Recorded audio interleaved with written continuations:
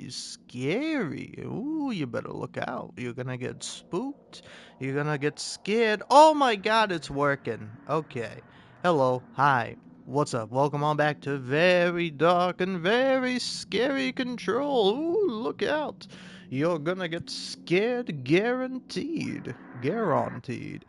Oh man. Dude, it feels so weird live streaming again after not live streaming for like I don't even know how long it's been, like only like 2 or 3 days. But also it's weird because the past like 3 days, essentially a weekend, I was live streaming somewhere else. Now I'm back in my usual spot to live stream, and it feels weird. It feels strange. It feels bizarre. I'm scared. It's change. It's different, but it's all the same. And something I'm all too familiar with. But yeah, no, it is kind of a little bizarre. But yeah, anywhoosies. Welcome on back to Control. It's me, your guy, your man, your person, individual who you have decided to watch. Me, PostModernLemon. My actual name is Liam. You can call me that if you want to make me feel uncomfortable. Honestly, my deal is if you are like one of the people who has like their real ass name on like your YouTube account or Google account or whatever the fuck it is, you can call me Liam. Like if you're like, hey Liam, and it's like your name is like first name last name, even if it isn't your actual first or last name, but it could plausibly be your first name and last name, you can call me that. But if not, and you got some like fake ass gamer name, well, you can still call me Liam if you want. It just make me feel uncomfortable and weird. But I feel that way all the time. Just kidding. I feel great. I feel fantastic. I feel fucking phenomenal. Dude, it's so good live streaming again, man. I missed live streaming, dude. It is actually like so cool. What's feedback loop? I know the anchor. I know mold 1. I know eases. That did not sound right. Feedback loop. Yeah, what is feedback loop?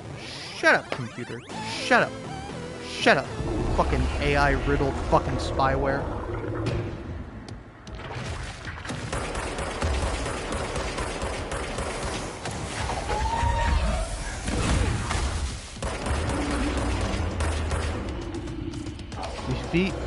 Defeat 4 of the oldest house's most dangerous entities in a row.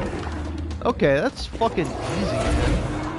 You gotta give me something a little bit more challenging than that. Oh no, it hit me once. Whatever am I to do? Cry? Possibly die? Yes. Die! Ah! You can't hurt me. Well, I am invincible. I am Jesse. Jesse Faden, director of the FBC, motherfucker.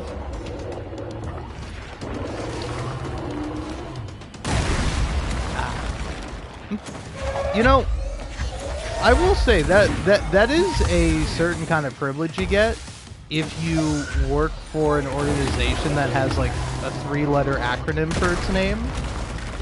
That you get to say that organization name and then follow it up with motherfucker. Like if you work for the FBI or CIA or I don't know any other such nonsense organization, and then you don't say you know. FBI motherfucker, CIA motherfucker. What are you even doing? You know, that's the whole point of having the three-letter acronym. All right, come on, Anchor. Come on, baby. But yeah, I don't know. I'm having a good time right about now, but I'm also having a weird and strange time because I just recently got my internet back up because it was down for like 2.5 days. And like, I'll tell you what, man, it kind of sucked.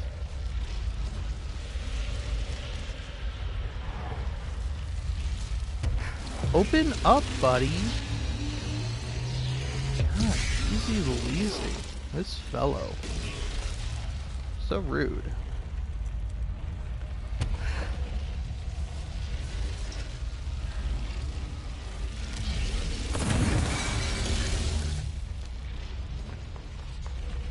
Now I'm gonna actually go over here.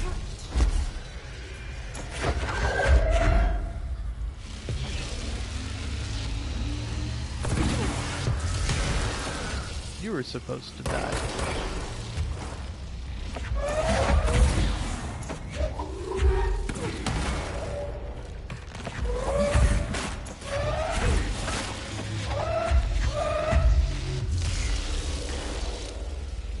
Dude, the anchor is nothing. Like, the former is least cool and scary. I wouldn't say the former is particularly difficult, especially if you know, just use launch. But still. Because I definitely know I'm going to be fighting, like, Reverse Jesse. SG? I don't know. I'm not sure how you say, Jesse backwards. Is up. Rude.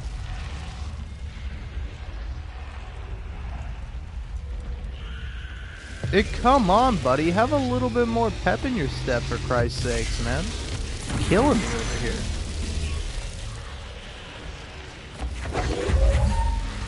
Clock. See, there you go. That's how you have a little bit more motion.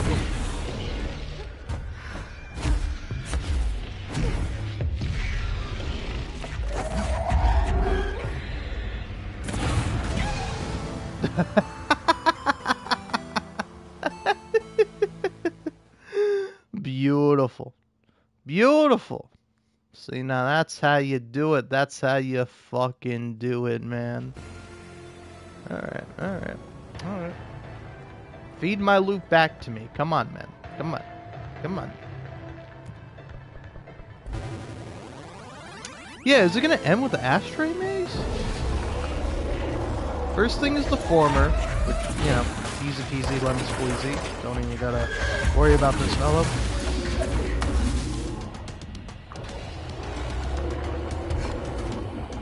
Come on, do it. Come on. Give me your tentacles. Or, they're not tentacles, but I don't know what to call them. Like, what do you call them? The spindly spider leg. Kill me with your biggest spider leg. Spider-Man.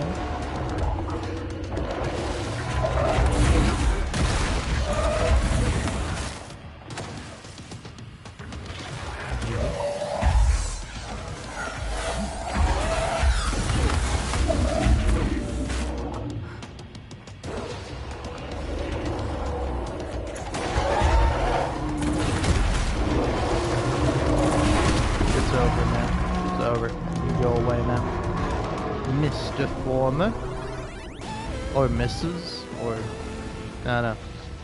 Again, why the fuck do we not have like a polite, proper, gender-neutral term? That shit used to piss me off when I used to work in like customer service jobs, because I'm just like, I just want to address people in a gender-neutral way and not have to like worry about like assuming someone's gender.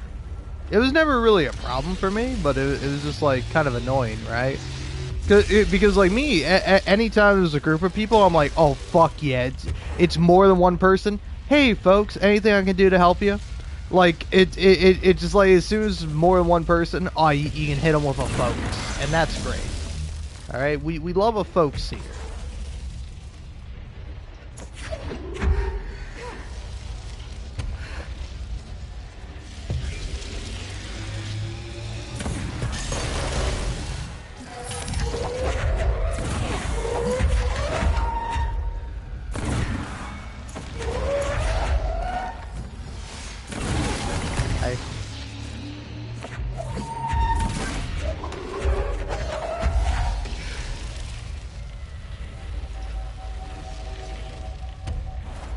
Yeah, and anytime I had to go up to an individual, because I did have to go up to people, like that was part of the job description.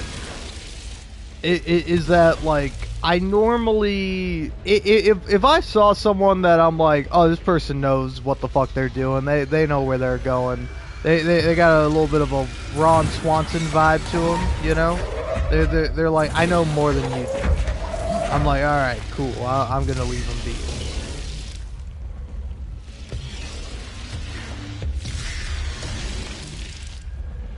All right, come now.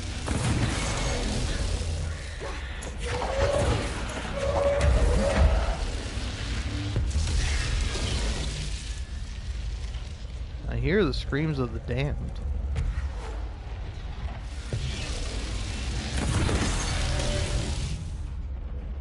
You gotta hurry it up, Anchor. You gotta put a little bit more pep in your step, buddy boy.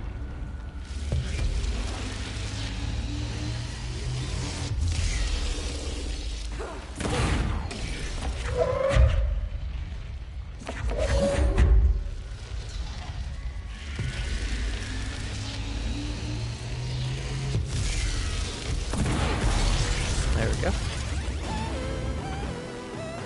Anchor's easy peasy.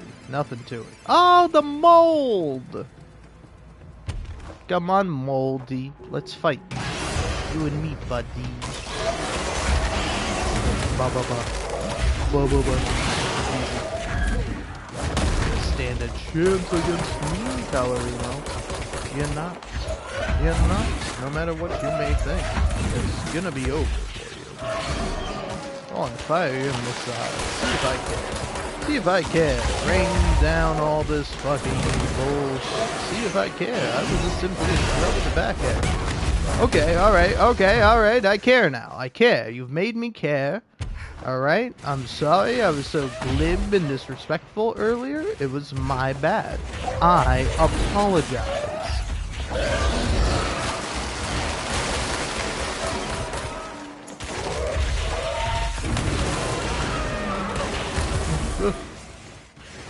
Leave me alone. Leave me alone. It's my birthday.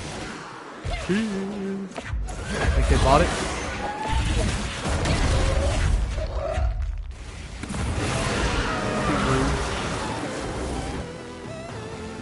There we go.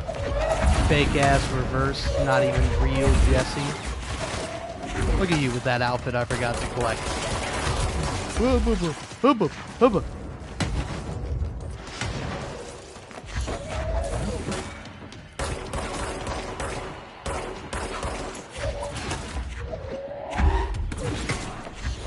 Nothing but a pale imitation. There you go. Another one.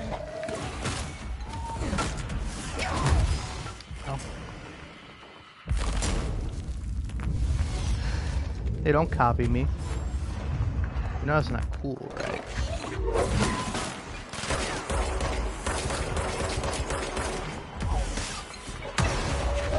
Ha, I know how to crouch. You don't know how to do that, idiot.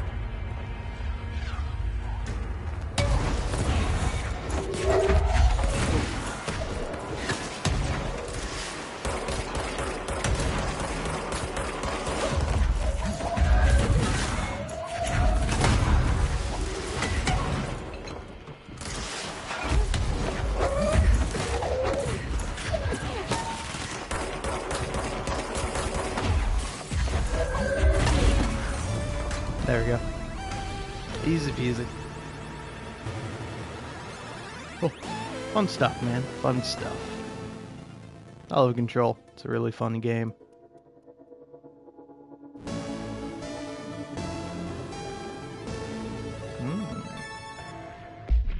Alright. 15% extra energy. Ah, it gives me better energy recovery speed, which I do like. I do like the recovery speed. I think having more energy to pull from would be pretty good.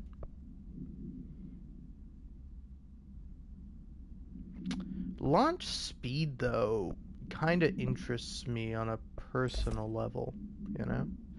Like, I'm curious to see how that is. So yeah, let's equip all those. Oh yeah, no. I was talking about Control's gameplay, or I was thinking about it because I was watching my Alan Wake 2 playthrough, Agent Fisher, day 6 inside the motel. and like, Utilize surveillance methods. I found it to be really.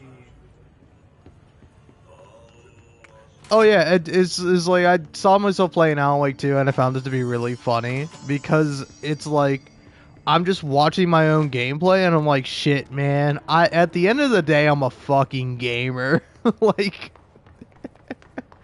like it just simply in my bones, man. Because like it's like all these like all these various enemies are popping out, and like it's meant to be scary. Like Alan Wake 2 is meant to be a scary game, but to me it's not a scary game because it's just like, oh, bad guy, shoot him in the head. It's like it really is just like that for me. So it's like I don't know, it was kind of funny where at one point like two wolves ambushed me, and like one of the wolves attacked me, and I went like, ow. I was like, ow, Wolfie, don't be biting me. That ain't nice. You ain't supposed to be doing that, Wolfie. Wolfmeister, you fucking piece of garbage. But no, I didn't say that. I was just like, ow. And I was just like, wow, that's my reaction. Because me watching it, I was like, man, I must have been really calm, because it's like I watched myself get attacked by the wolf, and in my head, I was like, fuck you, Wolfie. And I expected for me to say that, but then I didn't. I just said, ow. And then the wolves killed me, and then I was like, fucking goddamn wolves, fucking piece of shit. And I'm like, there it is. There I am. There's me. That's me. That guy's me. Where it's like it is like kind of genuinely a scary encounter dealing with these wolves, but like My understanding of the dark. I don't know, I just take it completely in stride and just do not really give a fuck about it, other than like, oh, I gotta kill these enemies. And like, I don't know, I find that to be such a fascinating kind of mindset. Because it's like, it's so interesting watching people play games and seeing them get scared by them. Because it's like, I really wish that was me sometimes, man. Because it is so not me. That used to be me. I used to be so afraid of, like, horror games and anything horror related that I just would straight out, flat out, not play it. I'd be like, oh, is this a horror movie? Is this a horror game? Well, I ain't playing that shit. Take me on down to, I guess, the control room. The game's called Control. I guess I should be in the control room, you know? I'm looking to control, contain, kill. Oh, Blackwalk Quarry. Okay, there we go. I was like, where the fuck am I actually supposed to go?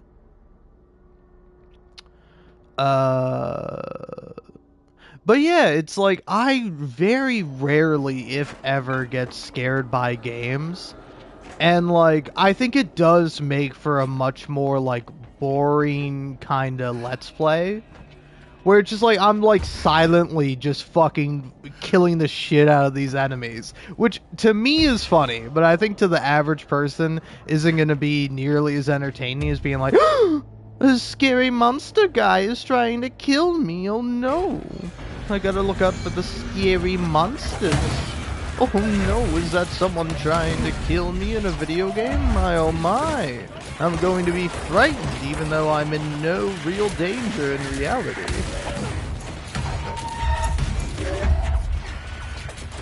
So yeah, it's like, on one hand, I do think it is funny, and it is nice on a personal level.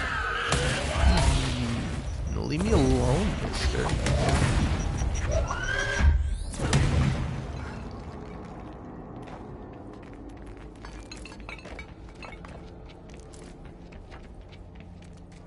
Sorry, did I fail?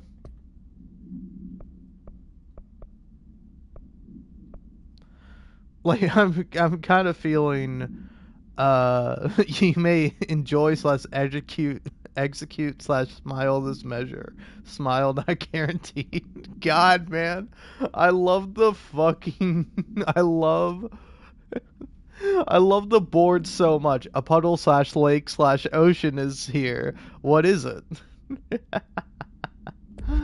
Oh man, God, dude, I fucking love the board. They're so adorable. All right, load out.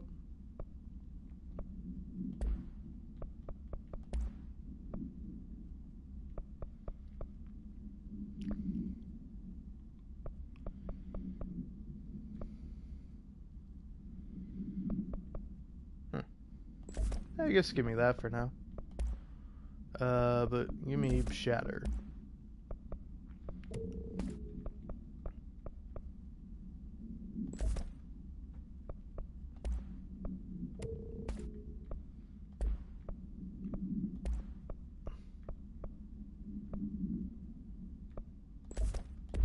There, give me all that.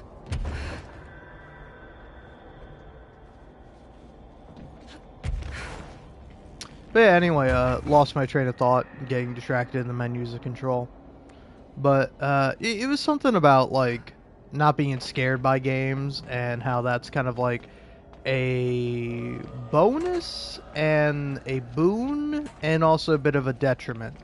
You know, it's a bit of a boon, it's a bit of a bane, I'll say.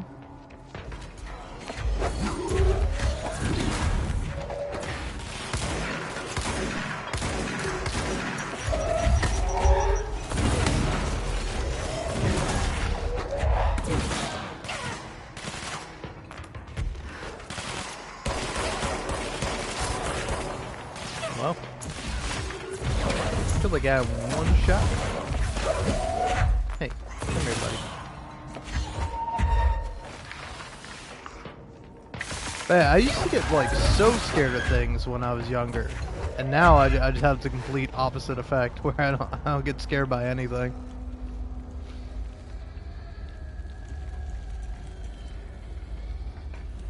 It's like I wish I did. I wish I was more of a little scaredy cat pussy boy, if you allow the use of the word pussy from my pussy lips that I have. Where am I going? Where am I going? Oh, you know what? Actually, yeah. Think mirror testing. Take me here.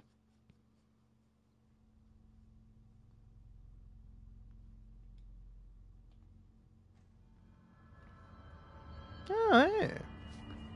What's up, fellas? I'm looking to go up this way yonder. And then, yeah, it's gonna be in one of these. Probably this one. There we go. New outfit.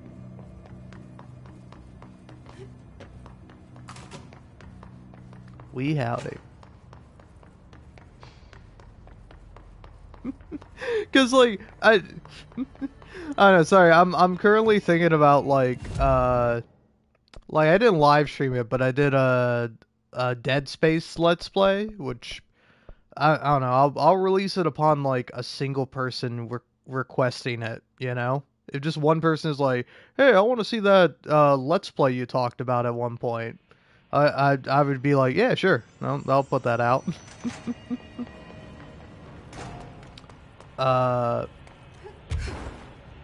But like in my Dead Space in my Dead Space playthrough, I literally got scared once, and the only reason why I got a little scared is because I thought I was in like a safe area and that there weren't any necromorphs going about.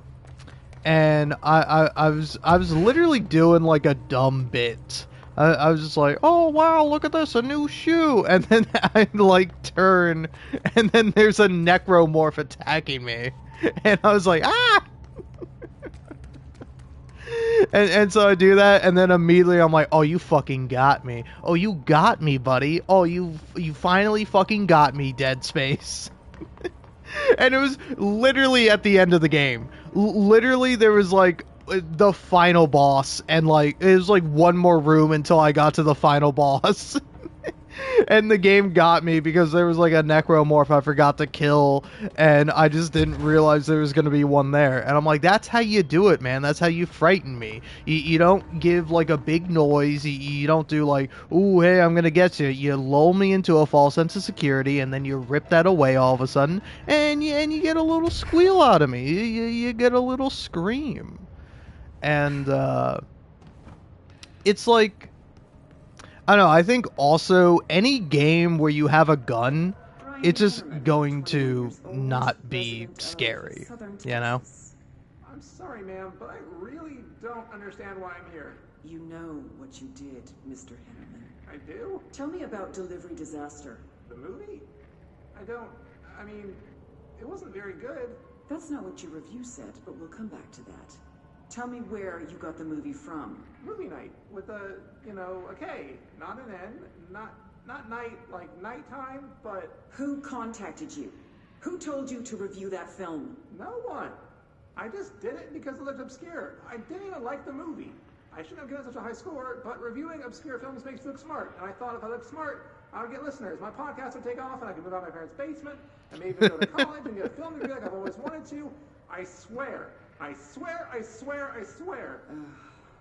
Okay, the kid doesn't know shit. I'm ending the session. Oh, man.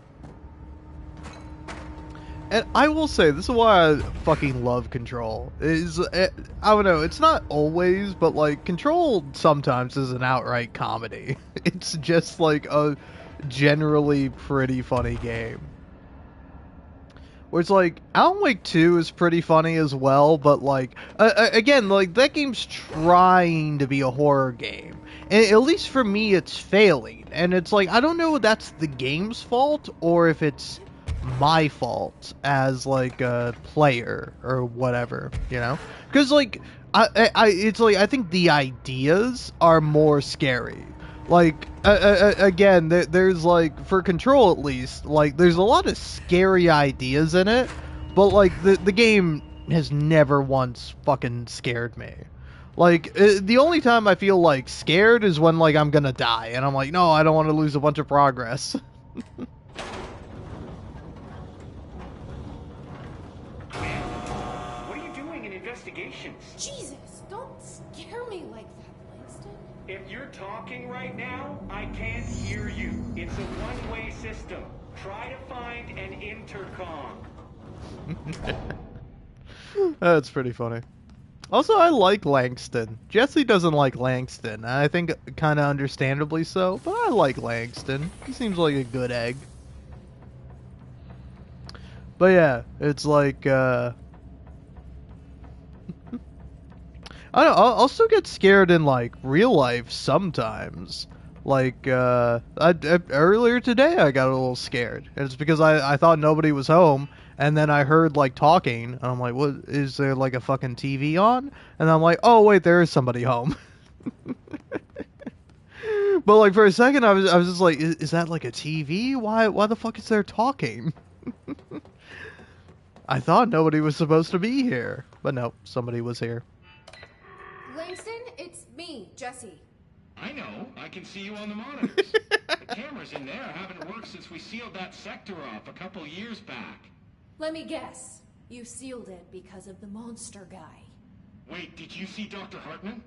Jesus, I really wish you hadn't opened that fire break. Okay, listen, you need to find Hartman and kill him before he gets out into the Bureau. That thing is a person? He was a person. We brought him here to study after he was, altered in an AWE. I forget the medical word for what happened, but now light physically hurts him. Do you have a flashlight? No. A lantern? Headlamp? Oh yeah, flare gun. Oh, Christmas lights. You could wrap them around your... I don't have any of those, Langston. Shit. Okay, well, I'm sure you'll think of something. I'll keep an eye on you from the Panopticon. This is kind of exciting, right? Maybe from where you're standing. Right, okay. Well, break a leg. Oh, why did I say that? Okay, this Hartman thing can't have gotten very far. Let's go flush them out. Langston was right.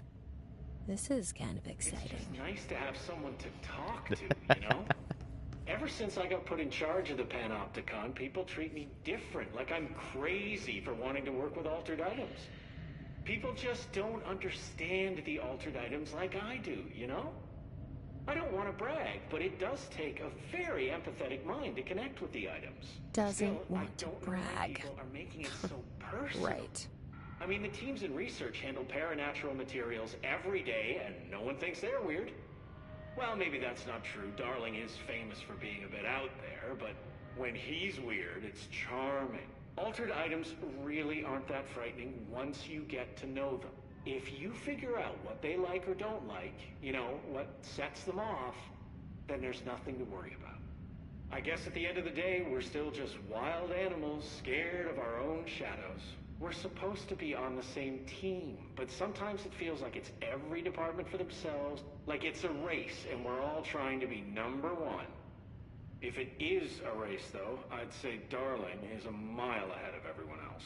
He was Trench's golden boy for years, but that relationship has gotten pretty tense, or so I've heard through the grapevine. Not that I spread rumors, just, you know, people talk. Not me, though. I keep my nose to the grind. Too much work to do to focus on those kinds of things. I need to stay focused so I can get my work done and get home to feed Alfred. He's just gonna talk forever, can't always isn't make he? it home for mealtime, so I have my neighbor check in on Alfred at 7 o'clock if I'm not back yet. She's very nice. Her name is Maria. She's older. She came to New York in the 50s to attend school and has been here ever since. She has a couple of kids. I met them at Thanksgiving. Big family. Very nice people.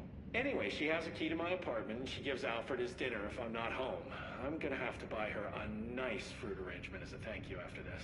I'm missing a lot of Alfred's meal times. She's probably gonna have to go to the store for more wet food. I'll have to remember to pay her back. Hold on, let me make a note. Pay back Maria for Alfred's food. Okay. Oh, one more thing. And buy her a fruit arrangement. All right, done. Are you a cat person? I don't think I ever asked. You seem like one, though. You'd like Alfred. He's very proper. Really carries himself well, you know? I named him after my favorite poet. Felt like a good fit. I got Alfred just before Sylvia died when I was at the... You know, I don't really remember where I got Alfred from. But, boy, those two did not get along. Oh, no. Sylvia thought she owned the place. Didn't like me getting in her way. Scratched me more than once when I was just trying to move her food bowl. That cat was a real asshole. Wow. I'm realizing now that That's language is kinda not harsh. entirely, professional. You see, Sylvia didn't tolerate most people, or animals, or anything. And that's what I meant when I said asshole. I would never use that word about a person. It was just, hey, there's a light flashing on the console here. I got to, check this out. I'll get back to you later. Real smooth, Langston. Oh man, I do really like Langston, man. I think he's great. Ho ho ho ho ho ho. All right.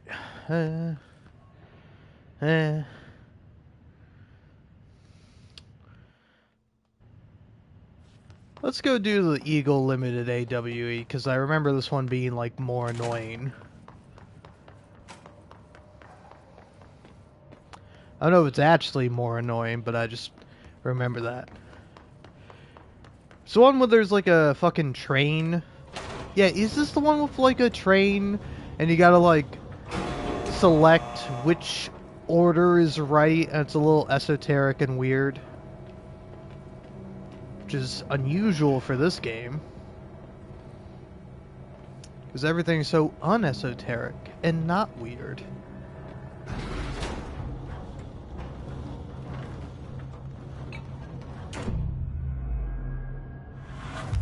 Open that. Open this.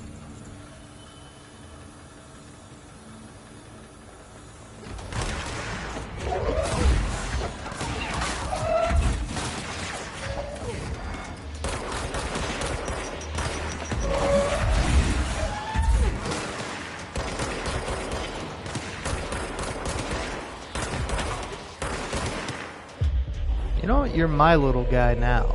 I own you.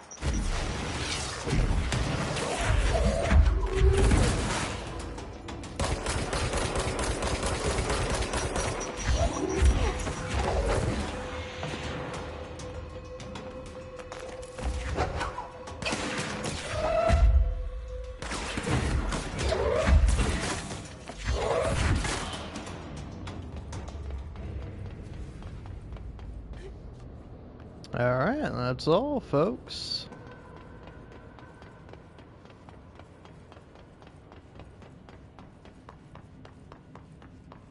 In I go.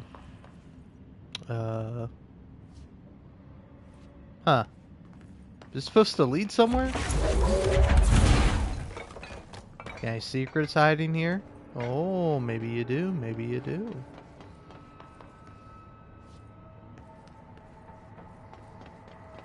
Certainly got an autosave checkpoint down here.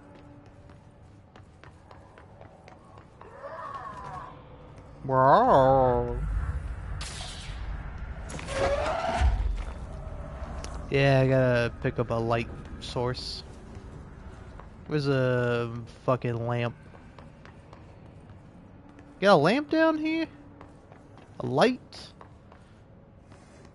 There's lights on the walls. I can't grab them. Ah, here we are. Here we go. Excuse me, fragile box.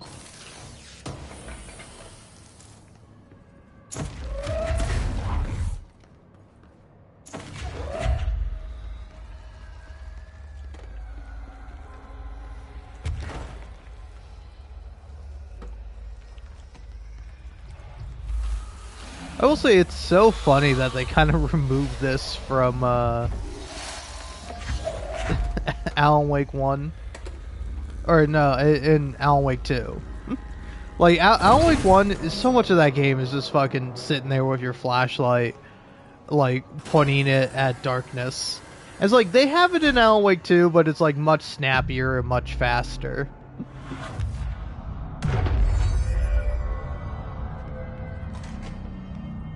Oh yeah, hold on. Ooh, got a single ability. I don't think I can really spend it on anything though, because none of the shit is interesting to me. What about the, yeah, here we go. Construct me that.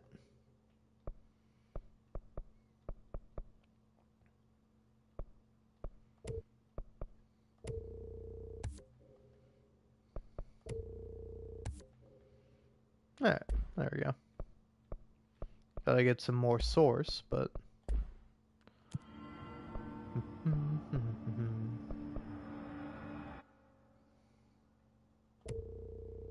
I don't really care about that.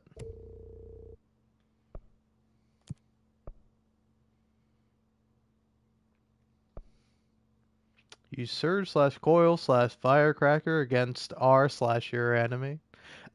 Something about like I don't know, man. Am I crazy? But the board using like multiple words it to mean like one thing, I find it to be so adorable. Kill enemies without dying. You are needed / irreplaceable / replaceable. Agreed. Like That shit is so funny to me. Oh man.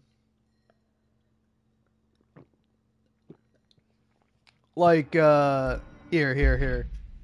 I'll pull up my my favorite thing from the board. It would be in yeah, the former.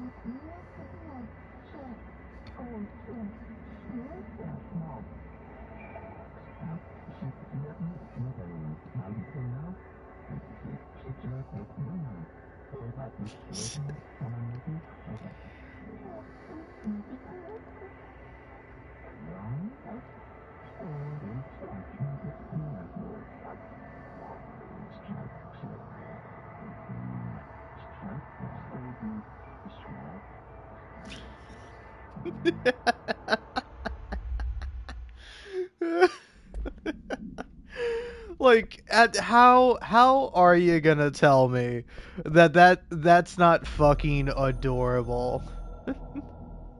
That this idea of the board being like, hey, we offer better healthcare slash benefits slash whatever. And if you believe slash get hyped about the former's ad slash lies, you will never work slash live in this cosmic slash torn reality. Uh, like I don't know. I know that's supposed to be like threatening or whatever, but it's just adorable to me. It's just so sweet and cute that it's like it's like, hey, don't get hyped. Also, we have fucking healthcare package, okay? If you betray us, we will fucking kill you. And then also like them being like, we are sorry slash denial knowledge for the inconvenience. Oh man. Like, I don't know. I think I am a little crazy, but the board is so fucking cute. They're like so adorable. I love them. I know the board's meant to be untrustworthy or whatever, but I kind of trust them. I kind of love them, you know? I think our interests aligned, so we're good, you know? Would they sell me out and betray me in a heartbeat? Yeah, of course they would. But I'd be a good little fucking CEO. You know, I do what the board tell me. I would do exactly what the board told me to do. You know, I would be like Jesse here. Choose me, board. Pick me.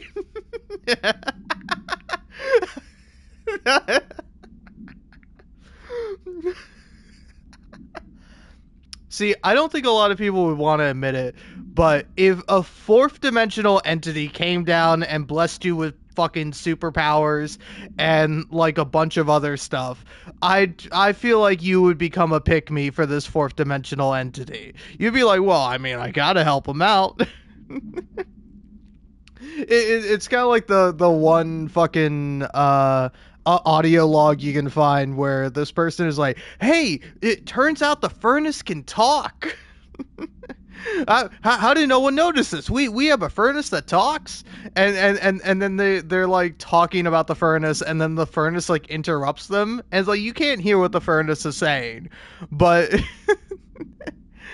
but she's like, oh, what do you eat slash consume? And it, like the furnace obviously tells her like people. I need people, and she's like, oh, okay, I'll try to find some volunteers.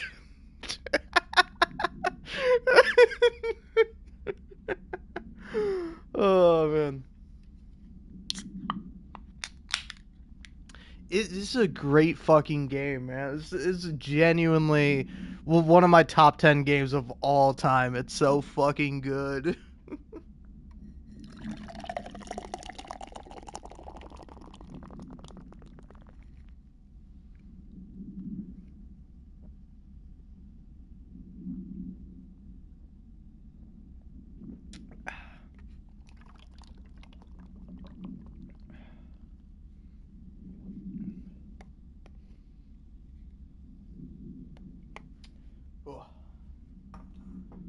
Ooh. Anyway, cheers.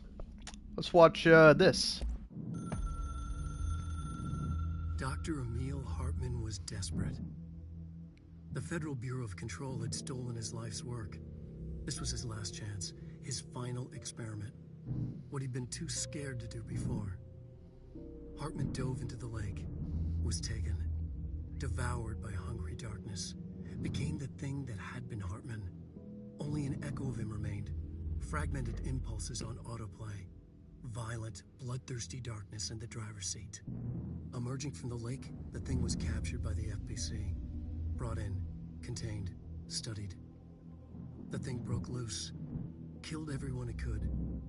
The FBC fell back and sealed the sector. The thing was alone in the dark, lurking, roaming, waiting. Then something else came. Not darkness, but similar enough. A sound. A resonance. It shouldn't be a surprise. If there's one, why not another? The darkness inside the thing could have been immune, could have resisted, fought, could have been passed by, passed through with no effect. But it didn't, and it wasn't. Maybe it had grown weaker over time, not aged. It was timeless, but weaker with no link to its source. A metamorphosis followed. The thing that had been Hartman went through another change.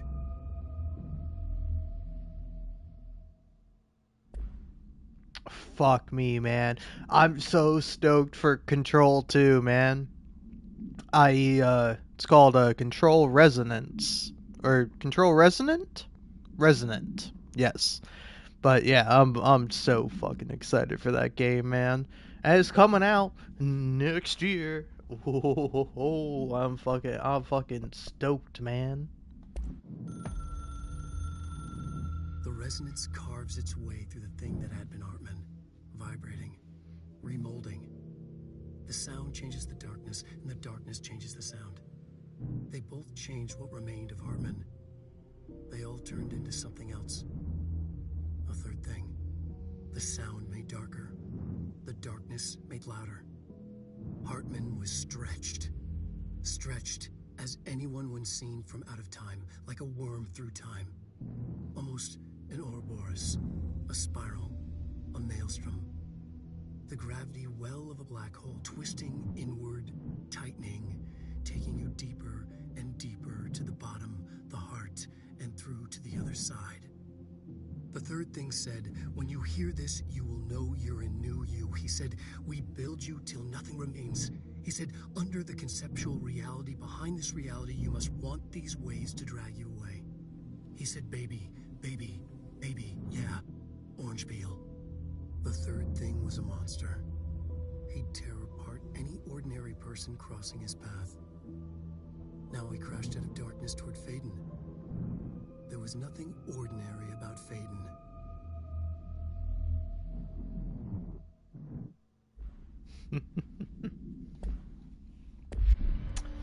Oh man, it really is such a interesting fucking game, man, you know?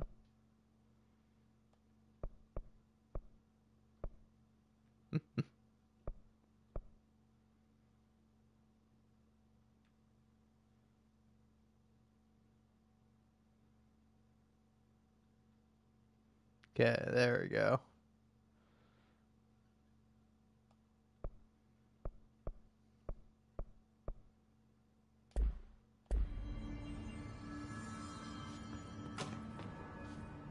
It's a little too bright. Maybe turn down by just a couple of notches. 65 meg.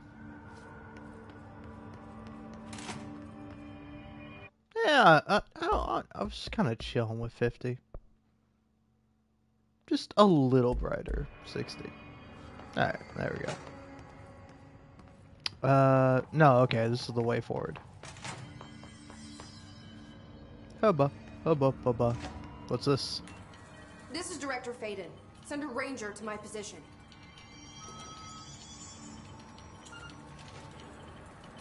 Nice Hey, buddy. To see a director out in the field. Of course I'm out in the field, man. It's what I do. It's who I am. Uh, yeah, is this the way forward, or is this where I came in from? Well, thanks, Frisky Geo, dude. Appreciate that.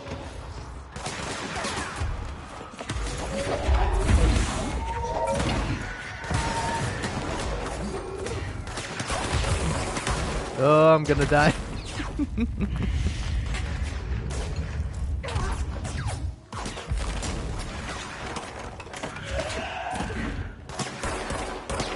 Where's my ranger buddy?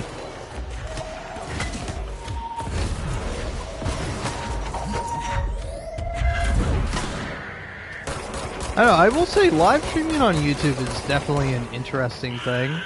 Because a YouTuber I follow / subscribe to, White Light, he was playing, I think it was Arkham City, I'm pretty sure.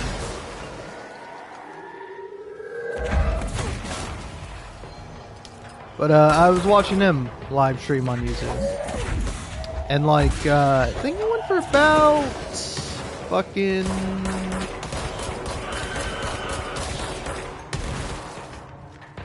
Went about for like 3.5 hours and got about like 6,000 views. And I'm like, wow. That's certainly a lot more than I've ever gotten. Like my highest viewed live stream is about 900 views. But it's like, it's less than I would expect for him. Where it's like, I think he's got like 300,000 subscribers or something along those lines.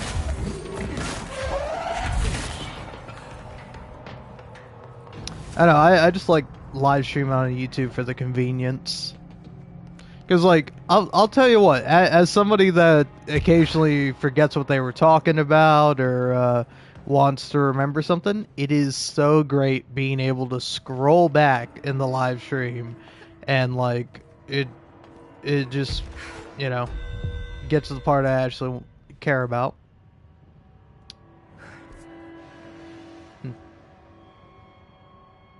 Okay, alright.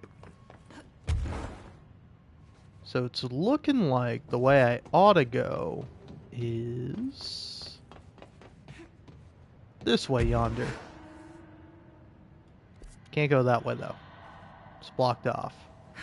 Can I go that way by going this way? No. Okay. Huh. So I guess I go forward from here. That's the only solution I can think of.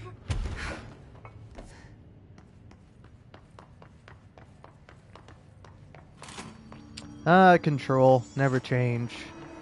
You confusing, strange, weird little art piece.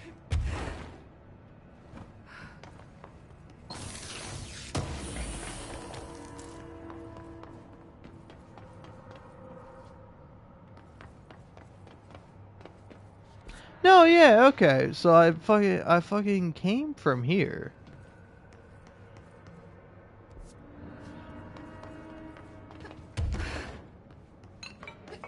So what the fuck was all that for? Was that just bonus?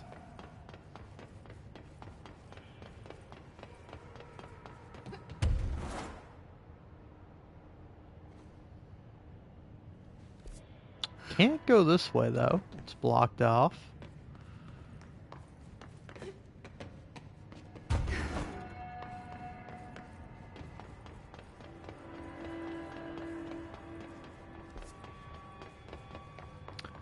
I should not be live streaming while ever so slightly intoxicated. Except it's really fun. I don't know.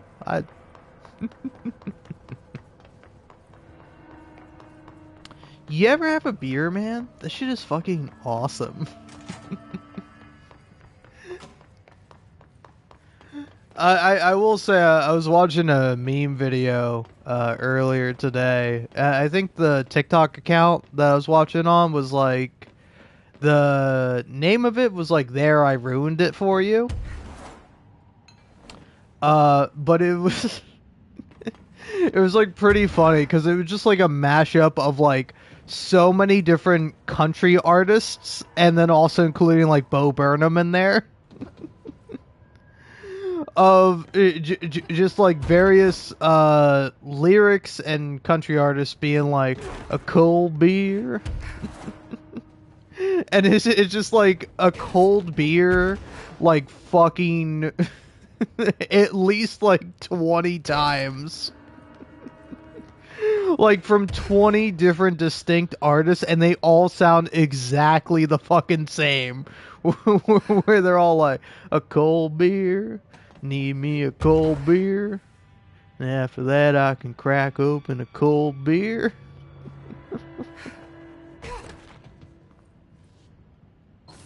And like the whole time I'm listening to it, I'm like, this is pretty funny. But also, I do want a fucking cold beer right now. And ice cold beer sounds fucking fantastic. And this is just to let you know, you are not immune to propaganda. Alright? If I just say ice cold beer, and if you have had an ice cold beer, you're gonna fucking want one. Because that shit is good. Fucking here we go. Finally. Jesus. Wait, no. That's where I came from.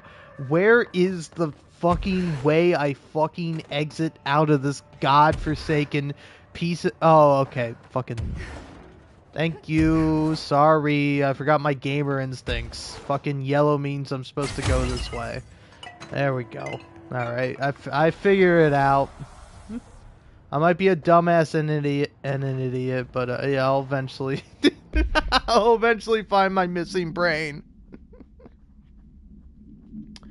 To the good for nothings at the security check. I know you took a part of my brain when you put me through that metal detector. I'm not stupid. I know what they're really for. What I don't know is whether taking a part of my brain causes me to lose my memories or to lose sleep. I've been told if you lose sleep, you lose everything else too. That's where you trick us regular people. Now, I don't know which it is, and I can't remember what you did to me, but I can tell you all this much. I don't find this funny at all. I want my memories back, and you can be sure the next time I visit the Baltimore-Washington International Thurgood Marshall Airport, I will come and find and make you fix what you broke. Sincerely, I don't think I will be signing this with my real name. Like I said, I'm not stupid. You can just mind your own business. Fuck gossip. Hello, my feet gossip at night, and now I have to wear shoes to bed. Sincerely, me. Mr. Dennis, so yes, there is an increase in AWE cases, and yes, it would be a good idea to put together a special task force to examine exactly why that is. However, it seems that a tiny little detail slipped through the cracks. We don't have the damn staff.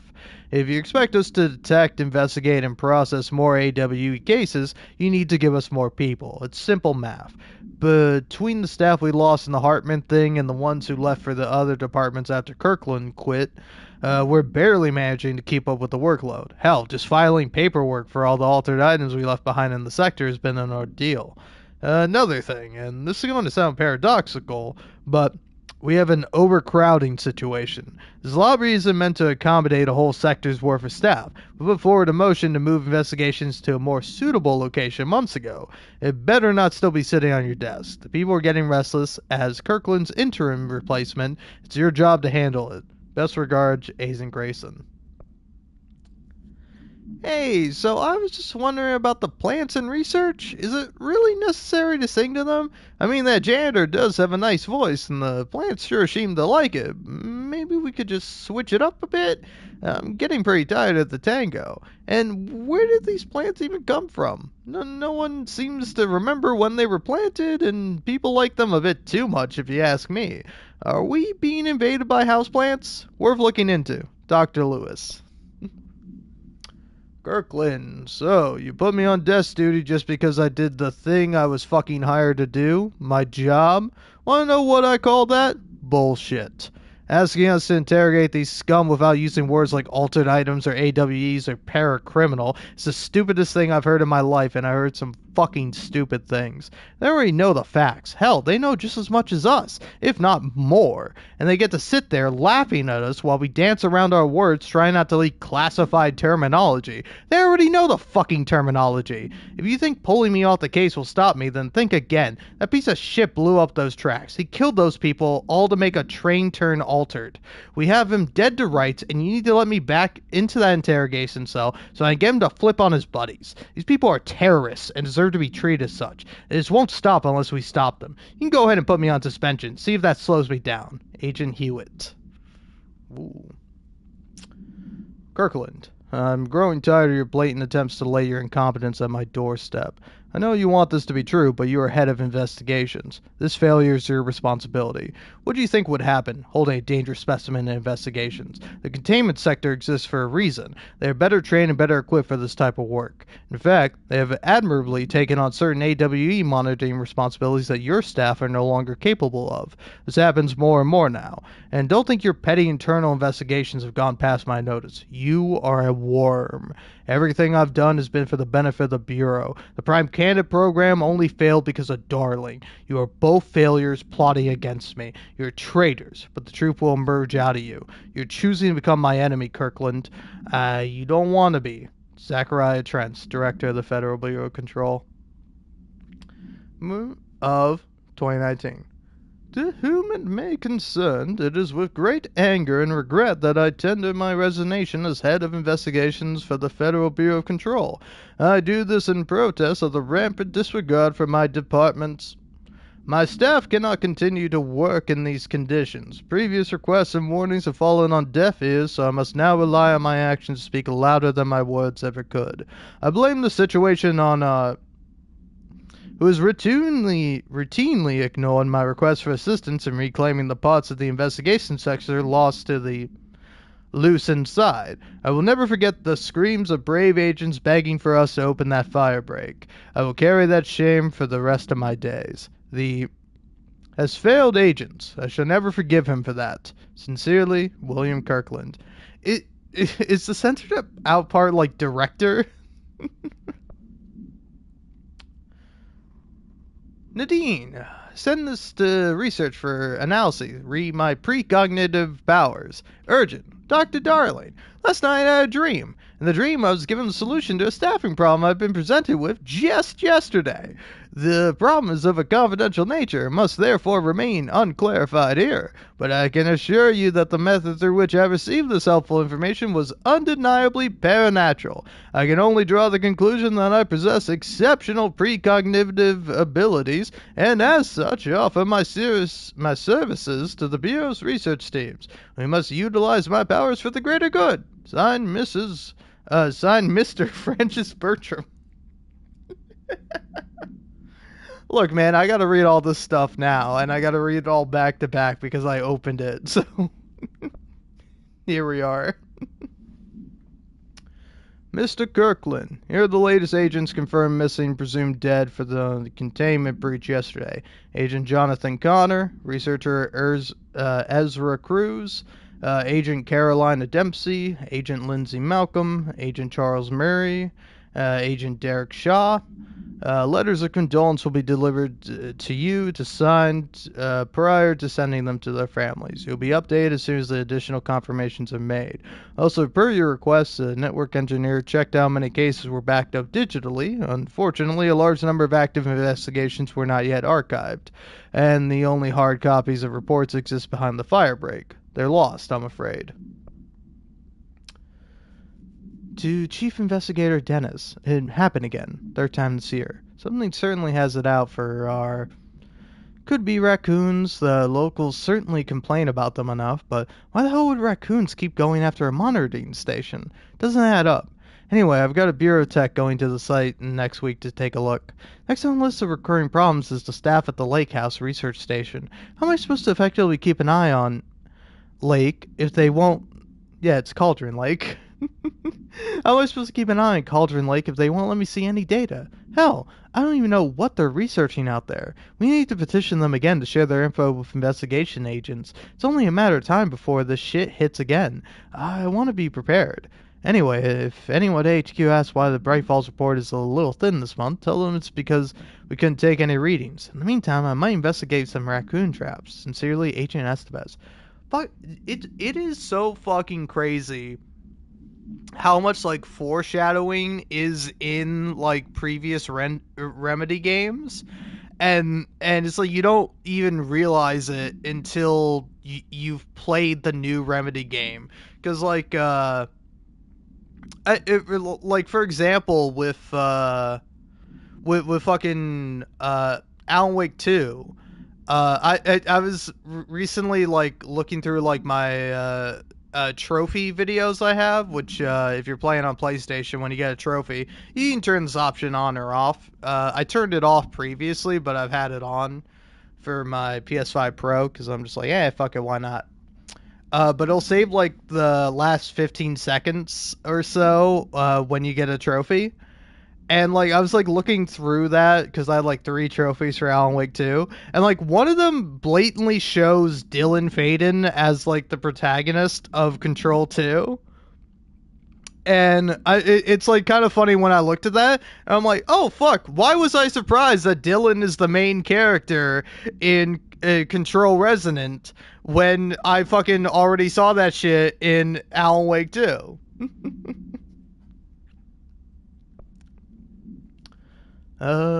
Mr. Dennis, a request came through recently from an FBI agent asking for all our files on Bright Falls, specifically on the disappearance on the author Alan Wake. Per the Interagency Information Exchange Agreement, I had some paper pushers gather up a folder of the pre-approved files. Don't worry, all the inappropriate material is either missing or redacted. But I'm writing to let you know we received this request from a special agent named Alex Casey. Sounds familiar, right? That's because Alex Casey is the name of the fictional detective in those hard-boiled crime books Alan Wake wrote. Pretty interesting that an FBI agent sharing a name with the most famous character Wake wrote is looking into a case dealing with a writer's fiction coming true. I think this is worth looking into, but what's your opinion? Just give the word and I'll start surveillance on this guy. Special Investigator Gleason.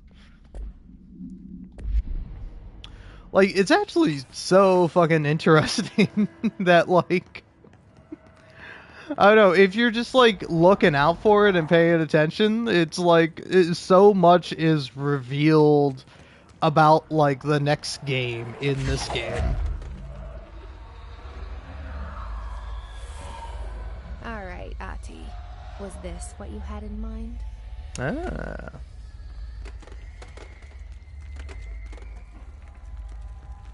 But yeah, it's like, it's so fucking weird. Like, having played Alan Wake 2 twice and, like, just having all the information, like, soak in my brain now, that I'm like, oh, yeah, hey, of course I know who Agent Estevez is, but then also it's like, in fucking Control, in, like, the Alan Wake DLC, they literally reveal that it's like, oh yeah, Alex Casey, the character in Alan Wake's books, who's really Max Payne, but, you know, Remedy doesn't technically own Max Payne anymore, it's owned by Rockstar, so it's Alex Casey, but it looks like Sam Lake, and it has the voice of James McCafferty, the character. So it's essentially Max Payne, but they like in this game talk about Alex Casey being a real guy, and then you play Alan Wake 2 as like, oh, Alex Casey is like a main character, and he's like a real guy, and he's like, hey, why the fuck is Alan Wake writing about me?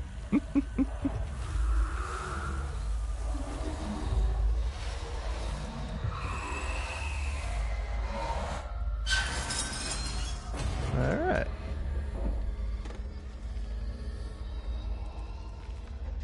Now, is there one more bit of darkness hiding around in this area?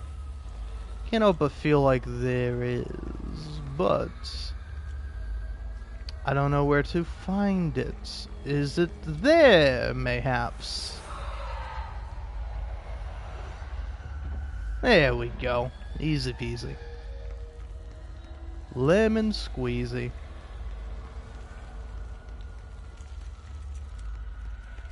And speaking of lemon, I gotta go take a piss. I'll be right back.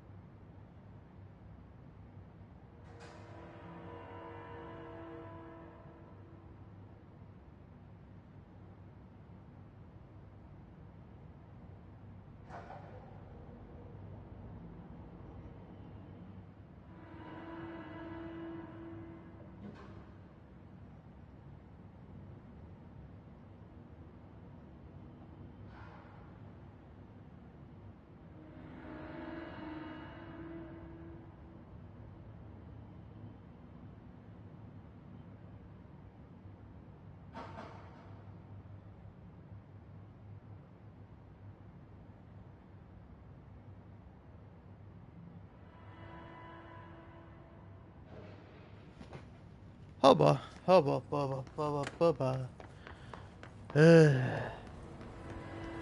bubba. Sorry, you're just gonna hear me make exasperated noises into the mic for like a fucking minute. Shit, bro, it's fucking dark in here.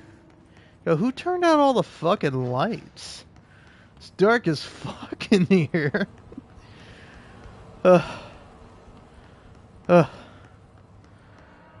Gimme. Shit. Huh.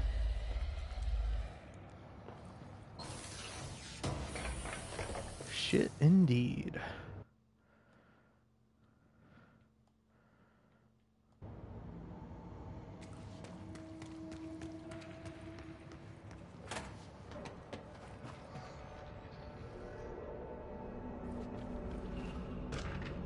Okay, this stuff doesn't kill me anymore.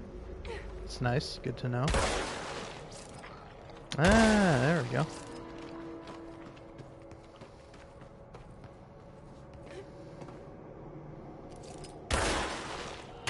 Oh yeah, I'm immune to the mold because I did the mission for Dr. Underhill. I recall now. So what is one more little fucking piece of mold sitting around somewhere? There it is. Alright, perfect. Shaded facet. Cool.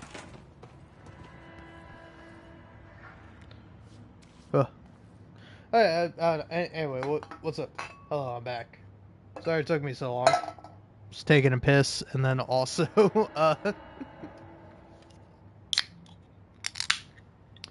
I went downstairs to grab myself a fucking little thing to drink.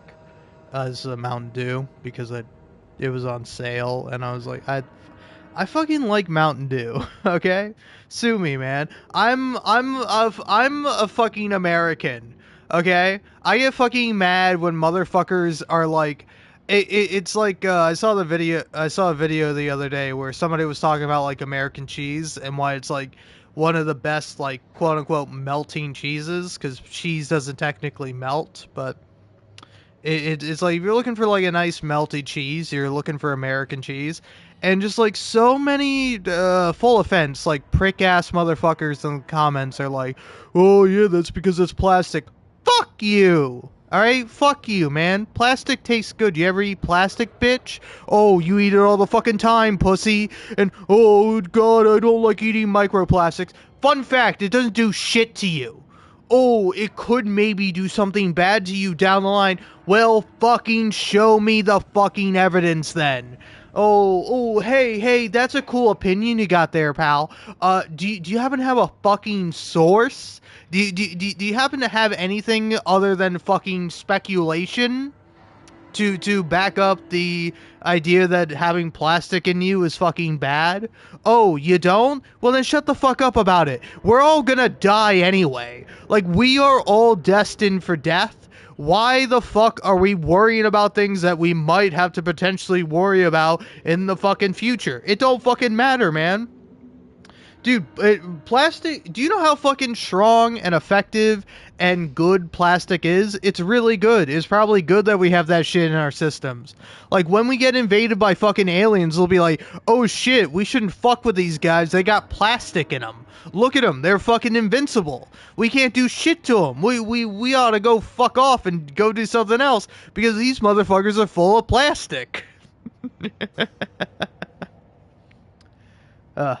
But no, I mean, it is, like, genuinely a concern, but I don't know, I'm very much not a fan of the, oh, this could be bad. It honestly reminds me of motherfuckers who are like, vaping is way worse for you than smoking because you don't know what could be in a vape. And it's like, yeah, well, we know what's in smoke, motherfucker. It's smoke.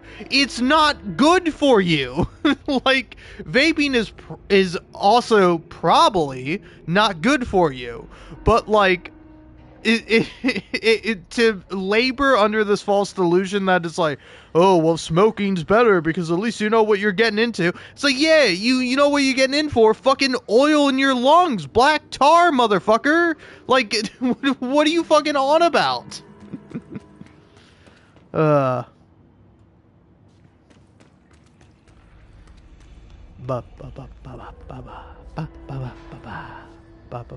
Sorry, I don't mean to alienate people with my vague, strange opinions where, like, I care about, like, perceivable reality and facts and logic. I know.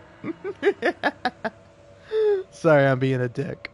But also, I am as much of an ignorant fool as you, possibly even more so. So don't take anything I say as gospel. Take it all as blasphemy, you know?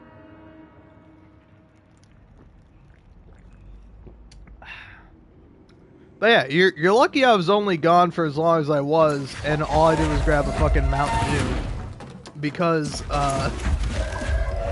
I had both fucking buffalo chicken wings and some fucking split pea soup that were like calling out to me like the fucking Green Goblin mask. That was just like, consume me. Please. You know you want to have some fucking buffalo chicken wings right about now. Did the Hartman thing do all this? I mean, shit, yeah, probably, Jesse. That's how it goes. Yeah, I'm not opening that up right now. So... yeah, do the red one. Well, the red one also seems to have a lot.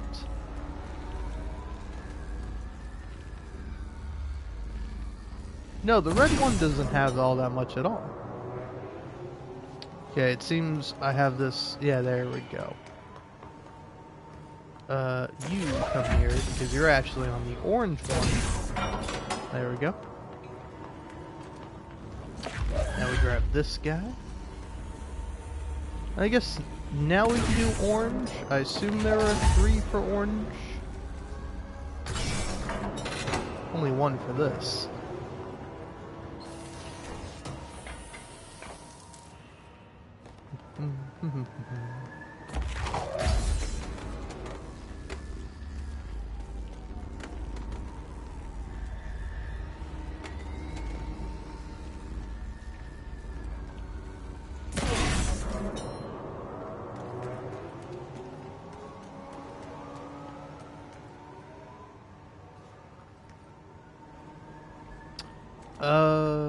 Yeah, you.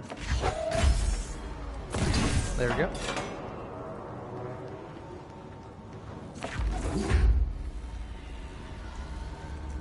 Now we can do blue.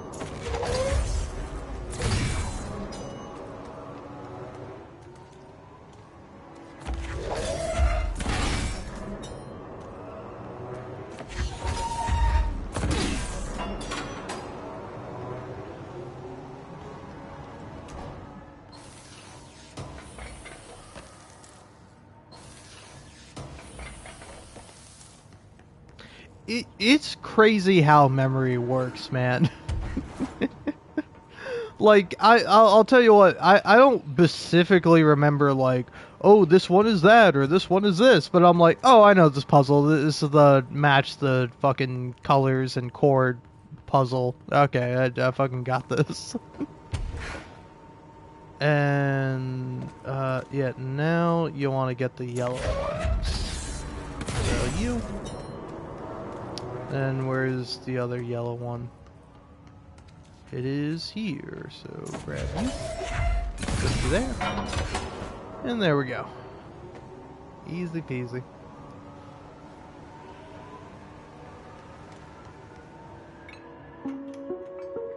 Reminder, the law of 3 also applies to all faucets within the oldest house. Be mindful and don't cause any aquatic misconduct. Thank you for your attention. Alrighty tidy.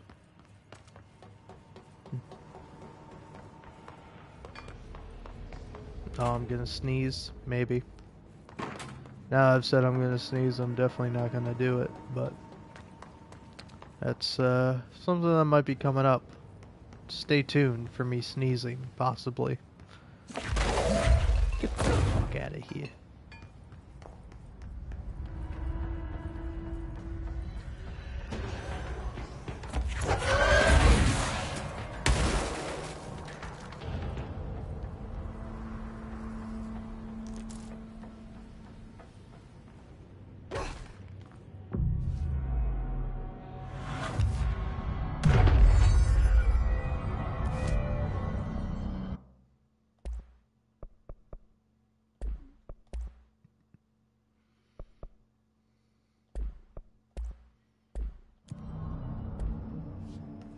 I need so much more damn source, man. It's fucking crazy. So low on source.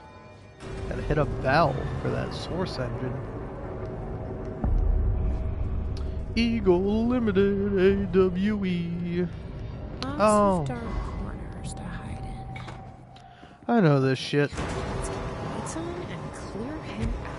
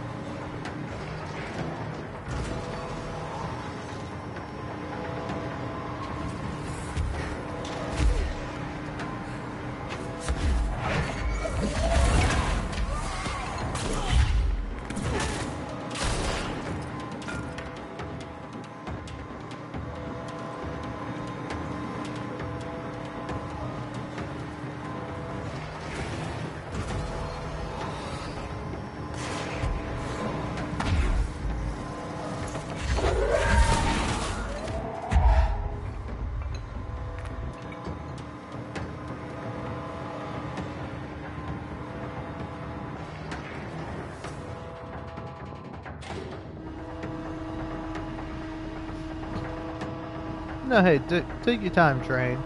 I got nowhere to be.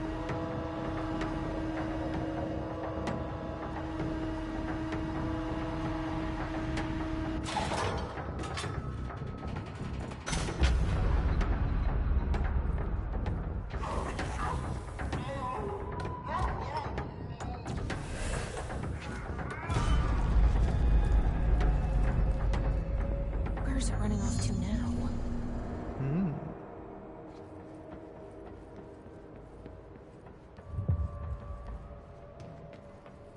Oh yeah, also, by the by. Okay. I was nervous because I'm like, are there still people here? There's 2 people here. So I don't know if I actually want to talk about this. Because, like, I don't know. I more so just want to talk about it to wonder if anyone else has this, like, same or similar feeling as me. Which I'm sure people do. Like, I'm sure people do. But, like, I assume this is mostly because I'm a man. Particularly, like, attracted to women. But it's like, what the fuck is up with women being, like, so fucking unbelievably beautiful and attractive? Like, what the fuck is up with that, man? Like, I will just be, you know, going through, watching something, scrolling through the Tic Tacs or whatever it may be, and I'll just see a woman and I'm like, what the fuck? Like, who the fuck let women be so goddamn beautiful? Because, like, I'm looking at, like, Jesse Faden, and I'm like, it's just, like, one of the most beautiful people I've ever seen in my entire fucking life. And it's like, Jesse Faden, the character, obviously beautiful, but also it's, like, beautiful because of Courtney Hope, the actor who portrays her, or actress. And it's like, it's like, what the fuck, man? How's it possible? I don't get it. like, trust me, man. I've seen, like, attractive men. And, like, usually when I see attractive man, usually a video game character, like, I would say 2 examples off the top of my head, Arthur Morgan, Geralt of Rivia. Like I look at those men and I'm like, wow, I wish I was like even like a quarter as attractive as they are, you know? But it's like I don't get like angry or exasperated about it. But when I look at women, I'm like, what the fuck? Why are they so fucking beautiful?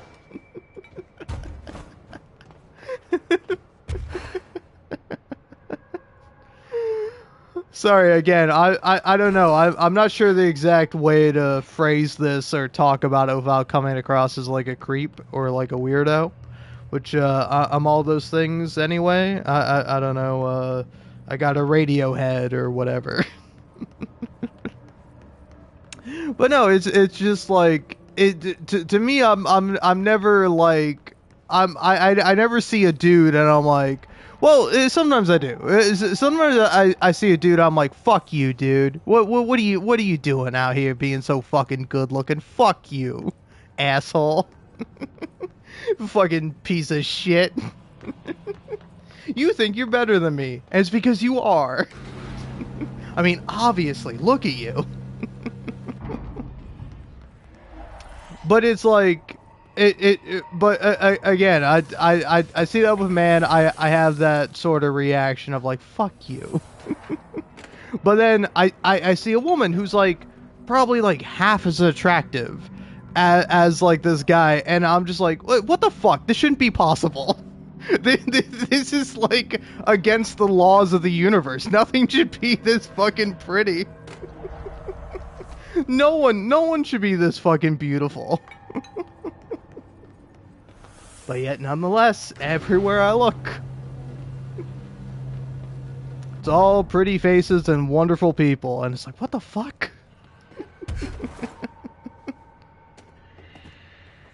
But yeah, I fucking... I know. I only brought that up because I had a moment as like Jesse was just like hanging out, and I was just waiting for the I was just waiting until I could press the button to move on to the next segment of the game, and I'm just like, fuck, man. This video game character, which isn't even real, but she is kind of real in the sense she's based on a real person, Courtney Hope. It's like they fucking way too beautiful, man. Yeah, what's that fucking song? Is it by is it by fucking Shawn Mendes? Is that it? the song that's like you're way too beautiful, girl. Is all these beautiful girls are having me suicidal? I'm not suicidal. I'm more in disbelief about how beautiful women are.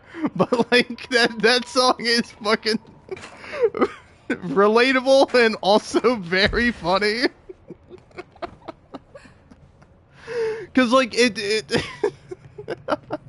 I think the point of that song, right, is that it's like, you're way too beautiful, you'll have me suicidal if you like don't love me back, or you fall out of love with me, or like whatever. You know, if you reject me, you'll have me suicidal. That's like kind of the premise of that song.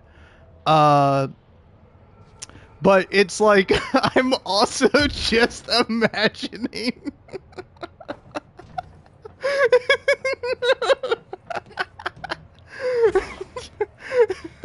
Sorry, I'm imagining a woman who is so beautiful that people instantly kill themselves upon seeing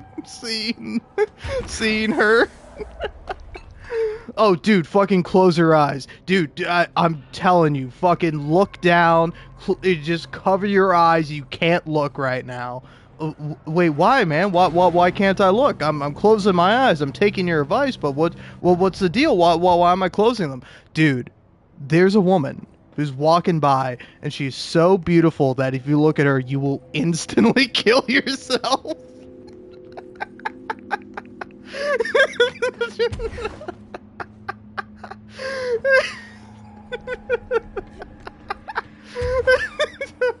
Jesus Christ.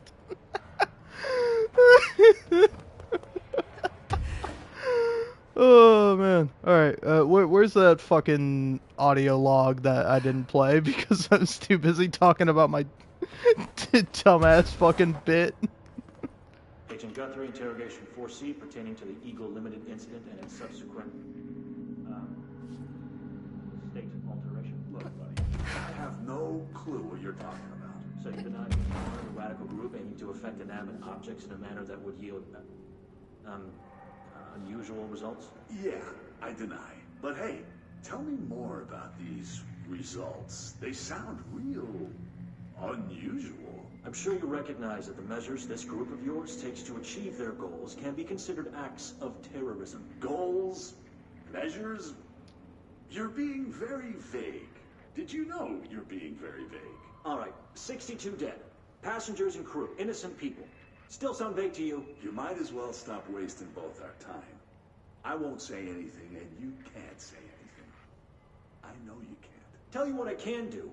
I can throw your sorry ass in one of our cozy containment cells. You can rot there until you're ready to talk. Or you could just save us both the trouble and tell me all about how you're going around creating altered items. How's that sound? Did you really think we wouldn't catch on to you? We always do. Always. So you might as well come clean. For your sake. I think I'll just talk to my lawyer instead. That's not how it works around here, buddy. But tell you what. Why don't I leave you here to think on it for a while? See you in a couple of days. Wait.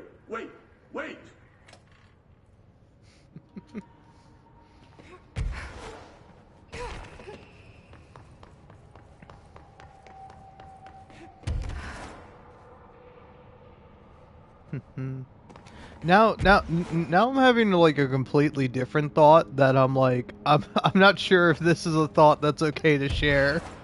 Which is saying something, because I just shared my thought about how like isn't it kind of like fucked up or weird how fucking attractive women are?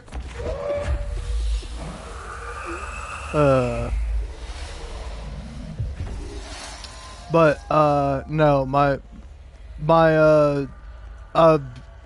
bit right now is that isn't like the fantasy of like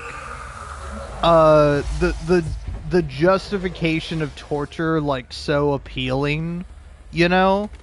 Of like, I don't know, I think that particular conversation is interesting because it's like the titles, the names of the two people in that conversation are FBC investigator and paracriminal.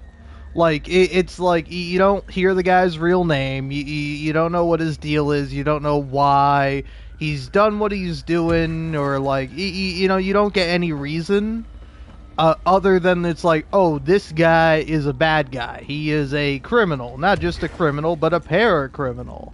And it's like, this guy is like, being like, oh, okay, well, fine, I'll leave you here to fucking sit for a few days. Because actually, fun fact, you don't have any fucking rights. Sure, if you were arrested by like a natural cop, at least they would pretend like you have rights, but no. You got arrested by a fucking federal agent, motherfucker. You have no rights, we can do whatever the fuck we want to you. And it's like, I don't know, that like appeal of like, oh hey, here's somebody who is like it's kind of like the terrorist fallacy of like, oh hey, we don't have to treat this person like they're like a human being with like thoughts and inalienable rights. They're a terrorist, they're a paracriminal. We can treat them however we like because they fucking deserve it, because they're ontologically evil, you know? And it's like, I think it's an idea or ideology that like appeals to a lot of people, you know? Which is like insert worst crime you can imagine. Think in your head right now. No need to tell me what you think the worst crime is.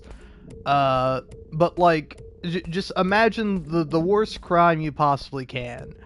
And now it's like, now imagine you're dealing with someone who has done the worst crime imaginable. It's like, are you going to treat them very nice? Are you going to be kind? Are you going to be respectful? It's like, no, of course not.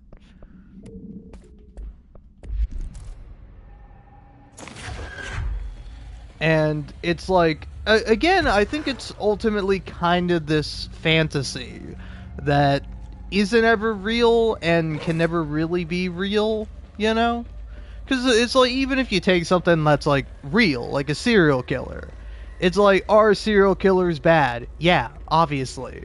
But it's like, is the solution, is the way to deal with like serial killers to torture them? No, right?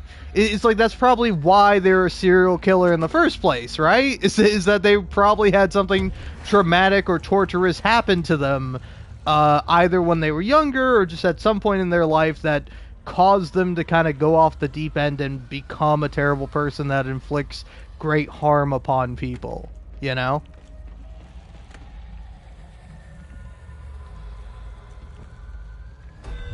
Where it's like, I know, to kind of rephrase a certain kind of terminology people use, is like, people want a perfect victim. You know, people want somebody they can justifiably do awful things to because, oh, they're a bad person, or, oh, they've done this, or, oh, they've done that, or, oh, if I don't torture them, well, then they're gonna continue to go on and do terrible things, you know? Where it's like, it's like, that's not, like, real, you know? It's like, we exist in the context of what is. You know, we are shaped and formed by the environment that we grew up in, that we know. So yeah, I don't know.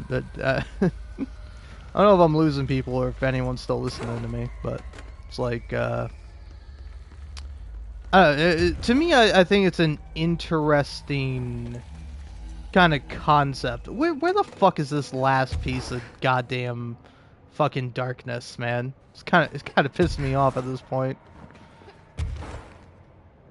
It's like, I got, like, two of them were up there, so you would assume that the other one is also up there, but I've yet to find the other one that is ostensibly supposed to be up here. It's not there.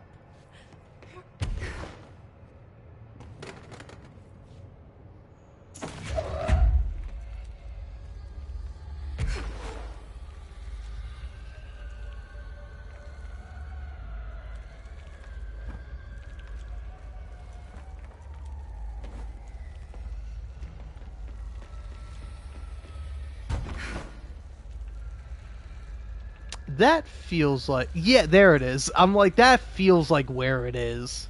There we go. Fucking dumbass piece of shit. Unnecessary fucking side quest.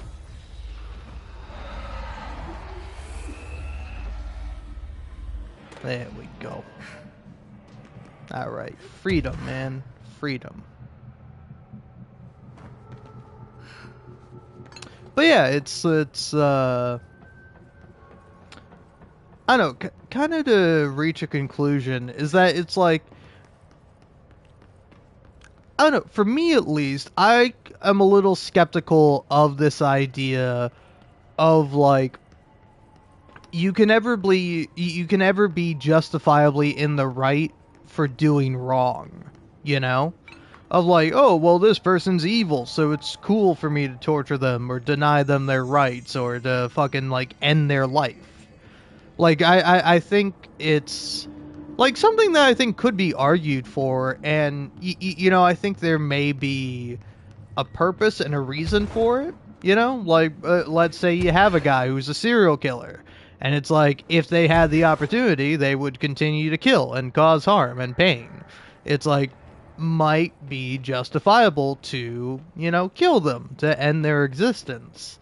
But it's like, I don't know that necessarily makes it right, you know?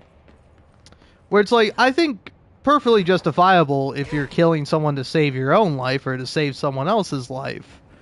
I think it would be odd to argue against that. I think you could argue against it on a personal level.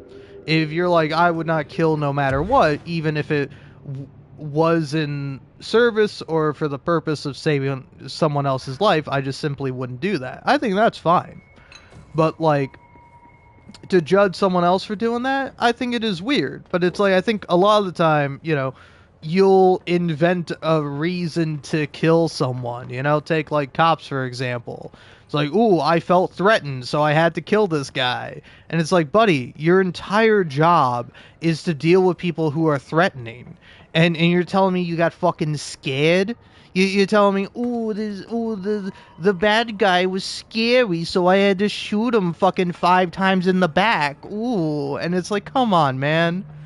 You gotta not be in this fucking profession if you're a pussy, you know? It's like, I think you can reasonably contrive a justification for your awful actions, but it's like, that's what you're doing. You're looking for a way to justify what you know to be wrong. Where it's like, you could just fucking sidestep the whole issue and not do wrong, you know? Like, me on a personal level, I would rather die doing the right thing than live having to do the wrong thing, right? It's like, I would rather die sacrificing myself for other people or for, you know, the quote-unquote greater good than to be like, oh, I have to do evil things to live. I'm just like, I would rather not do evil things. I know I might be a little different, it might be a little controversial to say, but I simply wouldn't be evil.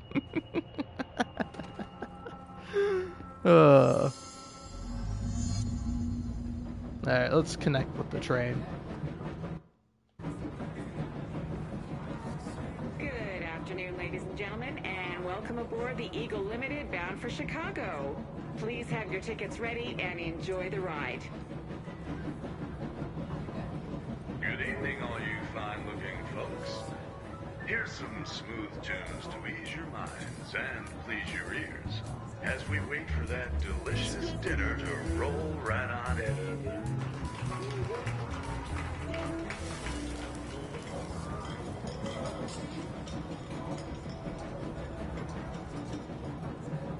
Next stops, Alton, Carlinville, and Springfield. That's Alton, Carlinville, and Springfield. Tickets, please. Tickets.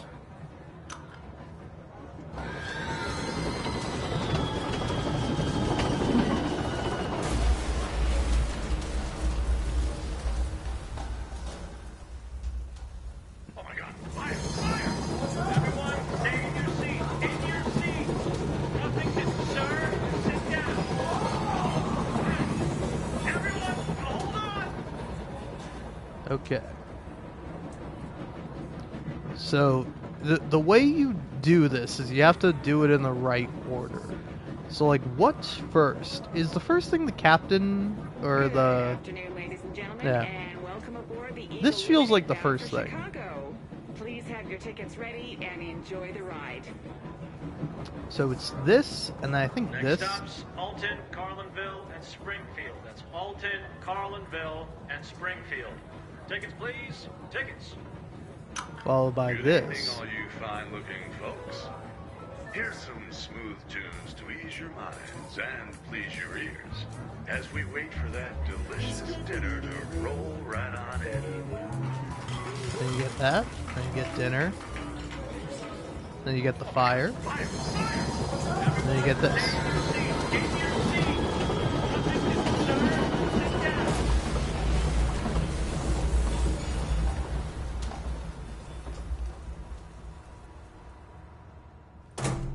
Yeah, I was like, come on, tell me I fucking got it. Excuse me, ma'am. Do you have a ticket?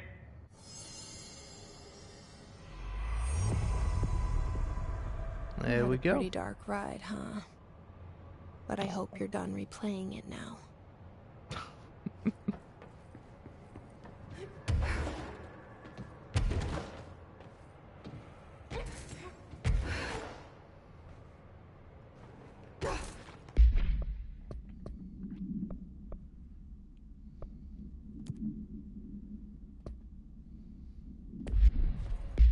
So yeah, what was that thing I got? Yeah, this thing. Exclusive to Shatter. No, look at that. Fancy smancy. Hey look, it's me, i.e. Jesse. That is not me. I better avoid that. Shaded specimen capture. So you got any other secrets around here for me? Oh, yeah, scream me all you like, extra dimensional entity. See if I give a fuck.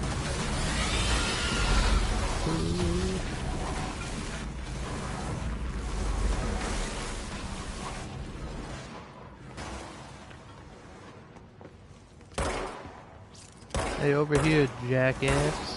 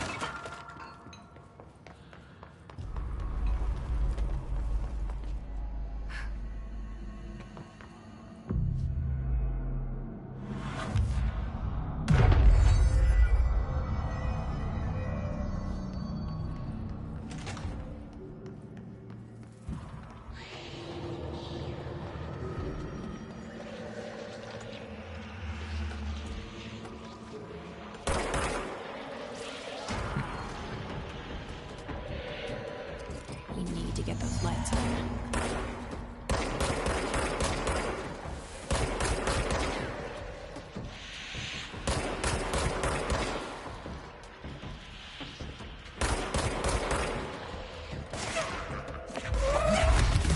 Hey, please.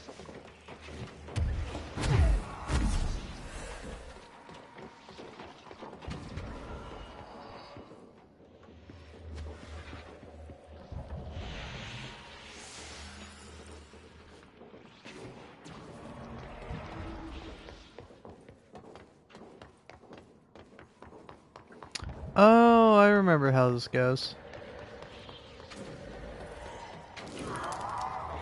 Yeah, what's up, buddy? Real scary. Look at you, able to teleport and everything. Ooh. My oh my. Half as scary as an Enderman from Minecraft. Alright, give me this when you feel like. There we go.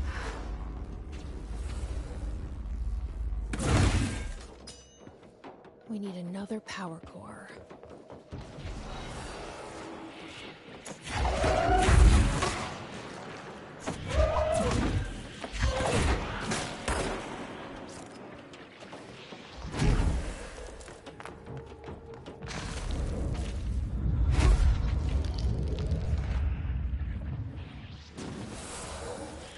Fuck off, Mr. Man.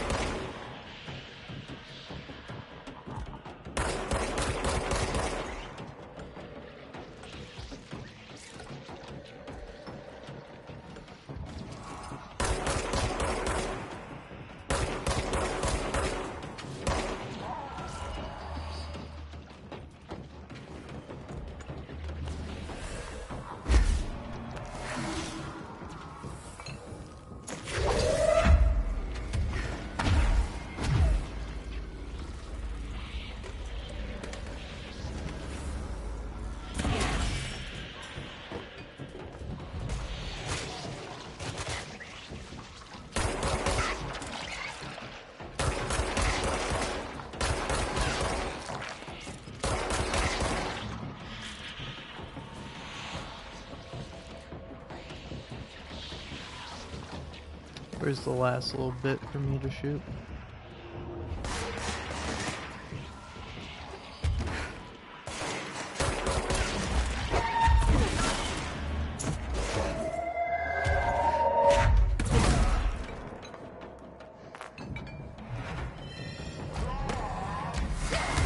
Ow. Fucking rude.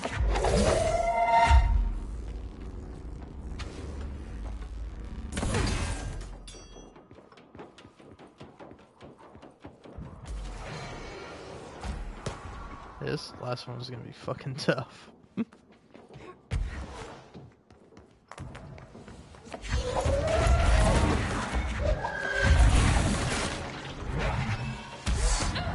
Ah, damn it! I didn't even fucking see that. That's alright.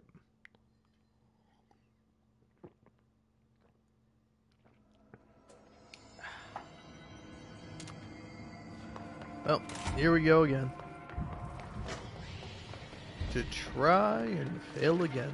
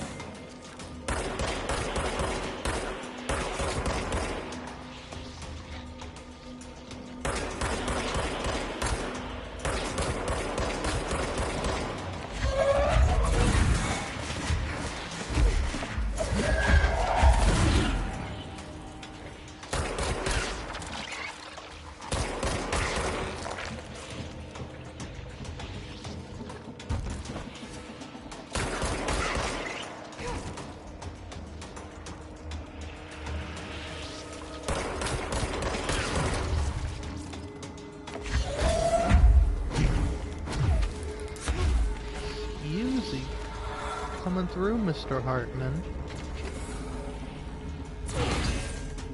Aren't you supposed to be like a fucking therapist? I don't think this is very therapy-y.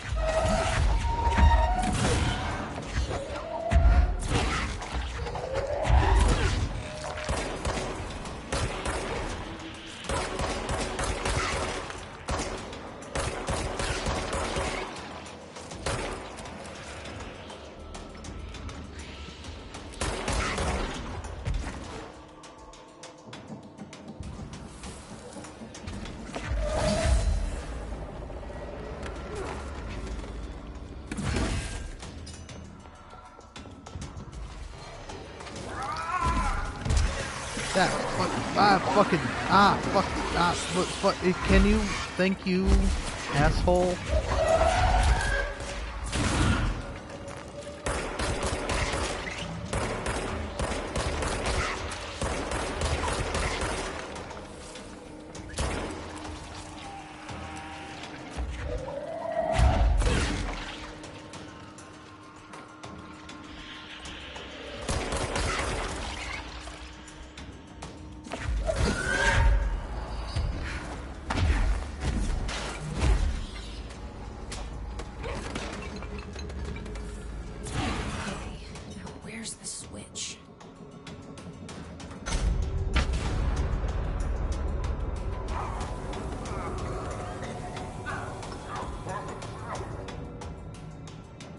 Hey, get out of here, fuck man.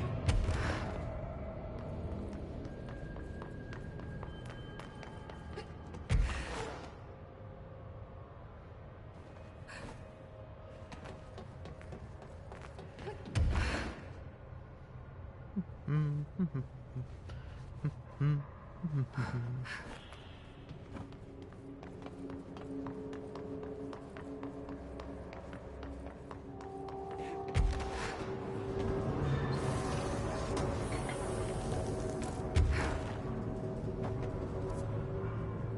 look at that.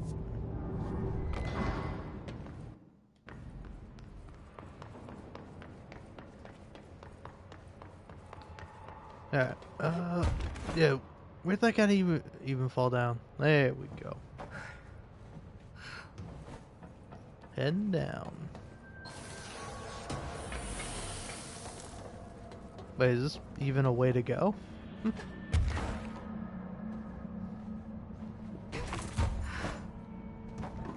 I do vaguely recall, like, falling down an area.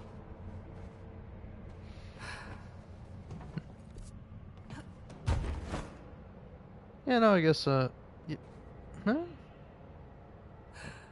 Oh, no, okay, I guess I go back the way I came.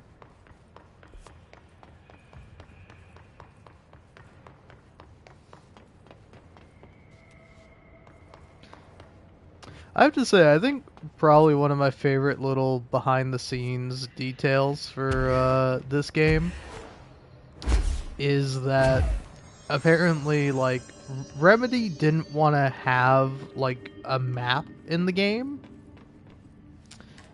They were kind of against the idea, and so they eventually settled on this, like, confusing, sprawling mess. Ever since I got put in charge of the Panopticon, people treat me different, like I'm crazy for wanting to work with altered items. I've already People heard this just bit, don't Langston. understand the altered items like I do, you know? I don't want to brag, but it does take a very empathetic mind to connect with the items. Doesn't want to brag. Right. I mean, the teams in research handle paranatural materials every day, and no one thinks they're weird. Well, maybe that's not true. Darling is famous for being a bit out there, but when he's weird, it's charming. Altered items really aren't that frightening once you get to know them. If you figure out what they like or don't like, you know, what sets them off, then there's nothing to worry about. I guess at the end of the day, we're still just wild animals scared of our own shadows. We're supposed to be on the same team, but sometimes it feels like it's every department for themselves, like it's a race and we're all trying to be number one. If it is a race, though, I'd say Darling is a mile ahead of everyone else. He's also kind of technically dead. But that relationship has gotten pretty tense, or so I've heard through the grapevine. Not that I spread rumors, just, you know, people talk. Not me, though. I keep my nose to the grind. Too much work to do to focus on those kinds of things. I need to stay focused so I can get my work done and get home to feed Alfred. He's just gonna talk forever, can't always isn't he? make it home for mealtime, so I have my neighbor check in on Alfred at 7 o'clock if I'm not back yet. She's very nice. Her name is Maria. She's older. She came to New York in the 50s to attend school and has been here ever since. She has a couple of kids. I met them at Thanksgiving. Big family. Very nice people. Anyway, she has a key to my apartment, and she gives Alfred his dinner if I'm not home. I'm gonna have to buy her a nice fruit arrangement as a thank you. Okay, yeah, I have definitely heard I'm this. missing a lot of Alfred's meal times. She's probably gonna have to go to the store for more wet food.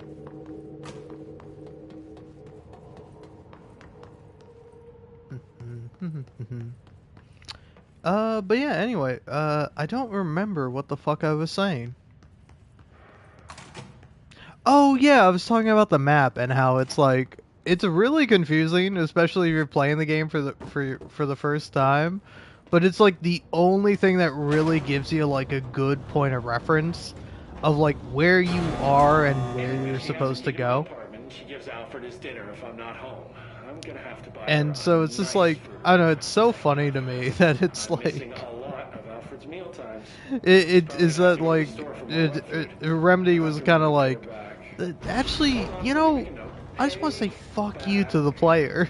Maria for Alfred's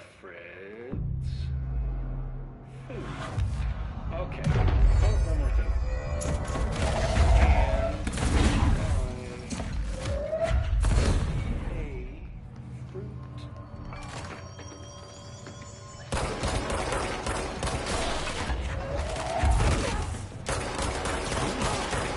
strong fellow right.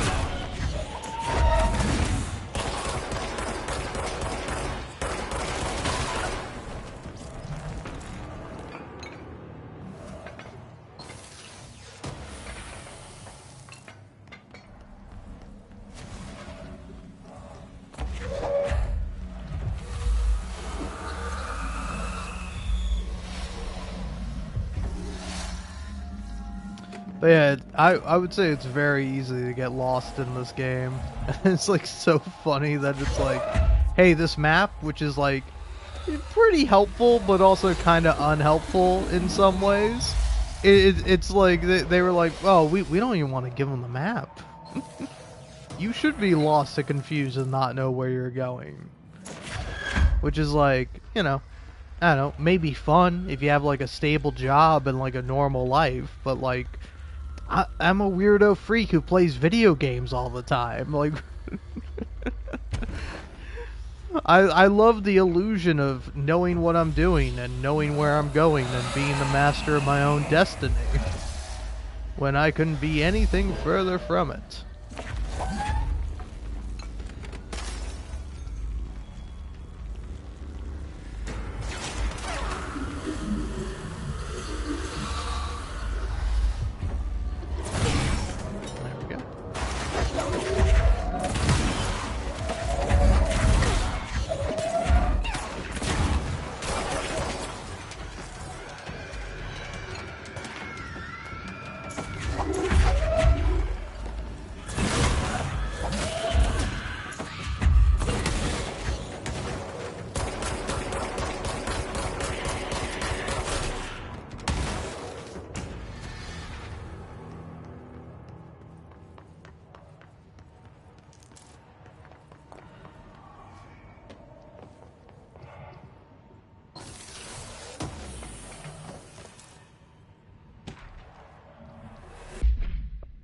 Apparently full up on personal mods.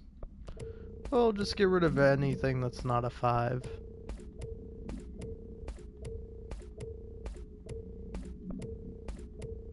Maybe get rid of some of the things that are a 5.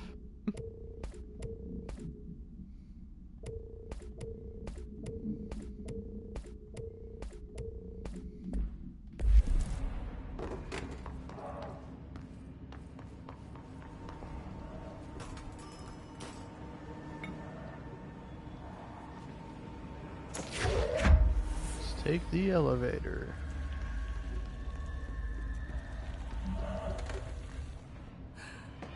Shaft. What happened to the light I was carrying? Kinda disappeared on me.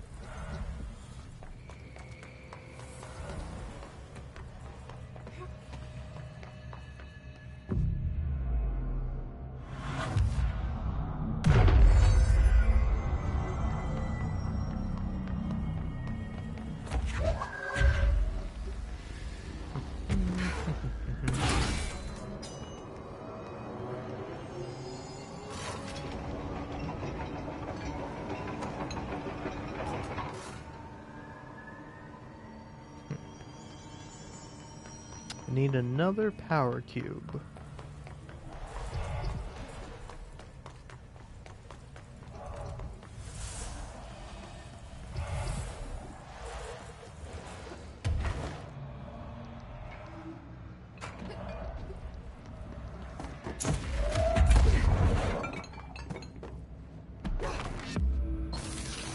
Hey, look at that.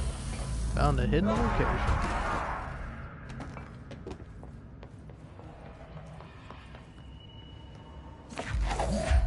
Okay, I can't steal that, so... Oh, no, I see now. I comprehend.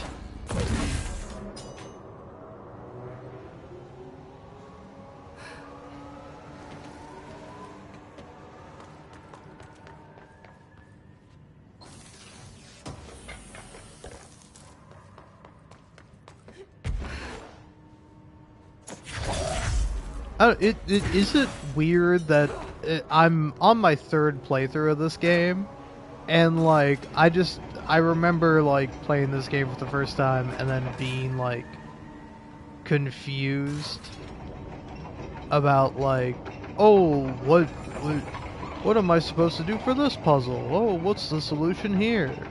And just like not knowing. And now I'm just like, oh, well, yeah, obviously it's this. How could it be anything else? Yeah, obviously the solution is you're supposed to move this fucking platform and then know that you're supposed to throw the power cube on there so that way you can throw the power cube in there.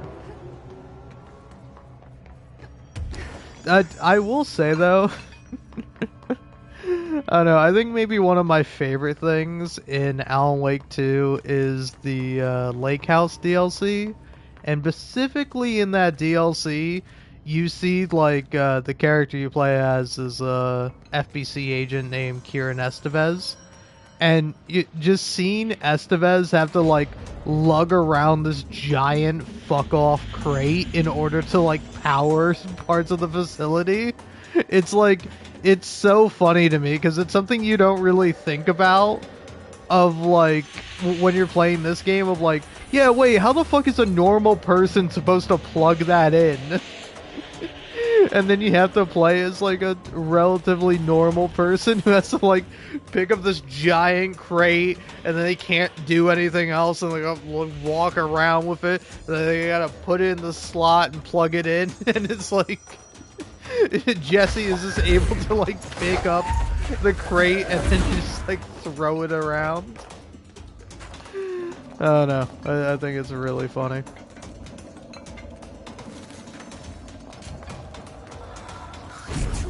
In here to fight this thing. But we're not supposed to fight it. Not yet, Jesse. We gotta save that for the end. That's the big finale. Killing the big bad guy.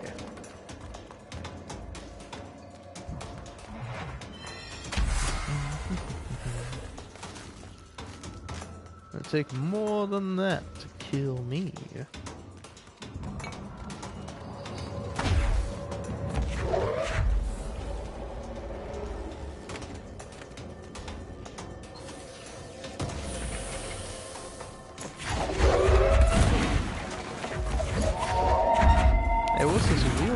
Doing inside?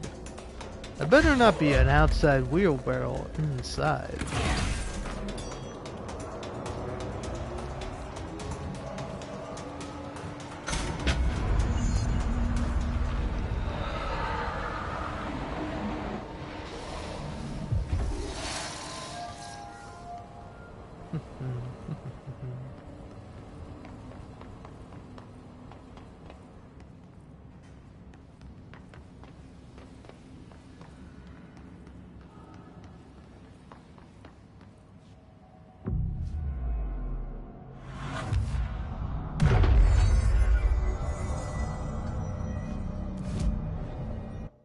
Ooh, look at that. 2 ability points. What to upgrade? Honestly, I don't really give a fuck about anything. I guess the ability to levitate more would be cool.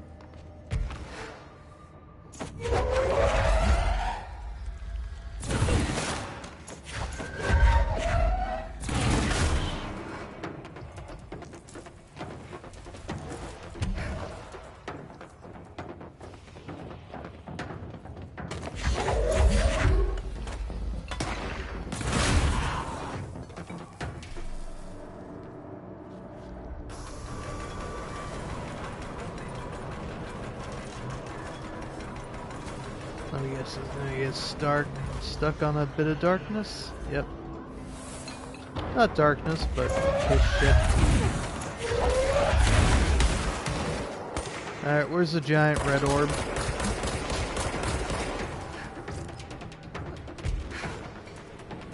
I'm gonna throw a forklift at it.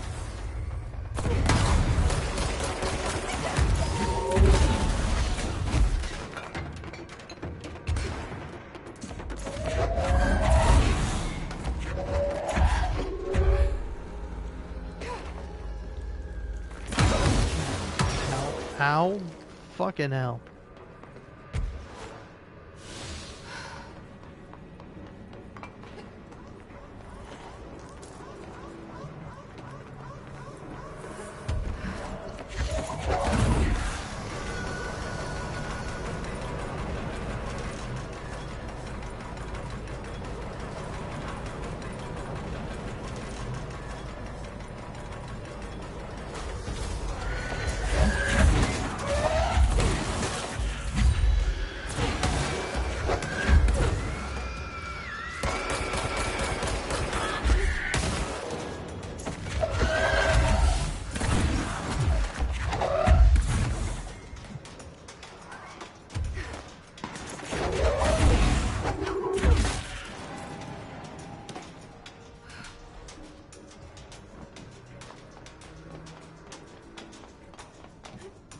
Okay, where's this sniper motherfucker?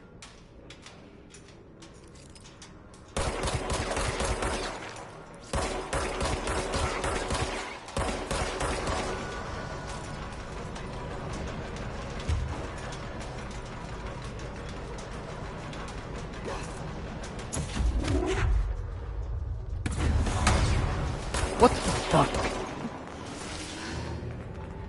I throw a giant forklift at this motherfucker that explodes and he just misses.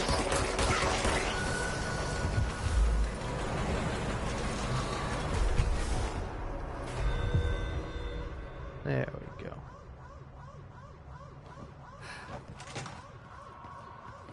I am free to leave.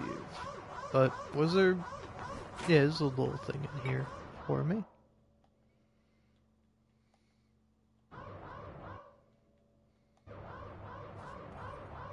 Okay, we're gonna try this one more time and then we're done playing with you. Understand? Jelly. Where are you from? Jumbo Grand. Up and loose and heavy treat sandwich. Jesus Christ, does anyone have any idea what this thing is saying? Hotly. Dirt arrange you. Why are you here? What the hell do you want? Why'd you stow away on that ship? School bearing, boy. Eyes many cauterizing loops through and about. Wind and Windy Mitchell. Did he just say Mitchell? Was there a Mitchell at NASA? Tubes. You know what? Never mind. I can't do this anymore. Just send this thing to the guys in research. Let them cut it up or whatever they do. You hear that? They're gonna cut you up, you pain in the ass. Spider time.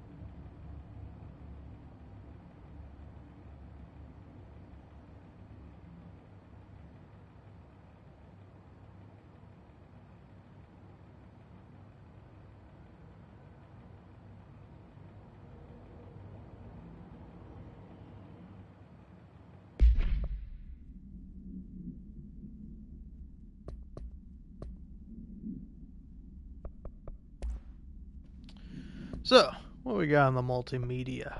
Ryan Hennerman, 21 years. Okay, we're gonna... And Guthrie interrogation. My understanding of the darkness is fragmented. Agent Fisher, day 6...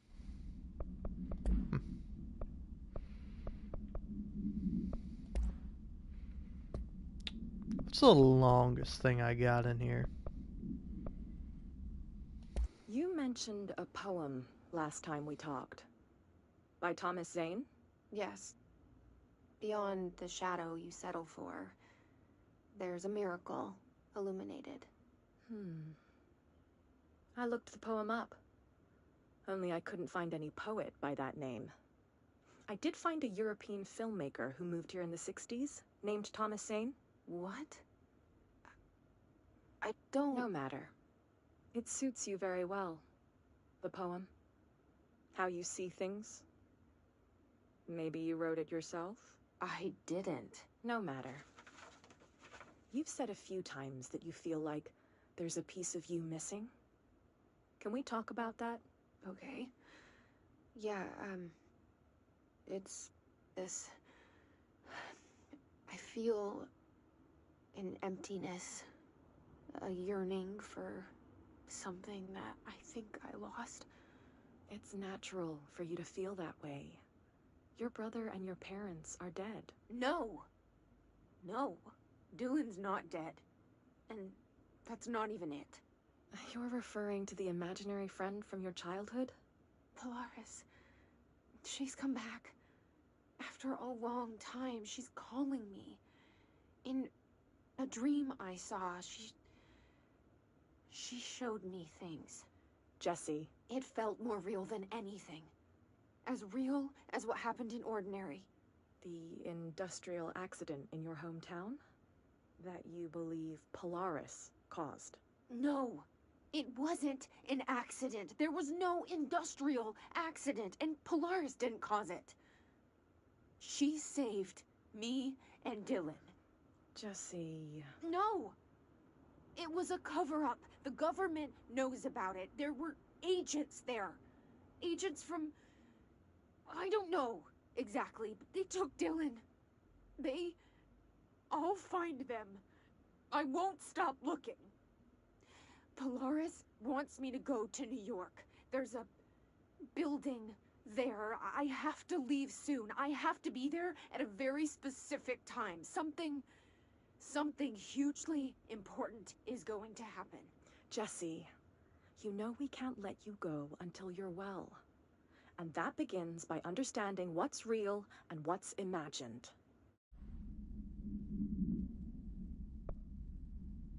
We used to play there all the time. Me and Dylan, and other kids as well. We loved it. This time, I remember, was different. We found a way in, deeper into it, like it had shifted. We went inside, and that's where we found the slide projector. A dump is a place for lost things. Things that have been thrown away. Did you ever feel that way when you were growing up, Jesse? What? No. Yes, but that has nothing to do with... Was there a slide projector at your home when you were small? No. Those were before your time, I suppose. But your family did look at photos together, maybe? In one form or the other? Maybe. When was this? Can you remember? At parties? Barbecues? How did it make you feel? Did your parents ever show pictures that embarrassed you? Was alcohol ever involved at these parties? Did your parents drink? Did that make you uncomfortable? No. That's just stupid. Come on. That has nothing to do with this. Nothing. The slide projector... Let me ask you this. As a child, did you ever fantasize about worlds inside pictures? Inside a painting? You know, stepping into a painting, into a hidden world, escaping and finding adventure there, away from your parents. I don't think so. I don't remember. Maybe. I don't know.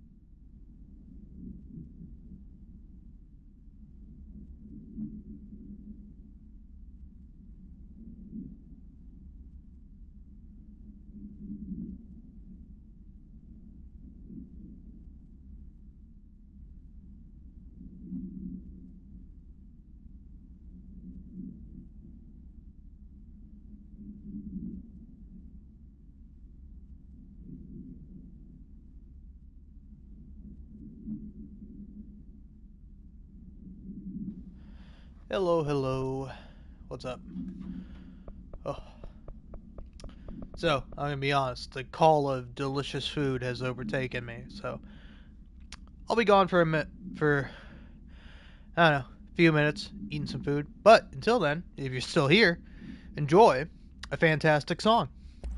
That is 8 minutes long, so convenient for me.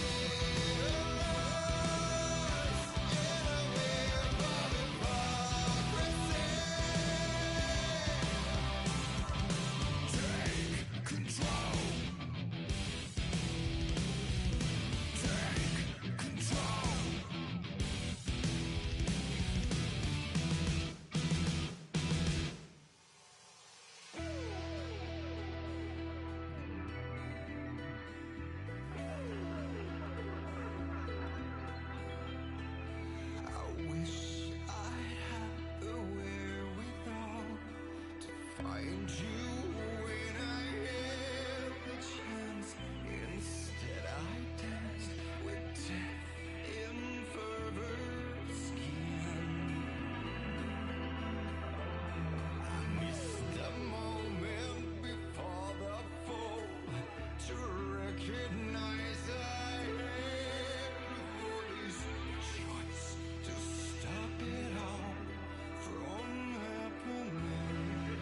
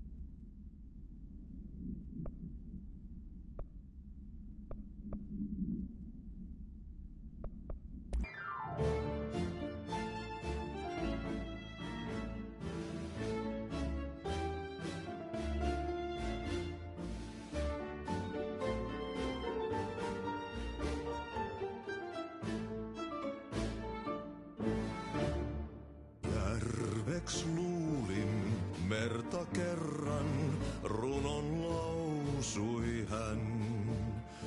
Mysteerin sen syövereissä vietti elämän. Alla synkän valtameren varjois vaeltaa. Etsi tietä valon luokse armaan ainiaan. Yksin sankar yön syvemmälle matkaa pois. Se taakka hänen harteillaan kuin lupaus aina ois. Täs pelissä tää narri lyödään maan aina vaan hetki kuolos lepo suodaan jo takas kutsutaan.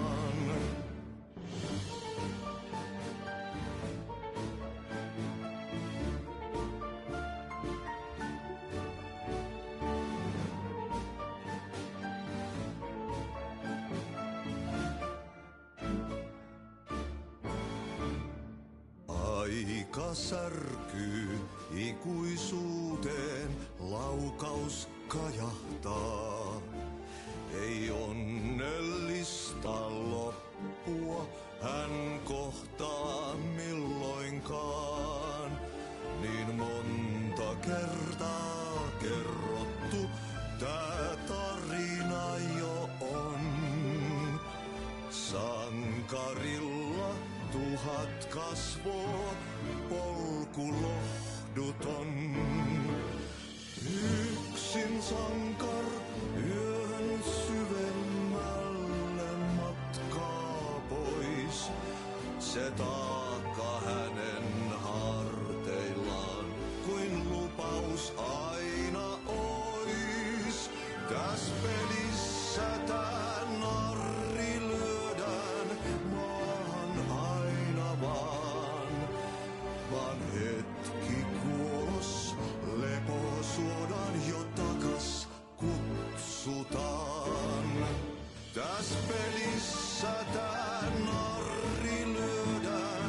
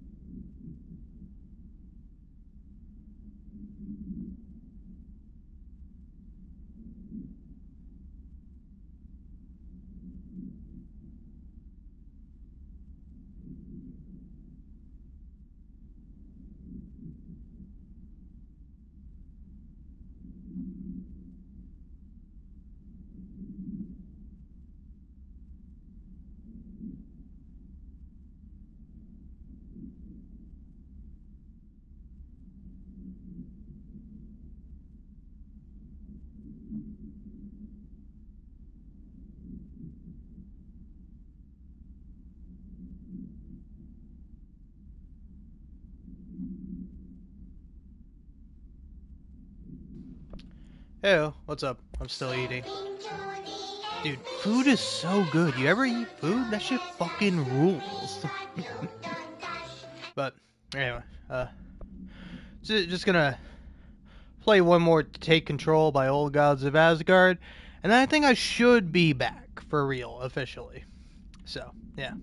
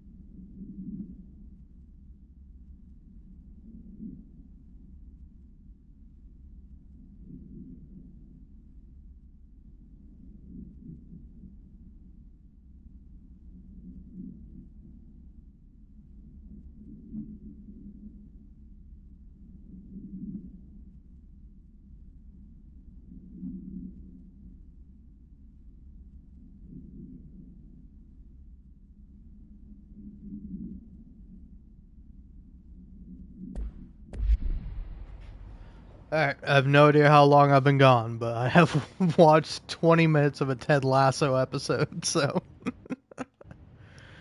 Sorry about that. Alright. Bubba, continuing on. Where the fuck am I going?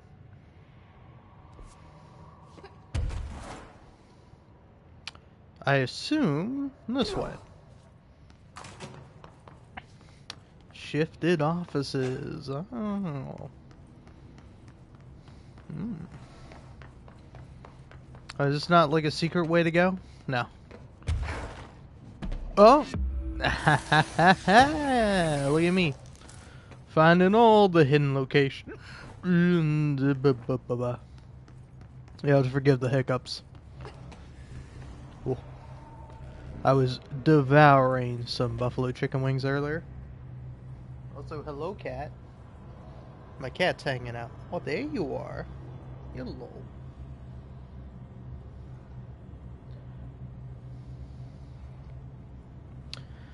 Whoopa. Sorry, my kitty cat's hanging out. Alright, gotta find a light. Assume one is... Well, I assumed one was gonna be up here, but seems not. Ah!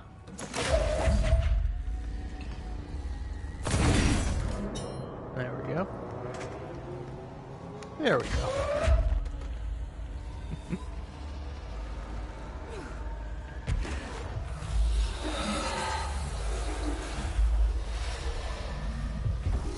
But yeah. Ted Lasso, pretty good show. I don't know if they're making a 4th season for it, but I hope they are. I feel like it was announced, but I'm not entirely sure if it was. Ooh. Aren't you supposed to be burning up in the light, buddy? Looks like whatever force had a hold on Hartman isn't mixing well with his corruption. Wake did call him the third thing. Okay, I'm just going to freestyle a bit. My mother always said, never talk to strangers. Always. Never, never. Always. Never, never. But isn't a stranger just someone you don't know? What if the only thing stopping a stranger from being a friend is that word? Stranger. Strange.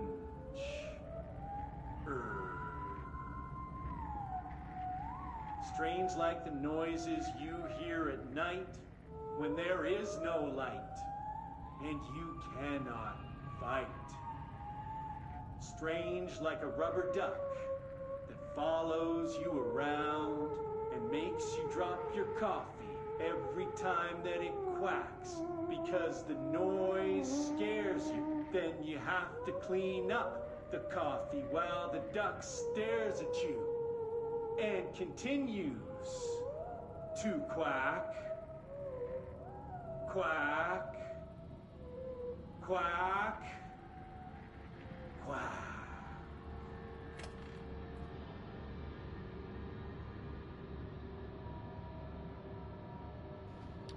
All right. Fun stuff, man. Fun stuff. A chain letter. I remember these. Mom used to say they were evil. Better do what it says. You know, just in case. There must be a photocopier around here.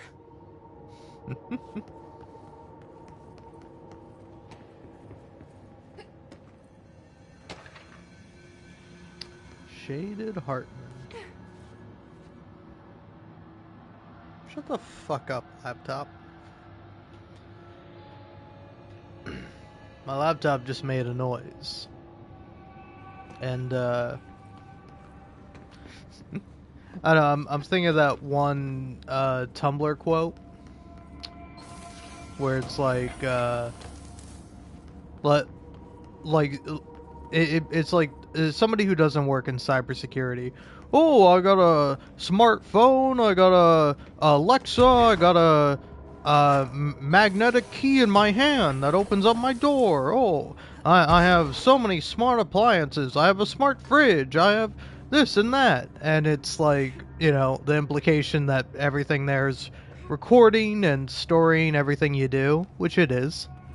And there's like somebody who's actually in cybersecurity, and it's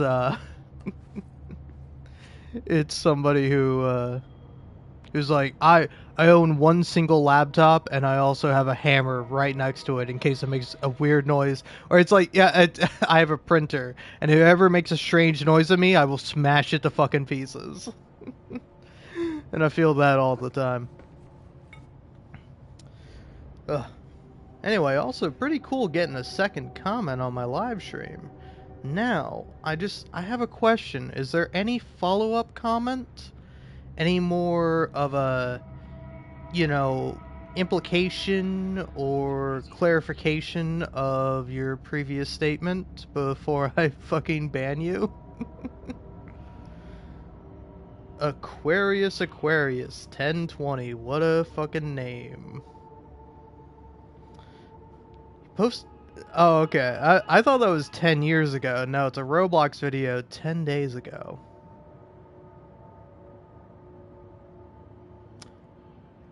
I mean, again, I'm gonna give you an opportunity to, you know, clarify what you meant by "shut up, shushing emoji."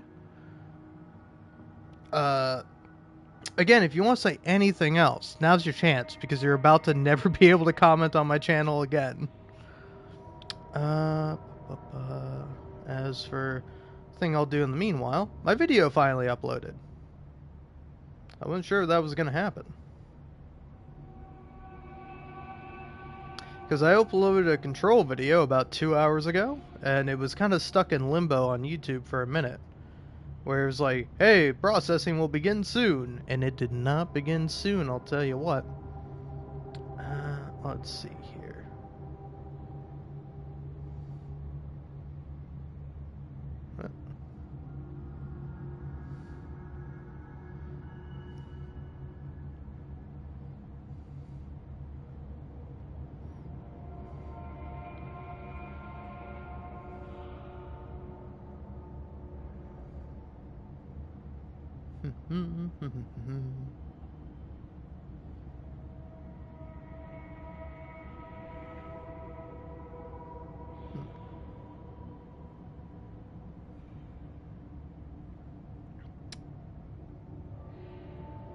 You know, one thing I'll never really understand about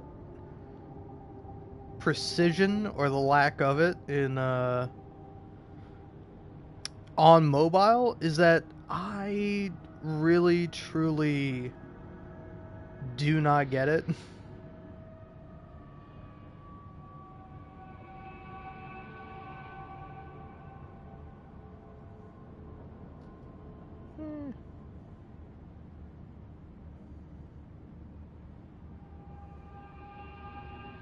Yeah, there we go. I like that.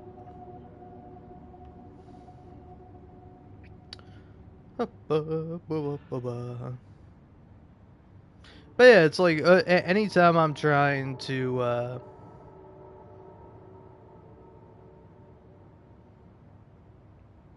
like choose a thumbnail or like find a particular screenshot or whatever, it's the most like imprecise thing ever, and it's like really bothersome trying to pick it. It's like the worst is when you're uploading like a YouTube short or a like TikTok, and you're like trying to find the exact frame that you want the kind of thumbnail to be. And every time you're like, okay, that's what I want the thumbnail to be, you let go of it, and then it's like, oh, we're gonna move you like 3 or 4 frames forward or back. And it's like, no, bitch, I fucking chose the frame that I wanted to be the thumbnail. That's what I want the thumbnail to be. Why the fuck would I be hovering over a frame and then I would be like, yeah, actually the frame that I let go of, I want not that frame. I want like 3 or 4 frames back. And it's like, why the fuck does it do that, man? It is the most annoying, tedious thing I've had to deal with. And it's like all because I have the wonderful privilege of using a fucking phone, which is basically a computer in your hand, and I fucking hate computers because they suck and they hate me. Ugh. Anyway, alright. No further explanation. I'm gonna delete the comment I got because it was rude. But I won't ban you because you seem like a fucking moron. Alright, there we go. Nice. But yeah, it's just, I don't know, it is always funny whenever someone leaves a hate comment where it's like, bitch, you know I can ban you, right? Like, you know you hold no power. Like, unlike you, I'm not afraid to talk. Someone comes up to me and tells me to shut up, I don't go, oh yeah, you're right, I should shut up. I go, no, fuck you, motherfucker. Did I come up to you and tell you to shut up? No, because I'm polite, even though I would be doing the world a favor if I told you to shut your fucking mouth. But yeah, it is always rather funny. Because, like, literally, I go out of my way not to leave hate comments. Like, the few times I have left, like, a hate comment, I'll usually get, like, a clarity of mind, like, not even, like, a minute later. And I'm like, I shouldn't have left that comment. And then I'll delete it. Like, even if I think it's, like, a genuinely terrible video that, like, is, like, not only valueless, but in fact, the opposite of valuable, it's, like, detrimental. It's like, I'm still like, I shouldn't have left a mean comment. And I'll like, delete it. And it's like, I haven't done that in, like, forever. But it's like, I don't know, man. I don't really understand the incentive, the idea. Is it to get a rise out of someone? Is it to get them all riled up? Because it's like, hey, buddy, what are you doing trying to get men riled up? What's going on with you, huh? You know, you like seeing men get a little raunchy, get a little wild? That's your thing, that's your thing. I'm not gonna yuck your yum, but, you know, what? Couldn't be me. See, I like being nice to people and being kind. And being polite, you know? Like, have you ever complimented someone genuinely? You know? Gone, hey, I really like your outfit, or, oh, hey, I think that, you know, accessory looks amazing on you. Or, hey, I think you're doing a really great job, and I hope you keep it up. Like, I don't know, man. That shit is so awesome. This piece is called Me and You. It's summer in New York City. A boy with a wolf's head eats some ice cream. The ice cream melts. The wolf head howls. We howl together, me and you.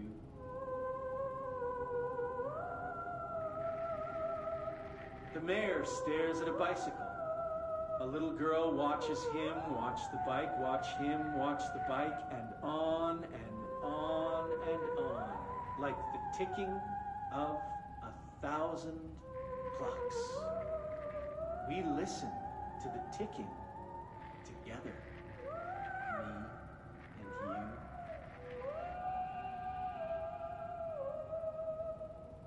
A traffic light decides it doesn't want to be a traffic light anymore. People call it names, and it's heard. I take it to see a movie. We have a good time, me and you.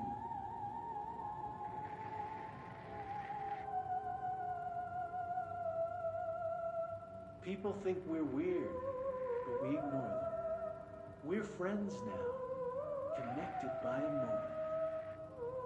We'll always share this story, even if people don't understand it. You and me and you.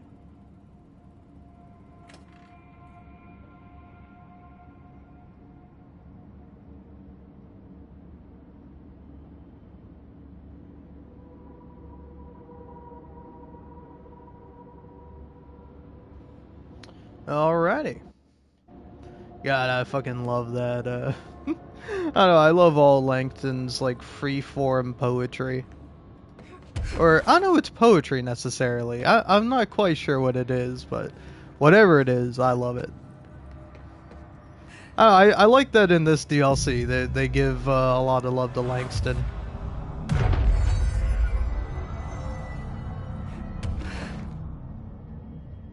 Hold on, sorry, I'm freaking the fuck out because my cat, who was previously in my room, has left my room through an open door. I have 2 doors to my room.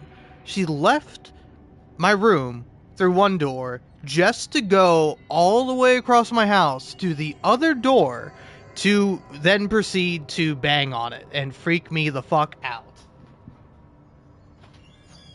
Hello, cat. Freak. Ugh. Alright. Well, that's nice.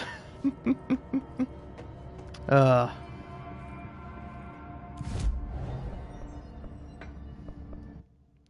yeah. I will say also, I did just see a hot take that I found to be, I don't know, I found it to be particularly interesting. Where somebody said that, it's weird to argue that, oh, look at that. Hey, little hidden thing. Glad I found that.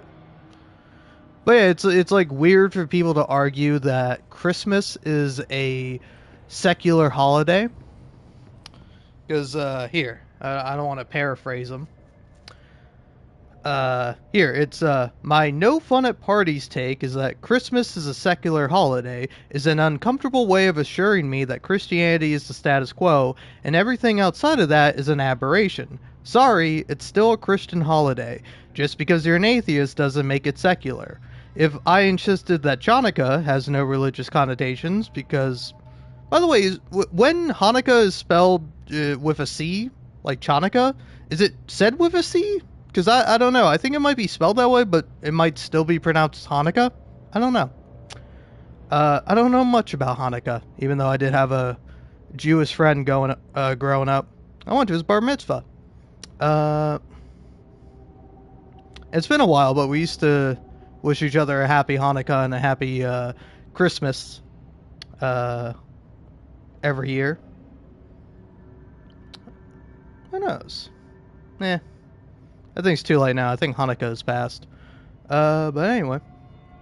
But yeah, if I insisted that Hanukkah has no religious connotations because you can celebrate it without believing in God, I would sound insane. And I don't think that's an insane take. I think you can celebrate what is ostensibly a religious holiday irreligiously, you know?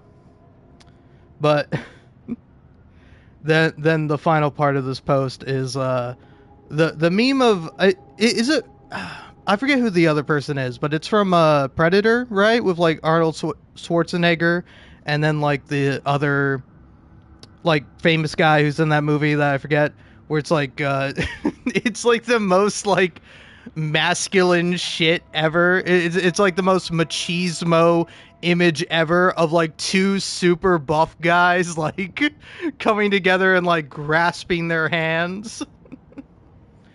And but it's like that classic meme where it's like you can't take the Christ out of Christmas, and it's me, and then it's the worst people in the world. Which, like, don't get me wrong, I think fundamentalist Christians are pretty bad, pretty annoying. I don't know if they're the worst people in the world, right? I think some of them definitely can be, but not all of them, you know? But I don't give a fuck about Christianity. If you believe in Jesus, that's great. You can go fuck yourself. Like, I don't care. Jesus said you were supposed to love me and suck my dick. That's what he said. Read the Bible, bitch. Oh, man. It's fun being offensive. But, ever so slightly. Because, you know, there's this other crazy thing in my country called the freedom of speech. Fuck you. But yeah, it's like, I don't know, to me, I don't associate Christmas with, like, Christianity at all, because that's just how I personally feel about it. But, like, also, it's like, well, wouldn't Christmas then also be pagan?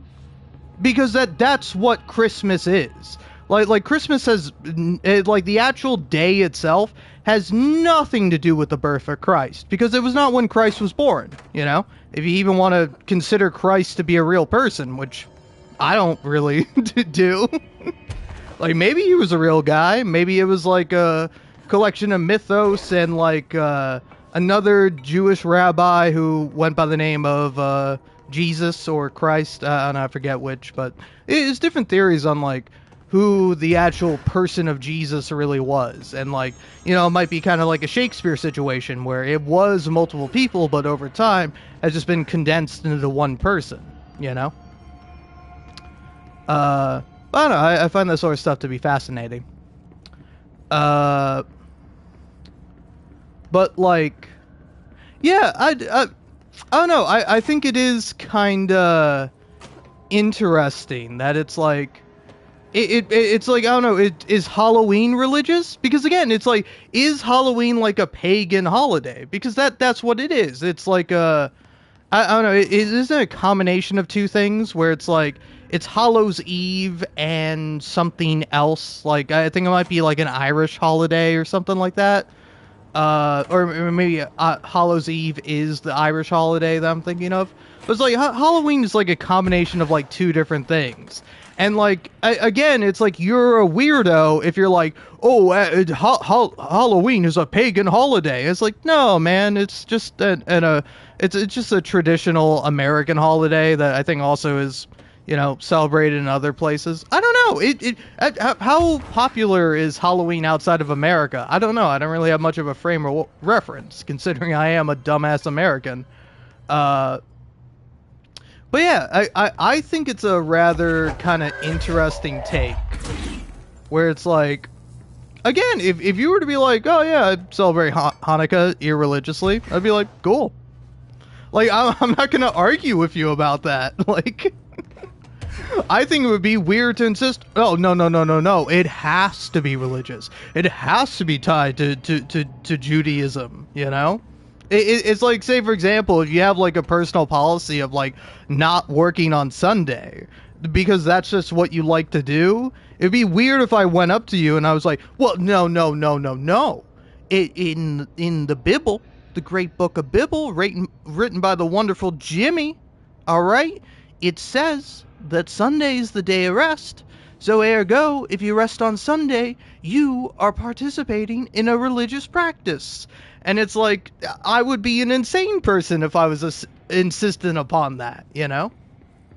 Whereas, like, again, I don't think it's a bad opinion, necessarily. Well, I think it's an opinion I disagree with, which doesn't necessarily make something bad. I think it's bad separately.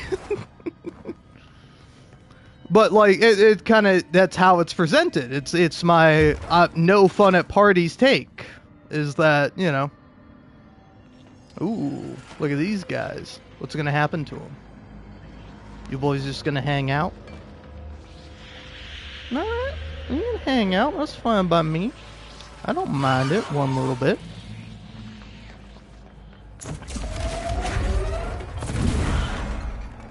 But yeah, it's like, I don't know, it is bizarre to me that it's like, it's like, damn, man, I kind of forget. People really do believe in religion. People really do be believing in that shit. Like, I kind of forget about it because it's like, I'm not better than anyone. You know, don't get me wrong, I'm probably going to burn in hell when I die, or if there even is one. But it's like, I don't know, I think it's a weird, strange, and, like, esoteric niche belief to believe in any religion, let alone Christianity. Like, I don't know, again, I think, as an American, Christianity being one of the main religions I've been exposed to in my life, it's like, there's so much about it that it's just like, wait, you're really gonna take a look at the world around you, and you're gonna be like, yes, this is the world that Jesus Christ, our Lord and Savior, died for. He saw all the sins of every single man who has ever existed and who will ever exist. And he was like, yeah, I'm going to sacrifice myself for humanity. It's like, what a scumbag. What a piece of shit. What the fuck, Jesus? What the fuck did you do that for, man? Like, there's a reason why fucking Satan fell from heaven. There's a reason why we, as humans, allegedly, were kicked out of heaven. It's because we ate the fucking apple and we gained all that fucking knowledge. It's not because of our sophisticated brains and our biology and our evolution that, you know, we came to be as smart as we were. It's because we ate a fucking apple that God was like, hey, don't eat that apple. And then what do you know? Satan, that fucking snake, a literal snake, went into the garden and he was like, hey, Eve, you should eat that fucking apple. And then Eve ate the fucking apple. And then she was like, whoa, damn, this shit's crazy. Adam, you gotta try this fucking apple. And then Adam was like, okay, I guess I'll try the apple. And Adam took a bite of it. And then God popped out from behind the bush. He's like, hey, what the fuck did I say about eating that goddamn apple, you fucking piece of shit? And then Adam choked on the apple, and then that's why we have an Adam's apple.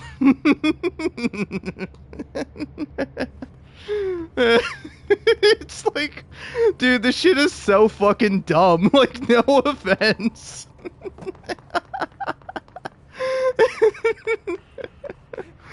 Like, you really believe that shit? You really go into church and you fucking sing gospels and you're like, yeah, this is real. This is gonna get me into heaven. This is gonna get me into eternal paradise that exists after I die.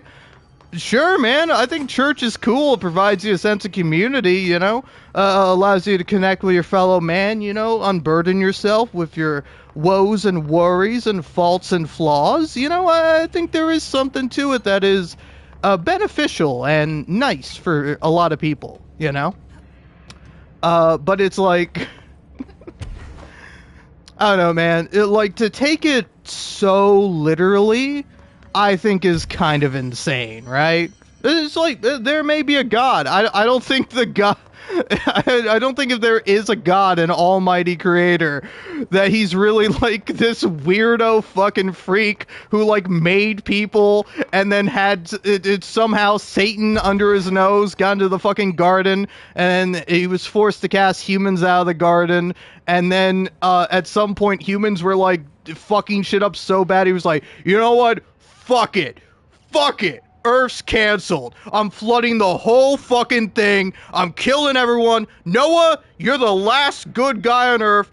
Take your fucking wife, take your fucking kids, take 2 of every fucking animal, build yourself a goddamn ark, and then we'll repopulate the planet from there. And it's like, God, don't you know about incest, man? You can't be doing that. It's not good. It's like... That's gonna really fuck shit up. Is that why everything's so terrible? Is that we're all the product of incest? Like, Eve literally came from Adam. God took one of fucking Adam's ribs and turned that shit into a person, and then he was like, that's your wife. What the fuck, man? Why the fuck did you do that? You're God. You can just make a person.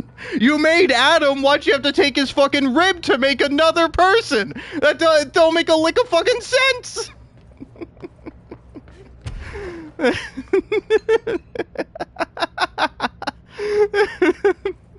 Do you like my religious stand-up? Dude, it kills in the Bible Belt. And by kills, I mean I would get fucking stoned to death.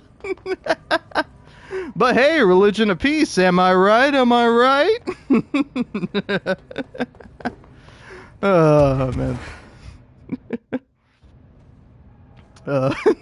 Sorry. Oh, man, oh, man. Ooh. But yeah, so I mean, I don't know. On one hand, I'm kind of like, yeah, sure. You know, sure, I guess. Why not? But also on the other hand, I'm like, I like Christmas. Christmas is just as much about capitalism as it is about Christianity. If anything, I would argue Christmas is more more of a representation of capitalism than it is about Christianity or Christianism or whatever the fuck, right?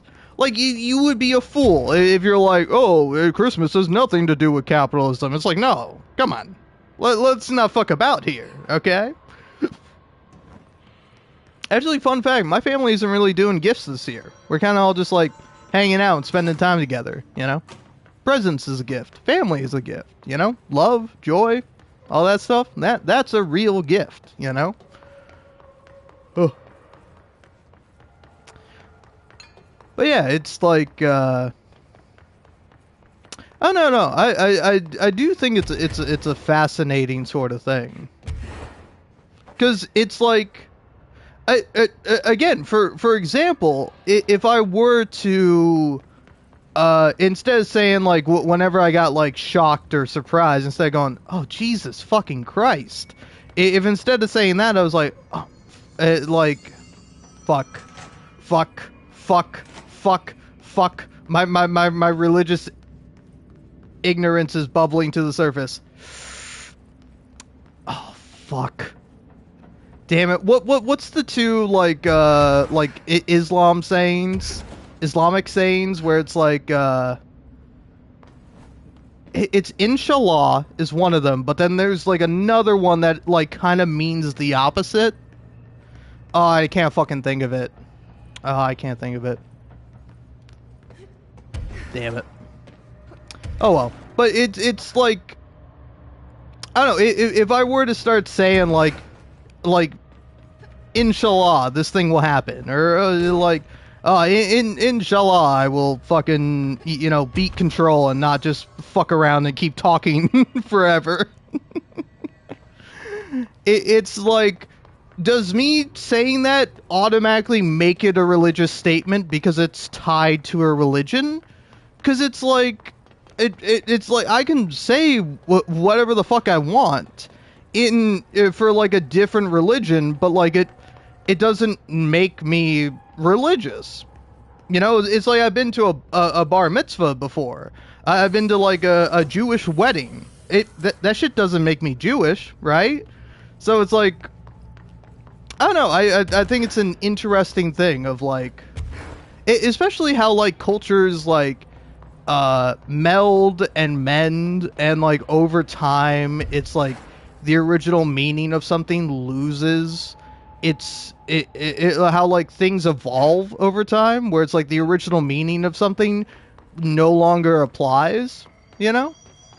And so I always find stuff like that to be really fascinating, because like, say for example, if I were to say the phrase pick yourself up by your bootstraps, it's like what most people would understand that I'm saying is like, hey, you need to work harder. You need to actually put in the time and effort to better yourself, or to get yourself into a better position, or, you know, basically something along those lines. You need to work harder if you want things to be better for you. But it's like the original meaning of that phrase and the origin of it is picking yourself up by your bootstraps is an impossible task. Like, it's something that you can't really do. Like, think about it. How would you pick yourself up by your bootstraps? Like, you couldn't do it. But it's like, you know, again, you might be using the phrase like ironically. Like, yeah, it's an impossible thing to do, so do the impossible. Once you do the impossible, it's no longer impossible. It's possible, you know? So it's like, it's this really interesting phrase that is like steeped in metaphor and cultural meaning and significance, where it's like over time, when you would have originally said that phrase when it first came about, people would have understood what you meant. Of like, oh yeah, why don't you just go pick yourself up by your bootstraps? Where it's like, why don't you do the impossible? And it's like, oh, okay, I can't do the impossible. It's like, why don't you lasso the moon or something like that? Something absurd, you know? But it's like, you could also say, it's like, oh, I would lasso the moon for you. I would do the impossible for you. It's like, context and time and the individual that is saying words changes the meaning of what those words are, you know? And so, again, I think it is a little bizarre to insist upon the fact that it's like, oh, Christmas must be, must be tied to Christianity because that's originally where it came from. And it's like, I would go, no, fuck you, bitch. It's pagan. It's actually pagan. It is a pagan holiday that celebrating the winter solstice. You can't even tell anyone happy winter solstice anymore. What has this country come to? It's all woke now. Whenever I say, oh, have yourself a great winter solstice, everybody looks at me like I'm a fucking freak. But that's what Christmas is. It's the winter solstice, motherfucker.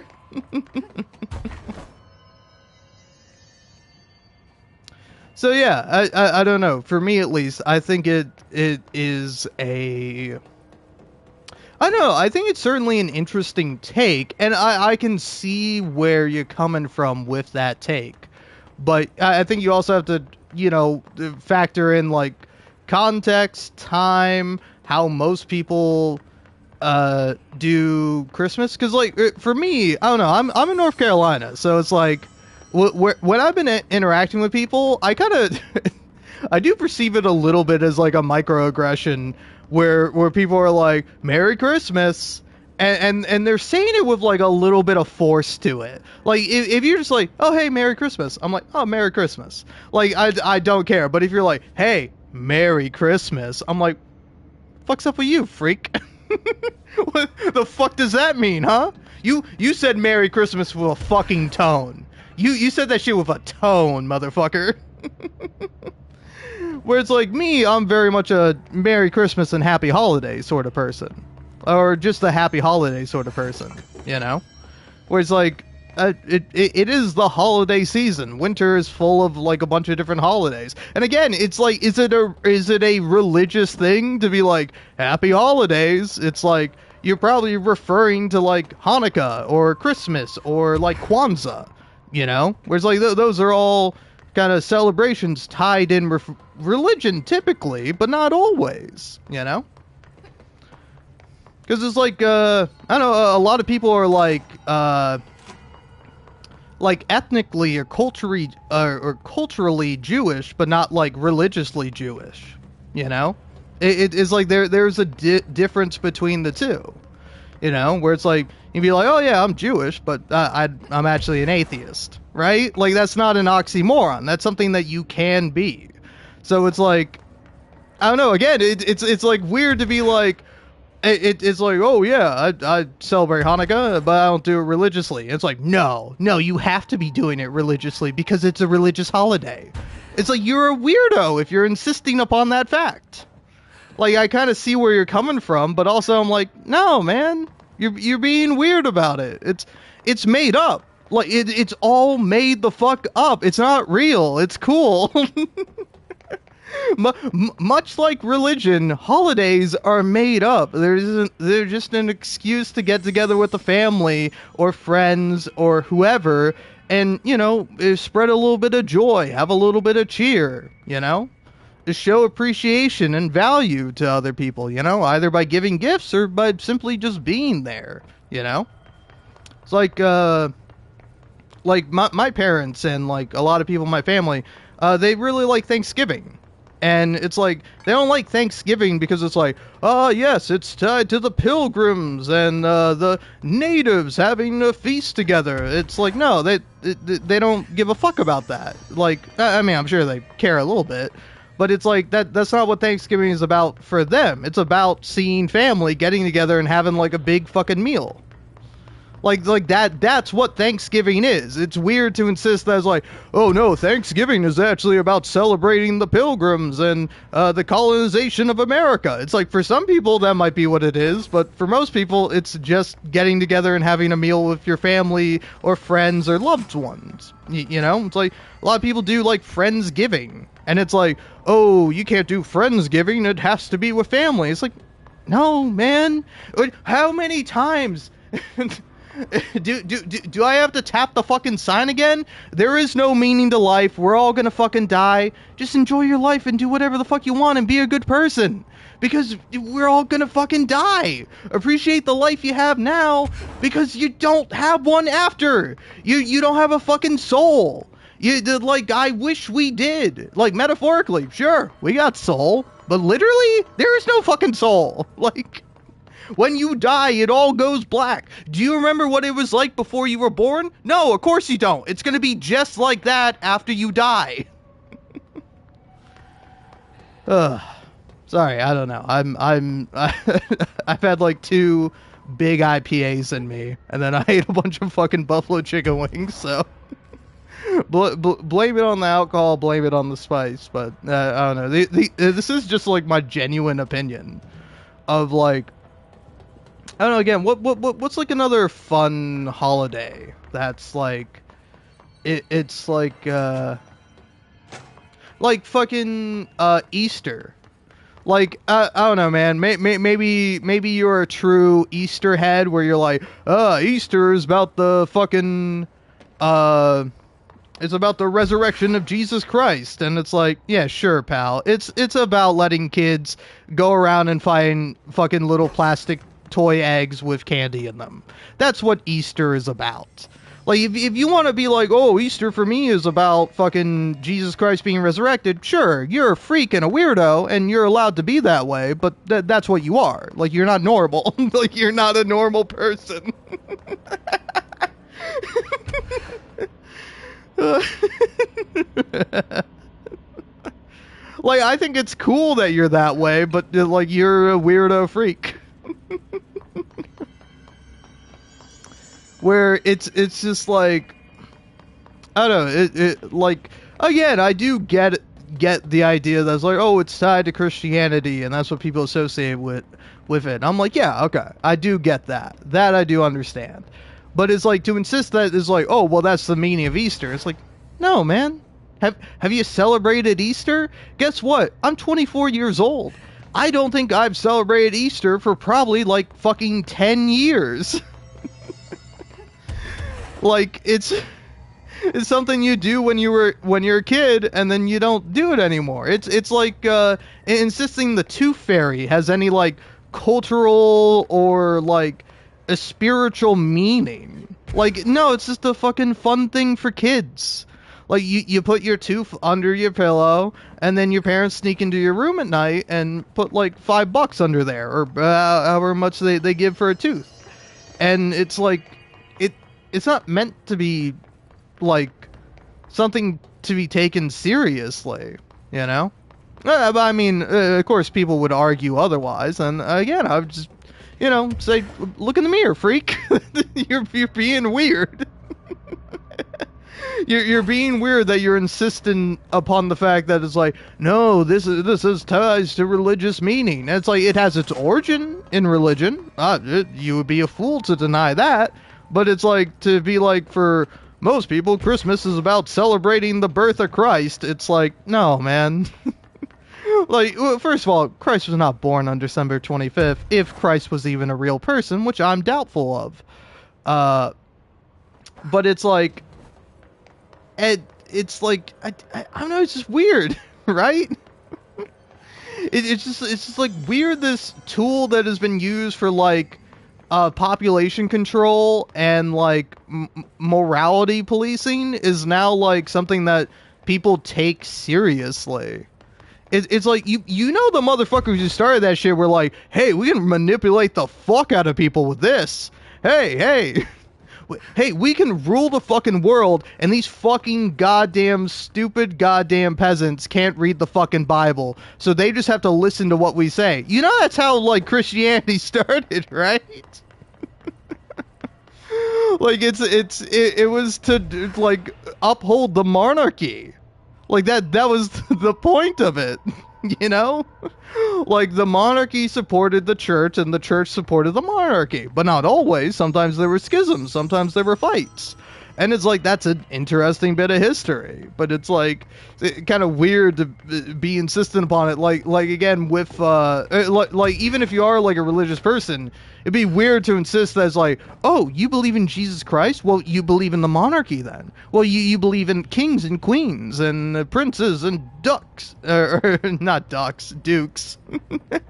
Dukes and duchies and archbishops and blah blah blah blah blah blah blah. And it's like, nah, man, you know, you probably just need to feel like there's a point to the universe, that there's meaning in it, that there has to be some kind of plan, some kind of person pulling the strings and making life the way it is. Because like, to kind of contend with the fact that it's like, oh fuck, man, maybe this is all meaningless, maybe this is all random, maybe I've lived my entire life for nothing. That shit is fucking scary. It's terrifying, you know? And hey, I'm fully there if you're like, hey, you're a fool and you're probably gonna burn in hell. Hey, that's fine by me. Hey, look at that. Night Spring screenplay, page 3. Huh. But yeah, I don't know. Still got 2 people watching, apparently. Thanks for tuning in and sticking around for whatever reason. But yeah. Also, I would say don't take anything I say too seriously. Like I don't know. Again, I think to me this is my the funniest part about like religious people, particularly Christians, because like that's the people I'm most familiar with. Even though I've like never really stepped foot in a church, so I don't really know what goes on in there. Like, it is weird being an atheist where it's just like, wait, people actually go to church? Like, I thought that was a thing your mom threatened you to go with if you weren't, like, well-behaved. like my mom sometimes growing up would be like, hey, man, you know, maybe we should start going to church. And, like, me and my sister both were like, please, we don't want to go to church. It seems boring and dumb.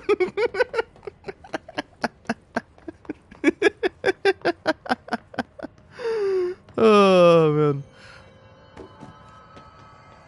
But yeah, it's just I don't know, I think it is a really rather interesting kind of thing, but it's I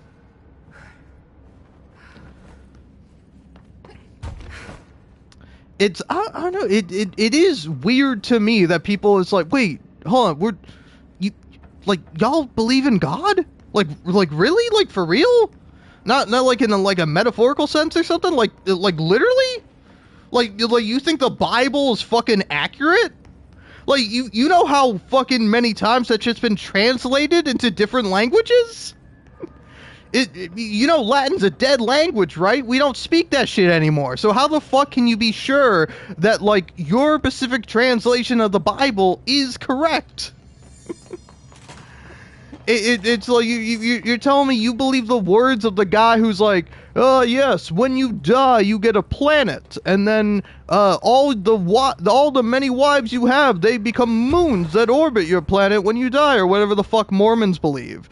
Like I don't know. I remember one time when I was in school, I was talking to this girl who sat next to me, and she was like a year or 2 older than me. I think she was a year older than me. She was a senior and I was a junior. She was in her last year of high school and I was in my second to last year. And like, I remember I was like talking to her like specifically about like the recent election that happened. I think it was like probably the 2016 one. So at the time I would have been like 15. And like, yeah, I don't know. I think it might have been like the midterms or something, or like the 2-year election rather than 4-year election. But like, I kind of said to her, I was like, oh yeah, you could have like voted in that election, right? And she was like, oh no, my family doesn't vote. And I'm like, oh, why is that? And she's like, oh, well, my family is Jehovah's Witness, and so we believe that the government has been taken over by Satan. So if you voted for anyone, you're just voting for Satan. And I was like, oh, okay. I was like, sure. And I was like, it's crazy that this really smart, intelligent girl believes that the literal United States government is controlled by literal Satan, by the literal devil. And it's like, metaphorically, sure, I'm with you. Like, hey, as a metaphor, oh, fuck yeah. I'm right there with you. But like, as like a literal thing? No! What the fuck? Like, just imagine fucking dumb-ass, fat fucking stupid president, whichever one. Pick whatever president you like, whichever war criminal is your favorite. Alright, just thinking about this fucking war criminal piece of shit who doesn't really care about the American people, sitting in the Oval Office, and then, like, picking up his fucking, like, red phone that's, like, a direct line to Satan, and Satan being like, yeah, hey, bro, you're gonna wanna make sure that, abortion is legal. Oh, yeah, that's definitely what I want. I'm Satan. Like... Like, that's a cartoon. That's not real. But it's like, people believe that sort of thing, you know? I'm not really here to yuck your yum, but it is, I think, bizarre.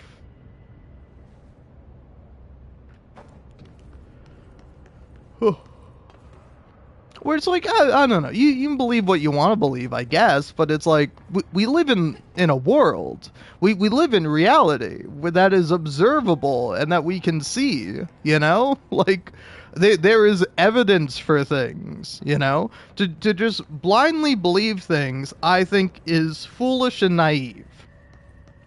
You know? Because it's like, I'm very much on the side of, like, I want to believe people. I will take someone at face value if they say something to me. But it's like, if I see evidence or something that is contrary to what has been told to me, I'll change my mind or heavily consider, like, all the information that I have and try to come to the best conclusion I can. I think that's all we can do. But it's just like, I don't know, it's bizarre that it's like, some people not only don't do that, but are, like, opposed to it. That they're, like, anti-thinking, they're anti-science. It's what they are.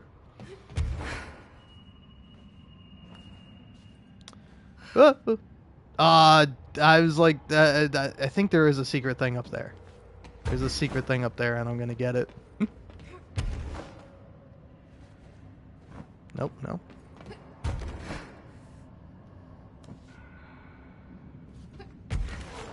No!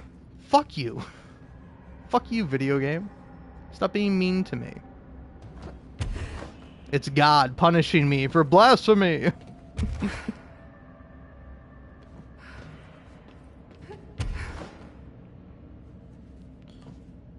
I don't know, man. I mean, don't get me wrong. My life isn't all that bad, but if I were to find out one day that it's like, oh yeah, actually you were created with, like, intention and purpose, I'm gonna be like, what the fuck? Why the fuck did you make me wrong? Like, I don't know, I guess it's all part of the test or whatever, but it's like, no, why the fuck did you give me all these problems that I have that, like, I just don't need to have? Like, currently right now, as I'm talking, my hands are sweating. I have a, like, minor condition called hyperhidrosis, which is a fancy way to say excessive sweating. And my hands just, whenever my homeostasis is ever so slightly off, like I'm slightly hotter than I should be, or even colder, or I'm a little nervous or apprehensive, my hands will just start profusely sweating for no good fucking reason. And it's like, hey God, hey man, I gotta ask, why the fuck did you do that? Like, it's like, to me, it's like, oh, it makes sense. My, you know, biological father had this issue, and this piece of shit fucking made the dumbass decision to procreate, and now I gotta live with fucking sweaty hands for the rest of my life, and it fucking sucks. But it's like, oh no, actually God made you that way, and he kind of just said, fuck you, He was kind of looking at you and just like, yeah, you know what, this fucking guy, this fucking piece of shit, he's gonna have sweaty hands for all his life. I was like, maybe if I just prayed hard enough, it would go away. But I know my ass is just gonna be in church with fucking sweaty hands, and I'm gonna be like, well, I guess I have to ignore this, or God fucking hates me because he won't answer my fucking prayers. And it's like, oh, well, that's the thing. You asked something of God, and you expected something in return. You don't get anything in return.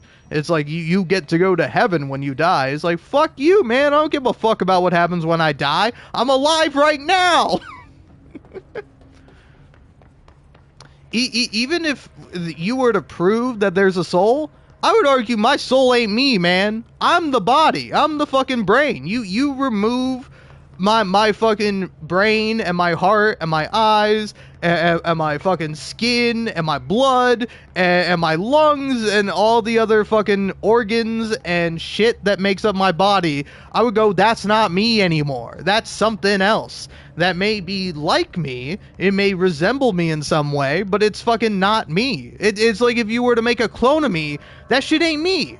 It can look exactly like me, think exactly like me, believe it is me, but it's not. It is a clone of me. It's not me. I'm not the fucking clone, and the clone isn't me.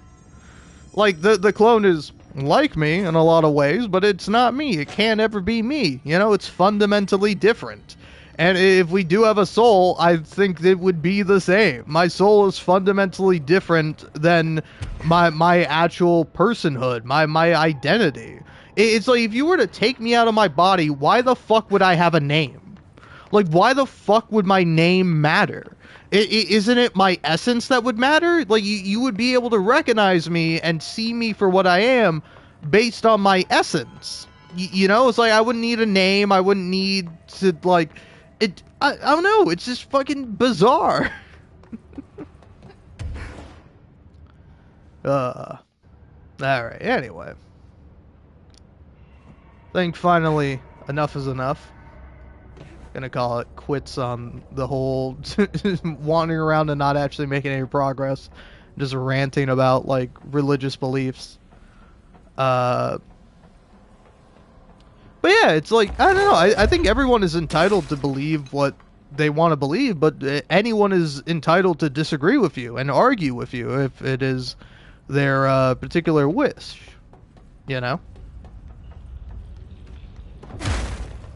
Whereas, like, I don't think it's necessarily kind or productive to do so, but, if, like, that's how you want to waste away your life, well, I'm not going to tell you otherwise. It'd be like if you judged me for wasting my life fucking playing video games or watching a TV show or, falling in love and making a genuine connection with a person. It's like, none of these things are inherently better or good or righteous. Like, it's all subjective. And it's like, if it were objective, if there was, like, an objective, correct way to live your life, wouldn't that fucking suck? Like, doesn't that remove the whole idea of free will? Isn't that the point of free will, is that you're able to choose how and why and for what you choose to live your life for? Like, that's kind of the whole point. If you were to be like, oh, actually, you're supposed to live your life this way, or this was the correct path to take, it's like, no, because it's like, that's not how it worked out. If it was my destiny to, I don't know, let's say move to Antarctica, live there, make friends with penguins or something like that, but I never did that, well, then it's not my fucking destiny, My destiny was to fucking, like, sit around and die. Like, sometimes I think my destiny isn't, like, making art or being creative or sharing my thoughts or opinions. My real destiny is sharing my thoughts and opinions, but on the street as a mad preacher. Just fucking begging any passerby, any person to listen to the words I say, and I feel like that is kind of my fucking destiny. I feel like that's what I was made for. But also, it's like, that's absurd, right? It's like, I don't know. I think it's weird to think you're made for a specific reason or you have like some specific destiny to fulfill. It's like, no, you can do whatever you like with your life, but you know, you're kind of probably inevitably going to do what you do, you know? It's like if you gravitate and your brain and body is suited for like engineering, you're probably going to be an engineer. And it's like, I don't know, even if it's like, oh, you would have made for a great engineer, or you would have been a wonderful, like, pilot or something like that. I think ultimately it's like, it wouldn't matter, right? Because that's not how you spent your life. That's not what you did with your life. You did what you did, you know?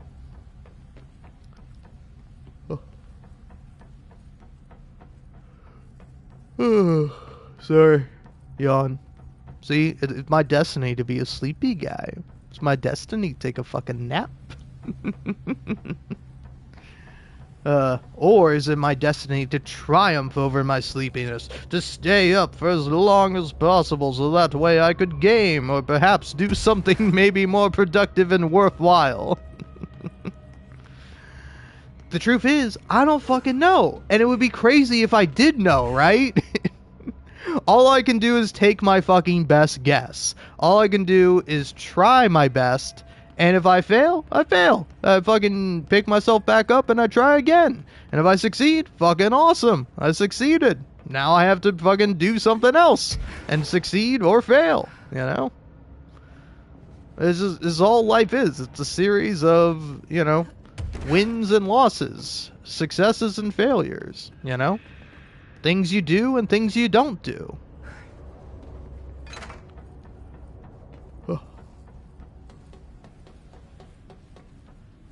Alright.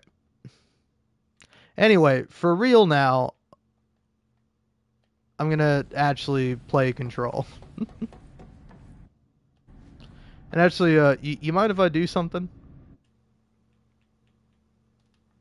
Sorry, I'm running low on storage space, so I gotta delete a game. Because I am recording all of this, probably just so I can delete it later down the line, but hey, you never know. This might make for a semi-interesting video at some point, or, you know, might be something I post that gets 0 views, nobody watches, and nobody cares. Yeah, you never know until you try. So me, I'm gonna try. Because if I stop trying, then I'm fucking dead.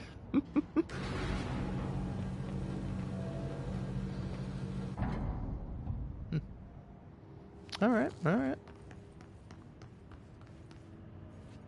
Hey. I will say, it is so interesting how much of, like, Control I associate with, like, the DLC.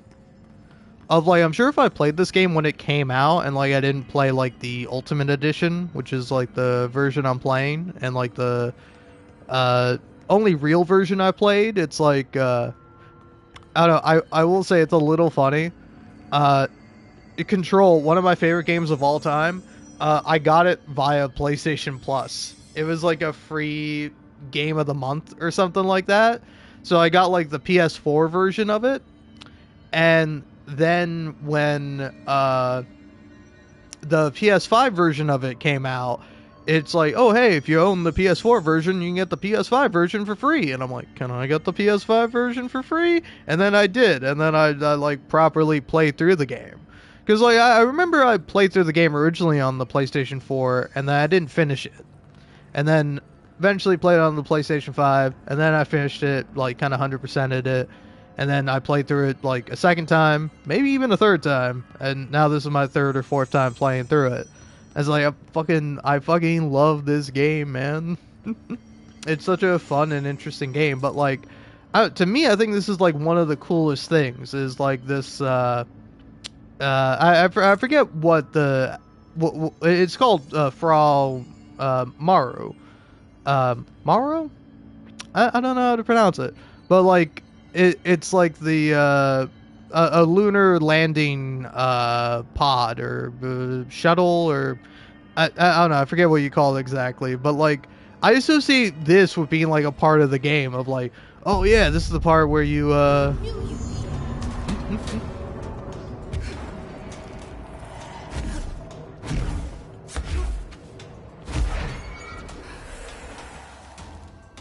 you find the lunar pod or whatever it's called.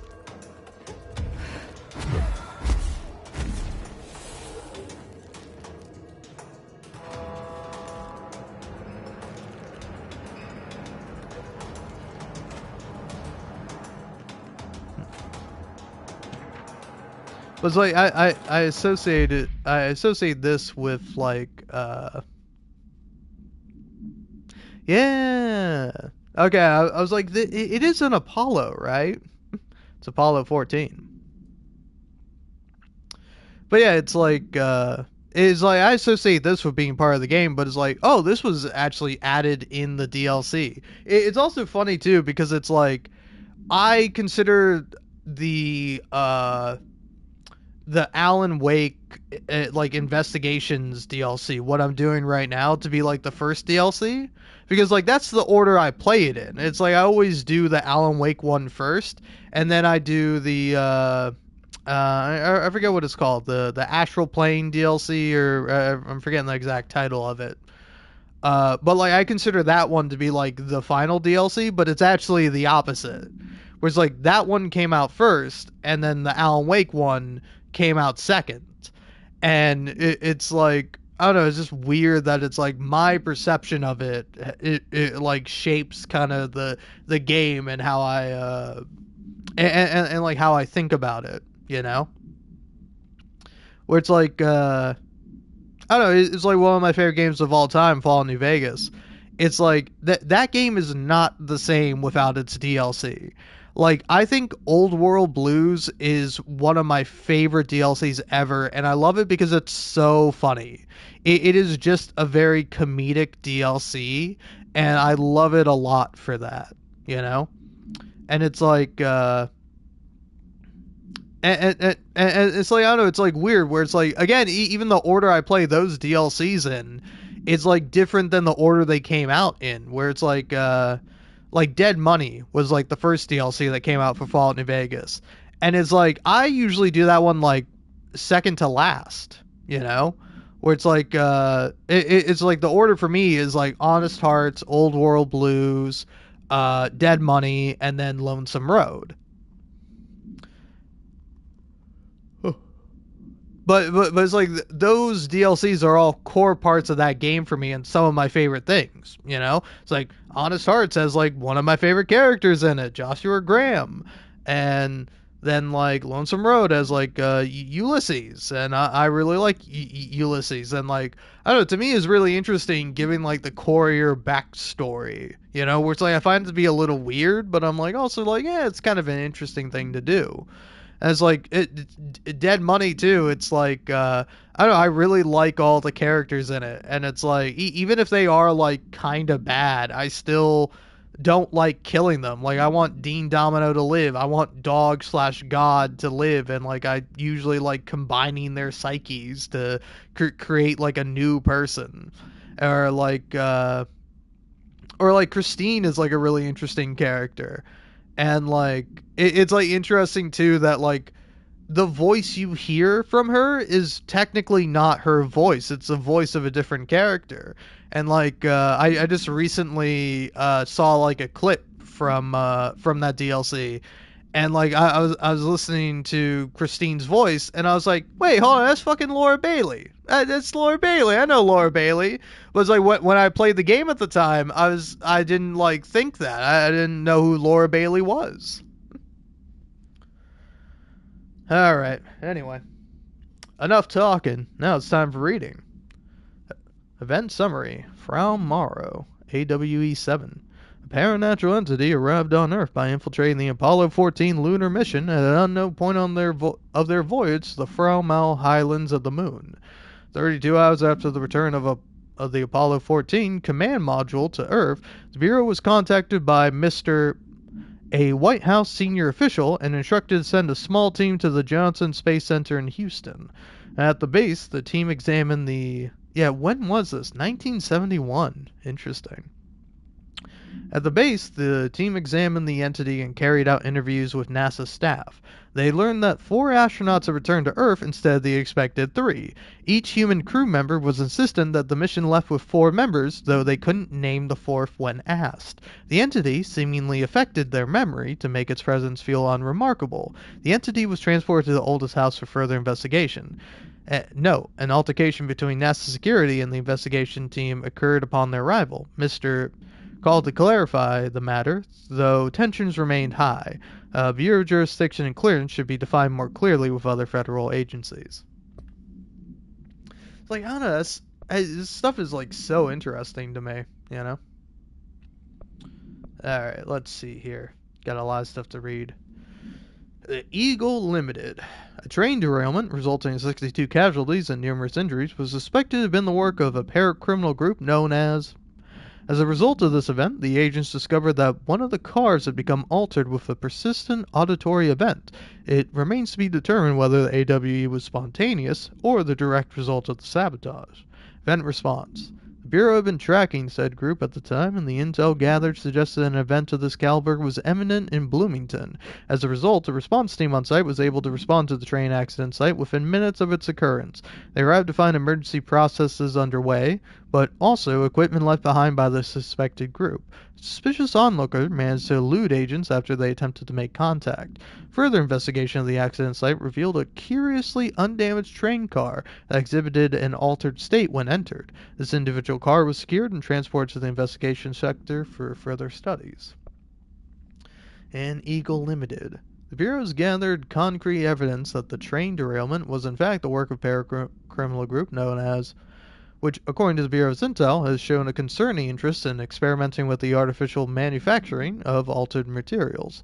Knowing the group largely operates in the American Midwest, the Bureau worked alongside the FBI to ascertain their movements and rendezvous locations.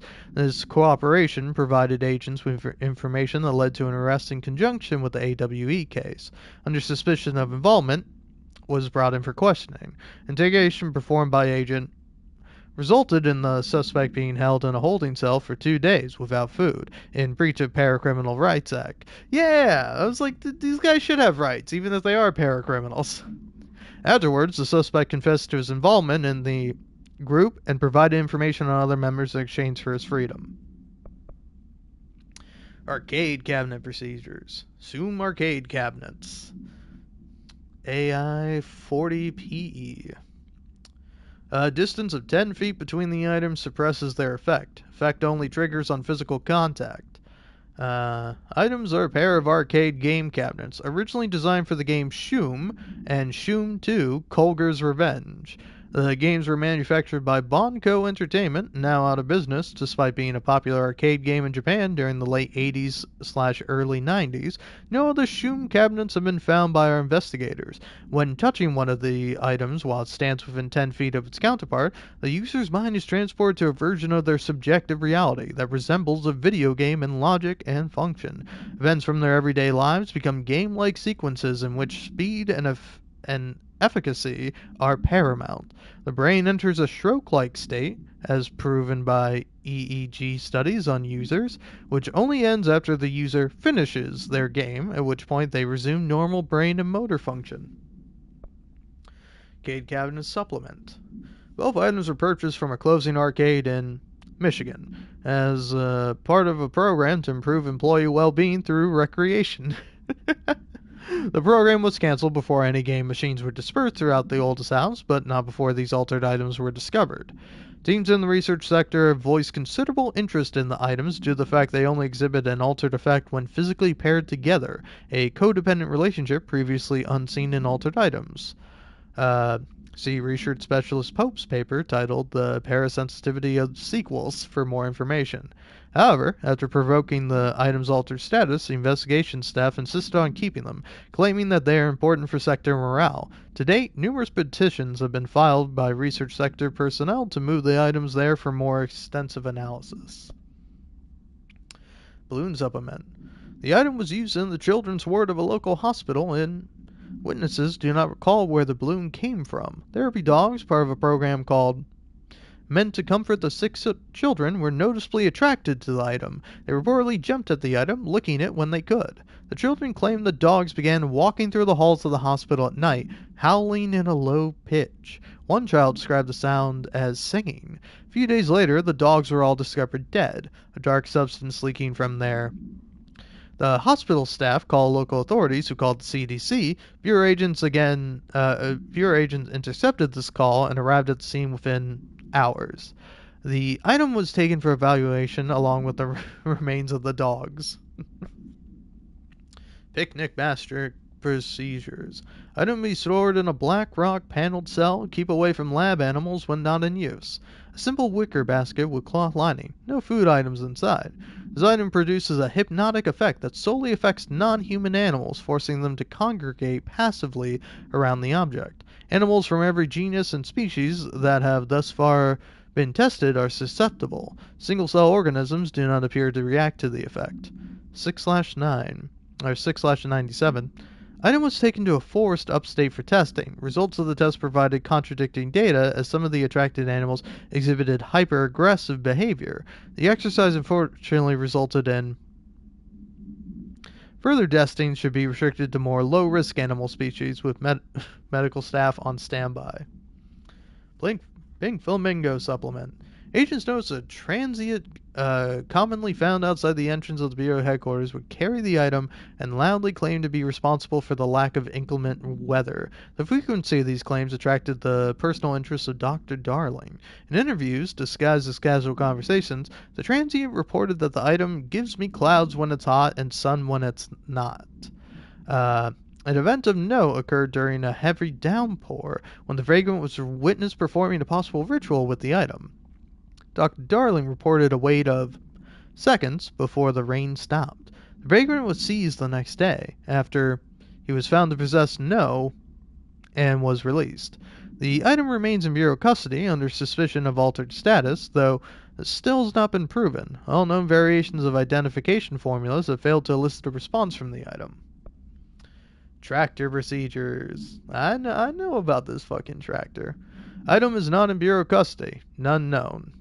A Frank Elk tractor, olive green, dry blood on the grill when last seen. Item is capable of vocalized responses, or growls, and unmanned locomotion, considered highly aggressive and dangerous.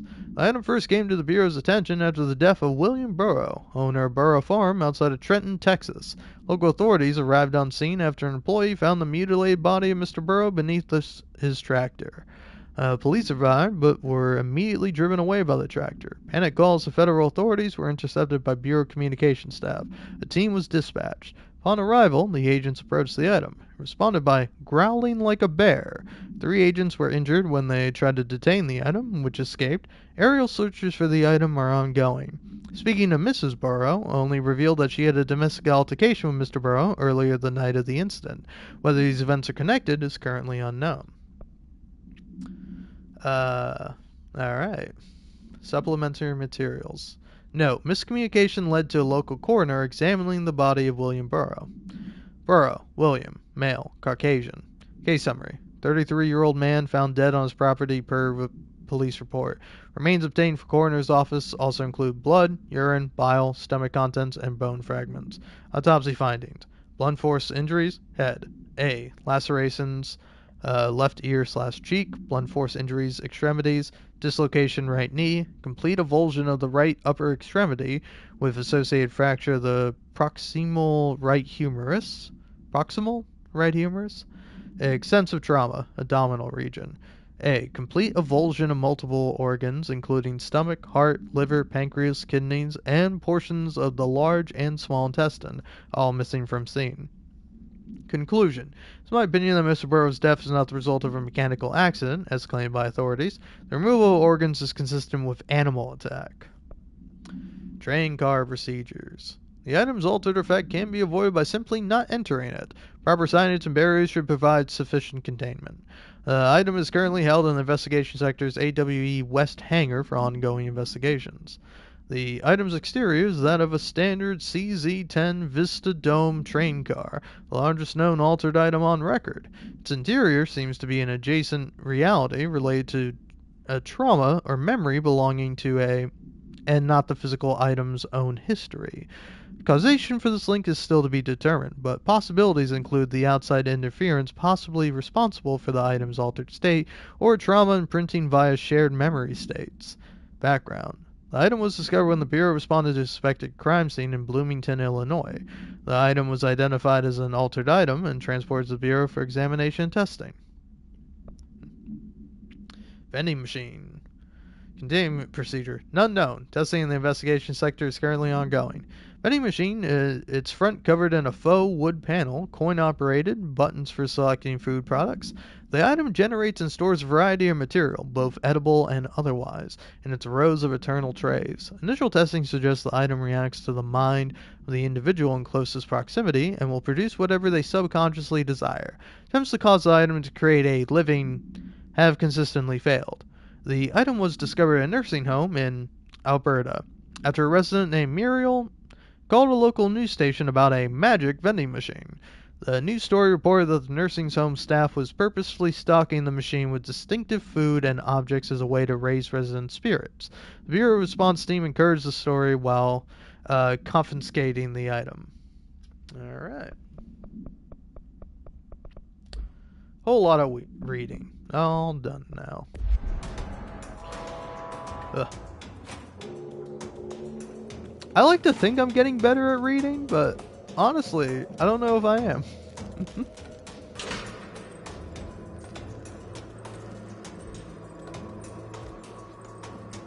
Yeah, move over there. That's where I need you.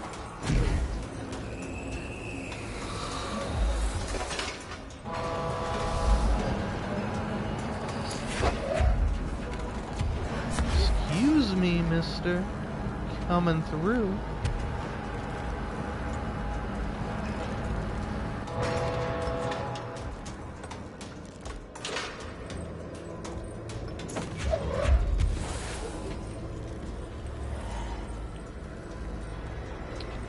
Where's my light gone?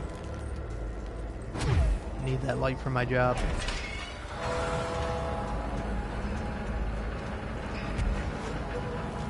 Yeah, look at that tractor. Alright, that's not a tractor, that's a bulldozer.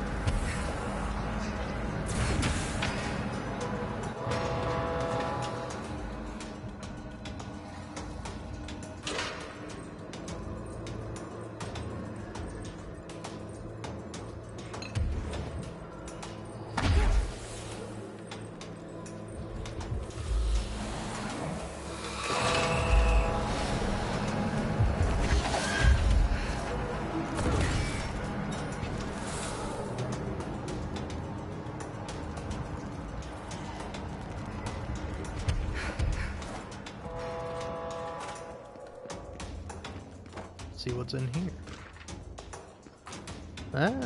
Fromos supplement. The Apollo 14 entity, commonly known as Fra, underwent a series of physical examinations upon submittance into the oldest house. The entity can speak, though its poor grasp of the English language makes any meaningful communication impossible. Interview material can be found at... Its physical form consists solely of the Extra Vehicle Mobility Unit, EMU, spacesuit used by NASA astronauts. The same model worn by the other crew. This could be an authentic EMU taken from one of the NASA astronauts, though this suit does not bear any wearer's name, or one materialized through conversion or possibly corporealization. The suit itself is slightly damaged, which is likely due to the fact that the command module did not have a fourth seat for the entity to strap into during re-entry. The EMU is entirely hollow and pieces can be removed, though this seems to agitate the entity. X-rays and spectrograph imaging have shown shaped outlines existing within the suit. For safety reasons, the entity will be contained in a secure cell until more information can be gathered. Alright. So, where's the current light? Protect me, flag.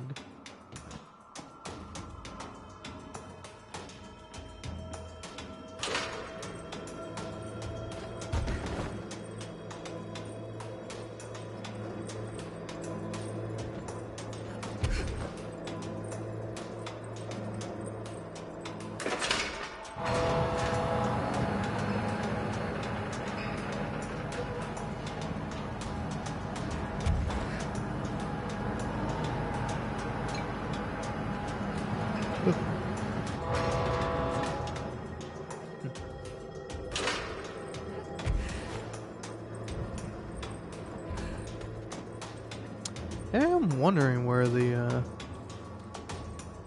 last kind of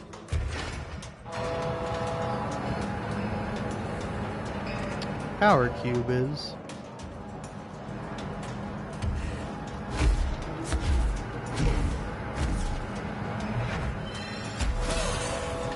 Hey, come on now. Let's not be rude.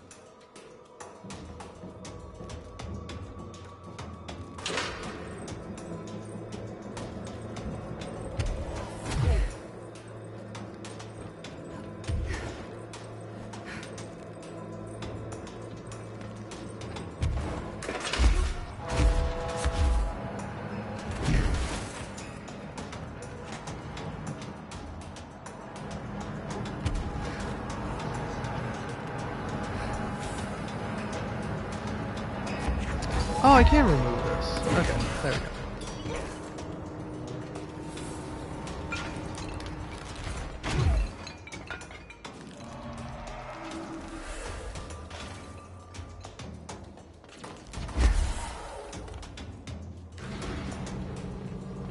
Ah, silly me. Looking around for the right thing when it was right there in front of me the whole time. Yeah, eat shit, Hartman.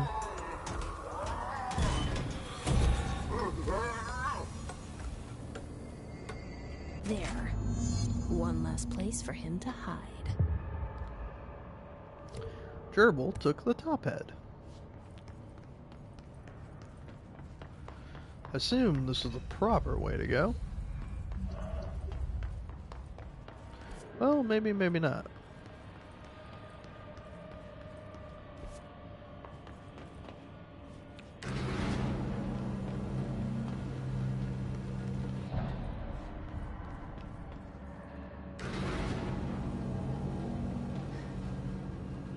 Aha.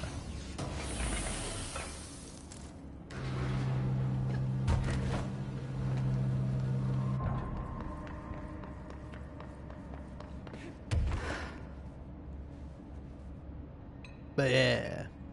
Yes, hello? Yes, B? Worry who? C to C. Hello? Hello. Great about us today. Long roads and no hardly. You are Bygone? Sure.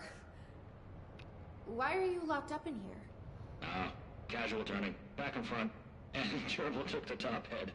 Not being pressed for that. Lady going and loosing back fry? Sorry, I think I'm misunderstanding you. What do you want? The head? The head for tails?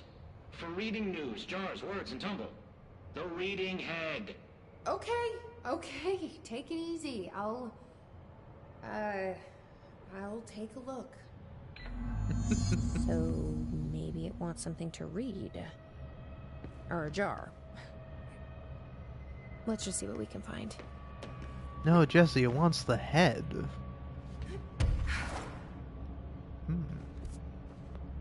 So, take it what it wants is somewhere in here. But where? Who knows?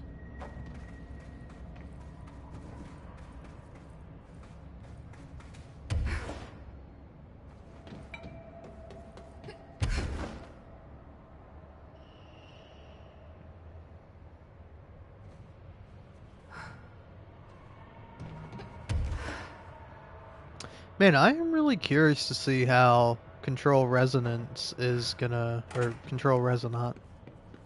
Resonance? Resonant? This could be what it wants. Let's give it a Could be. shot.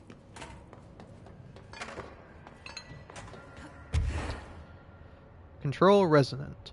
But yeah, I'm very curious to see how that game is going to do,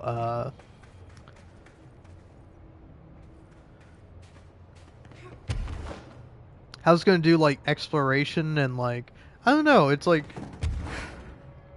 is there going to be any of the oldest house in the game? Because it's like, I am going to miss picking up files and, like, dealing with, like, weird shit at the FBC.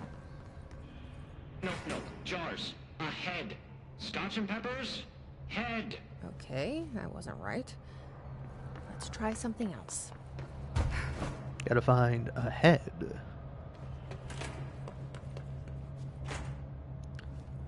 Maybe it'll like this.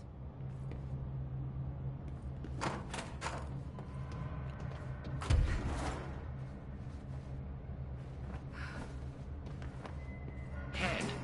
A-S-B-E. Head. Nope. Let's keep trying. A-S-B-E.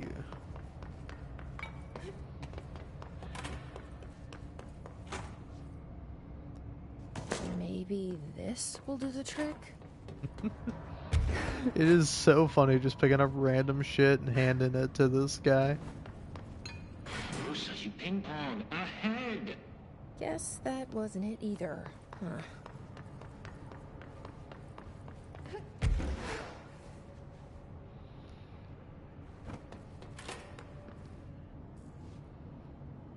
I don't think that's a head. That looks more like a head, but I'm gonna give it this thing This first. might do it. Maybe.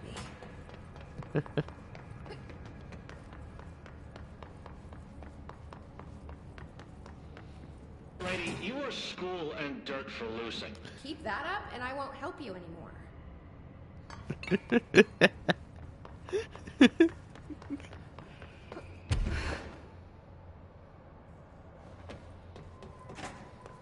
Gotta be this little guy. Let's see if this will do it. I'm ready to be done with this.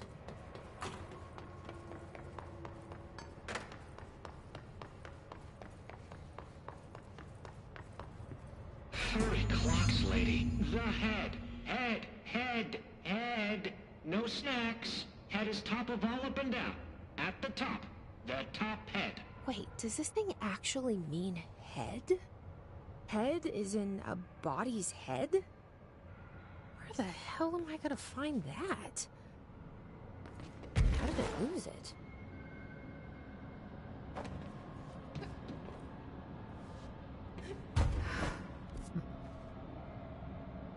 Sector head office. I see now.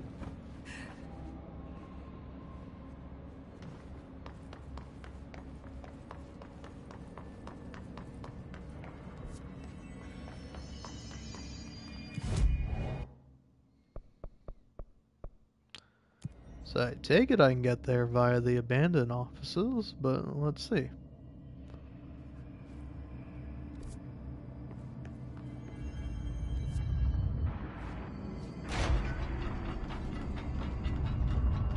Nice, crazy shit.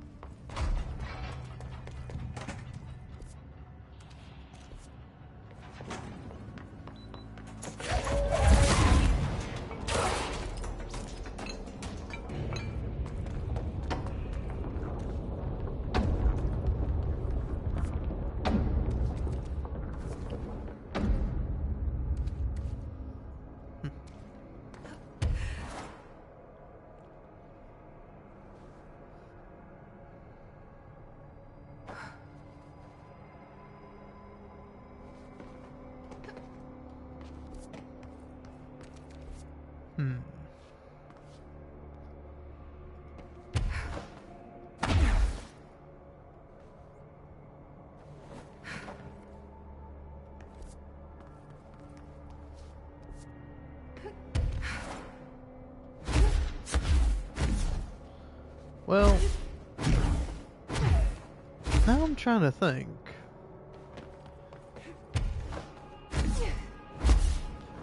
How do you get to the head office?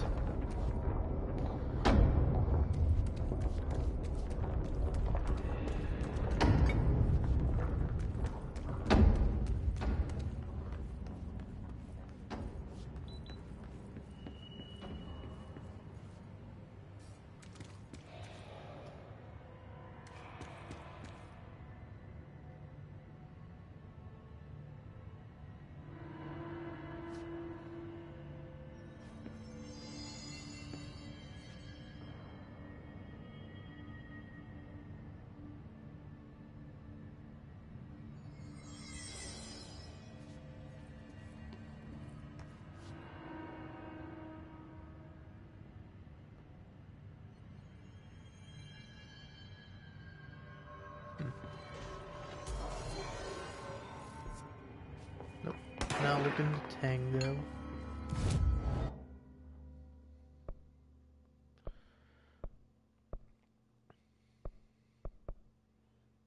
Oh, there it is.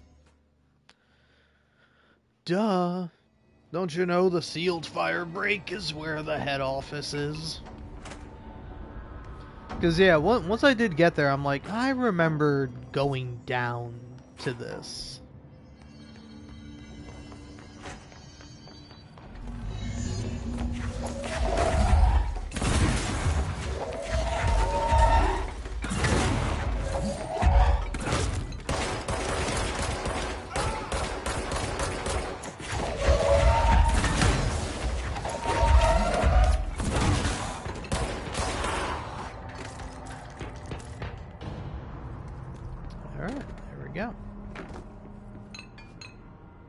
A helmet for a head. Is that what the prisoner meant? I guess there's only one way to find out.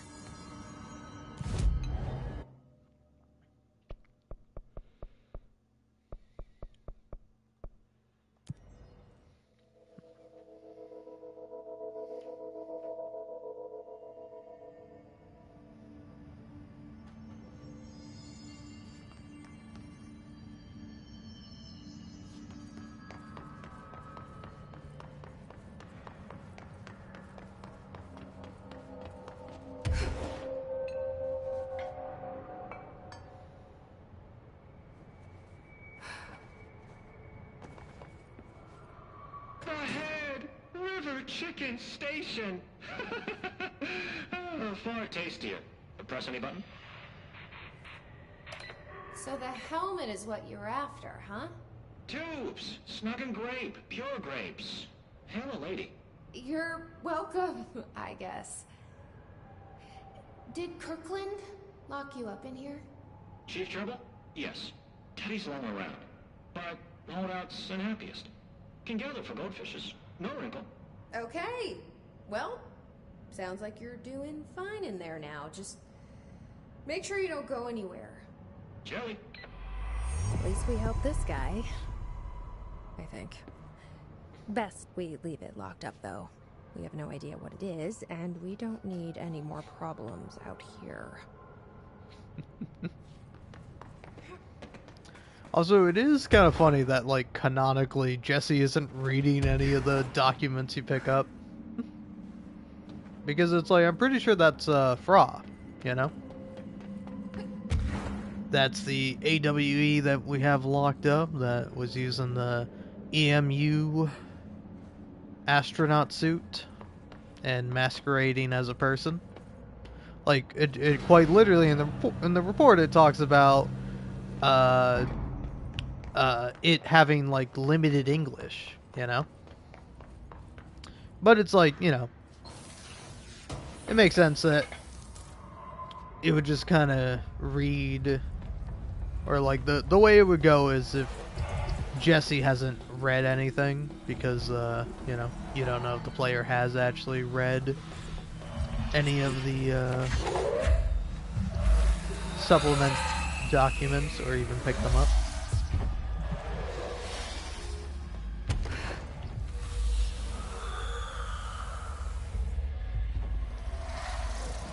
Alright.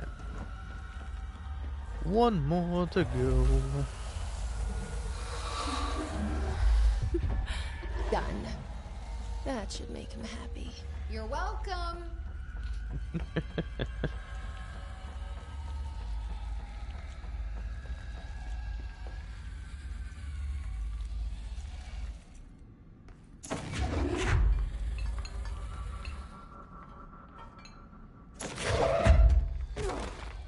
Ow.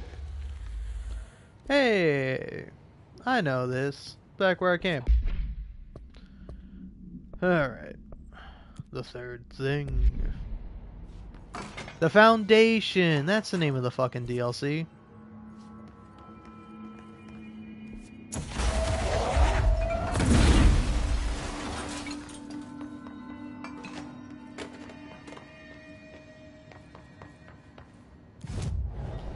While I'm here.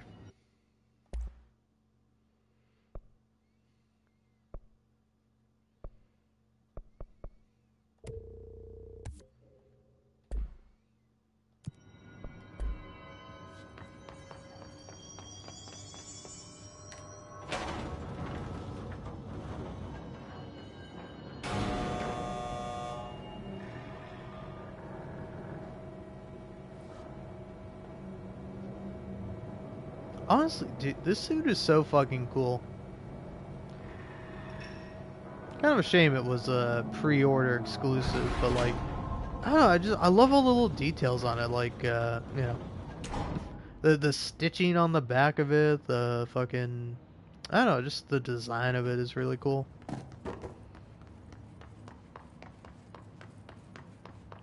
And then, I don't know, also I feel like people would probably nowadays refer to this as like a gooner skin, just because it shows off, you know.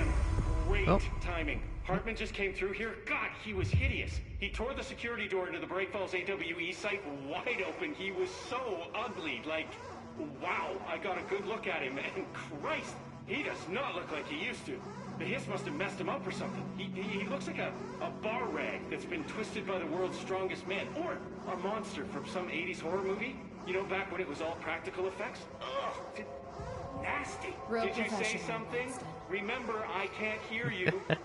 Never mind, just go after Hartman. Ah, so disgusting. That's pretty cute. Oh. But yeah, anyway, as I was saying, it's like, again, I think some people would be like, oh yeah, it's a gooner skin because it shows off, you know, Jesse's behind. And it's like, I don't know what to tell you, man. It's like, one day you will be an adult and you will be able to not only be able to bear witness to somebody's fine ass, but you'll look at it and you'll think nothing of it. Or mayhaps not, I don't know. Because I mean, I do see it and I go, oh man, that's great. But then also, that's an inside thought. That's not something you have to share out loud. Oh.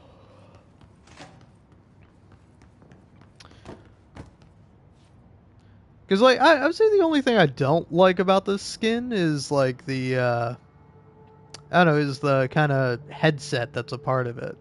Like, I don't mind the back of it. The back of it looks fucking sick with, like, the wires and the metal. That's all cool. But then, I don't know, I'm not a big fan of, like, the circular kind of... what would that be? Like, what's, like, headphone material made out of? That's kind of what I assume that stuff is made out of, you know? But it's like, it's, yeah, I don't know, I've seen that stuff when, you know, you're hooking up a machine to your brain. You get those things. So, like, I think it makes sense for the outfit. I just think it looks a little jarring, like, could have been done a little better, but other than that, it's a really cool outfit. And plus, I like that it gives Jesse, like, a different hairstyle. Which I do like. It's not really in style anymore, but I kind of like the, I don't know, what is it? Is it an undercut? Or like a half cut or something? I don't know. I'm sure there's a specific name for it, but I don't know what it is. Oh. I've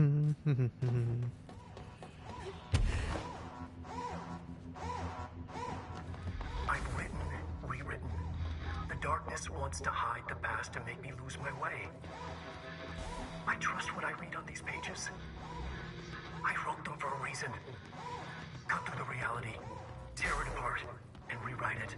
Ah, there we go. They are drawn to the mystery. It's like, where am I supposed to be seeing the cool visual for this? I thought I had missed it, but no. I just hadn't gotten close enough. Alright. I think now it's time for two things. One, let's take a look at that full video. Because, like, I think this is also a really neat thing, too. Is that it's like, you get, like, little hints of these, but then you can actually go take a look at them, and it's like they're much more fleshed out and longer than like, the little kind of preview you get. I've written and rewritten. Deconstructed, reconstructed. Experimented with different voices. Changed the style, changed myself. Forgotten the language, relearned the language. Have I been here before? Gone down this path before? The darkness wants to hide the past to make me lose my way. must know where you've been to know where you're going. I trust what I read on these pages. I wrote them for a reason. My notes to myself. The only way to make progress, recap, then write more. The style then. Lose the fat. Make it clear. Ugly. Functional. Present. Be blunt. Only the brutal truth. Cut through the reality, tear it apart, rewrite it. Be clever, make them do the work, form the image in their minds. They make it, you just imply. Incept. They're drawn to the mystery, obsessed. You set it up, they put it together. Their interpretation, and there's only one because you give them no choice. And they believe in it. Because it's theirs now.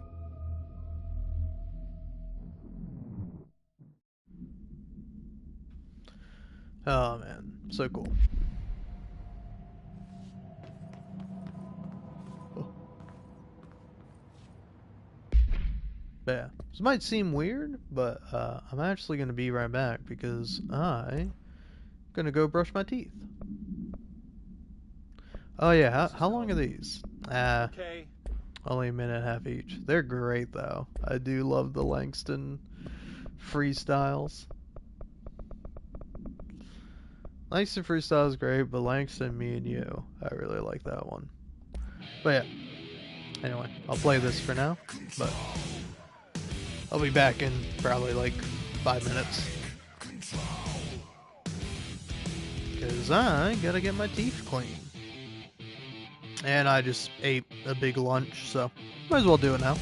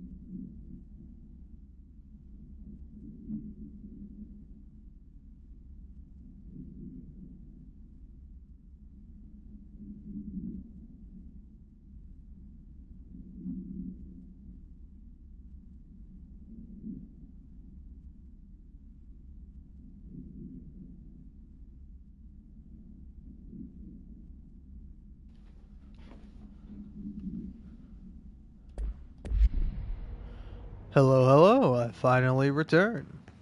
And let me tell you, man, alright? I don't know, to me there's something incredibly satisfying about doing like a full clean of your mouth. Because I flossed, then, because I feel free to disagree with me on the order for this. Because, like, I will switch it up on occasion. But usually for me, the order is I floss first, and then I'll usually, like, brush my teeth, and then use mouthwash. But I've heard apparently you should, use mouthwash second, and then brush your teeth. Because, you know, you want all that good stuff that's on your toothpaste to stay on your teeth and not wash it away with, the mouthwash. But yeah. Using, just a regular floss, or like whatever leading brand of floss it is, I don't even remember. And then the fucking Listerine. I was not using Listerine originally. I was using like some Crest stuff before, but like Listerine is pretty good. It burns and it's intense, but that's what makes it so damn good. So Listerine, and then whatever fucking toothpaste I have. I don't remember what it is. But, you know, it's the one that's got all the bells and whistles on it. Teeth whitening, cavity prevention, you know, plaque remover. You know, stuff toothpaste should be doing. Oh, but afterwards it feels great, man. Like having just a fully clean mouth, fucking rules. I thoroughly enjoy it.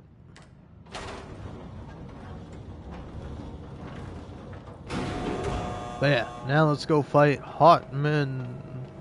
I'm gonna rip his heart out. I'm gonna do it. I'm gonna take his heart. I'm gonna rip it out, and I'm gonna throw it at him. Let's go take care of it. All right.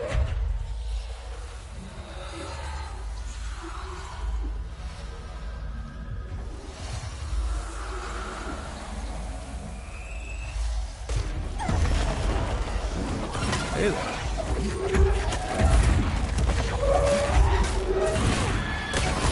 Ah, of course it's you.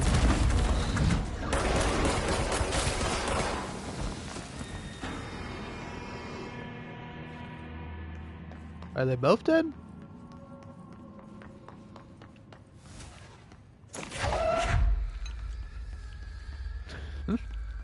Guess they're both dead. Did that guy alone do all that damage to me, or I thought it was one of those invisible hiss guys? One of the distorted hiss, I think they're called.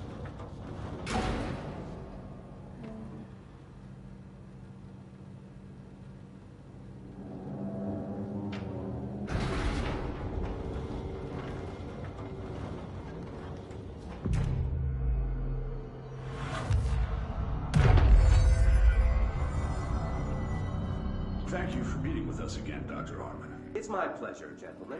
I hope the information I provided thus far has been of some small use.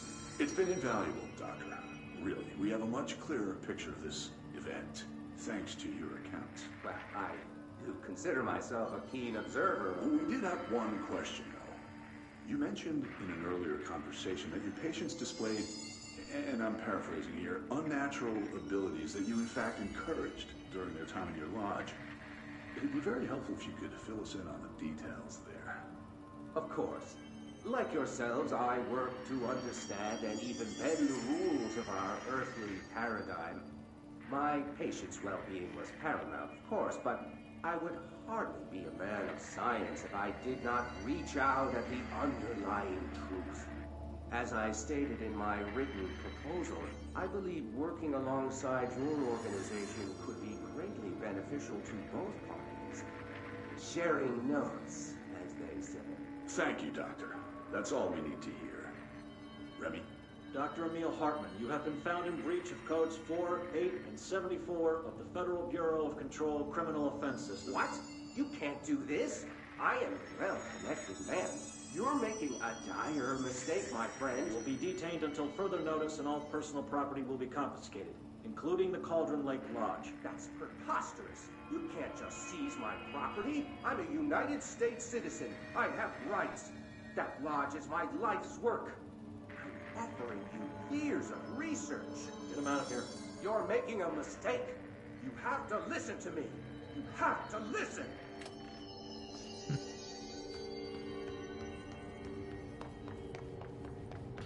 Well, ain't that fun? Ho ho ho! The old classic.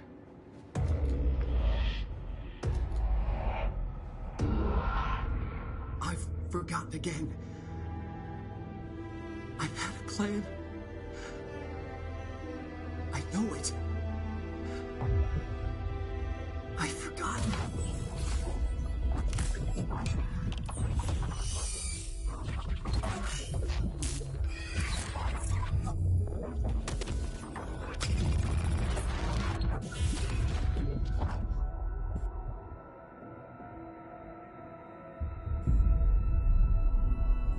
He's coming.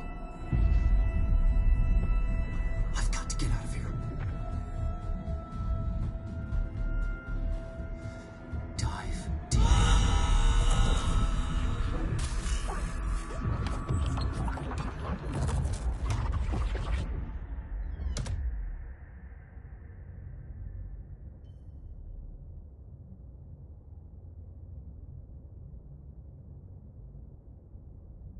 Whatever is going on with Wake, he clearly needs some help.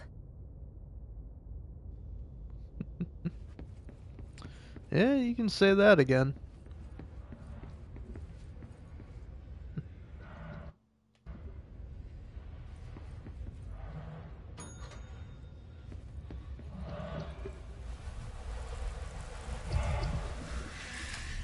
I do really think it is so cool, like, just how much is foreshadowed in this game. And, like, I don't know, you don't even really realize it until after you've like, played the next game in the series.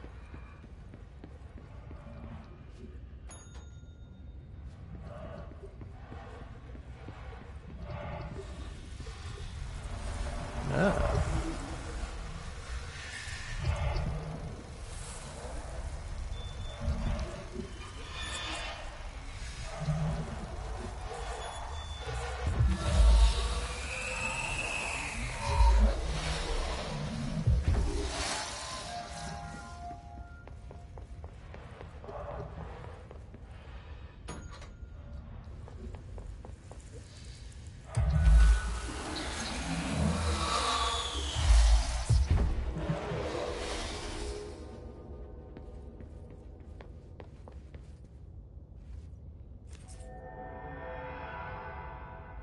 Going mad.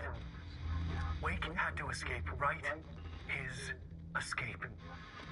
Wake needed a hero. A hero needed a crisis. For the part in the story about the government agency, Wake needed something special. Something to convey an alien force mimicking human intelligence.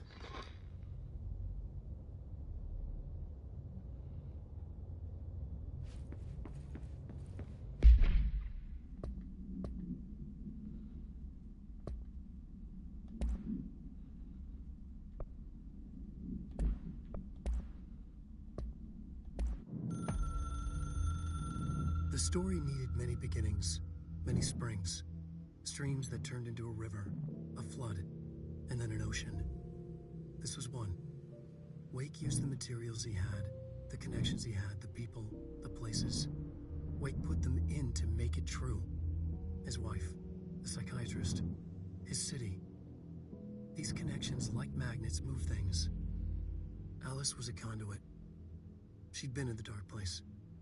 The thing that had been Hartman sensed her near, sensed Wake through her. Went berserk, broke loose. Wake made sure Alice was already gone by then. Safe. The more springs, the more the story became real. The more people believed. Cause and effect. It was extremely delicate and hard work. It had to go through the path of least resistance where success was most likely. Where there was a connection already. Wake felt the pressure grow in his head, going mad. Wake had to escape. Right. His escape. He was already out. He wanted to make it true. Wake needed a hero. A hero needed a crisis.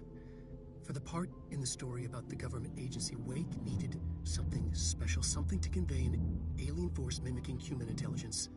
Something that can't be translated. Translated. Wake channeled Burroughs and Bowie. He cut up sentences and words. Orange peel. You are home. Insane. He put them in a shoebox. He pulled out the words. Wake created a Dadaist poem. He'd try anything once. Or had he tried this before?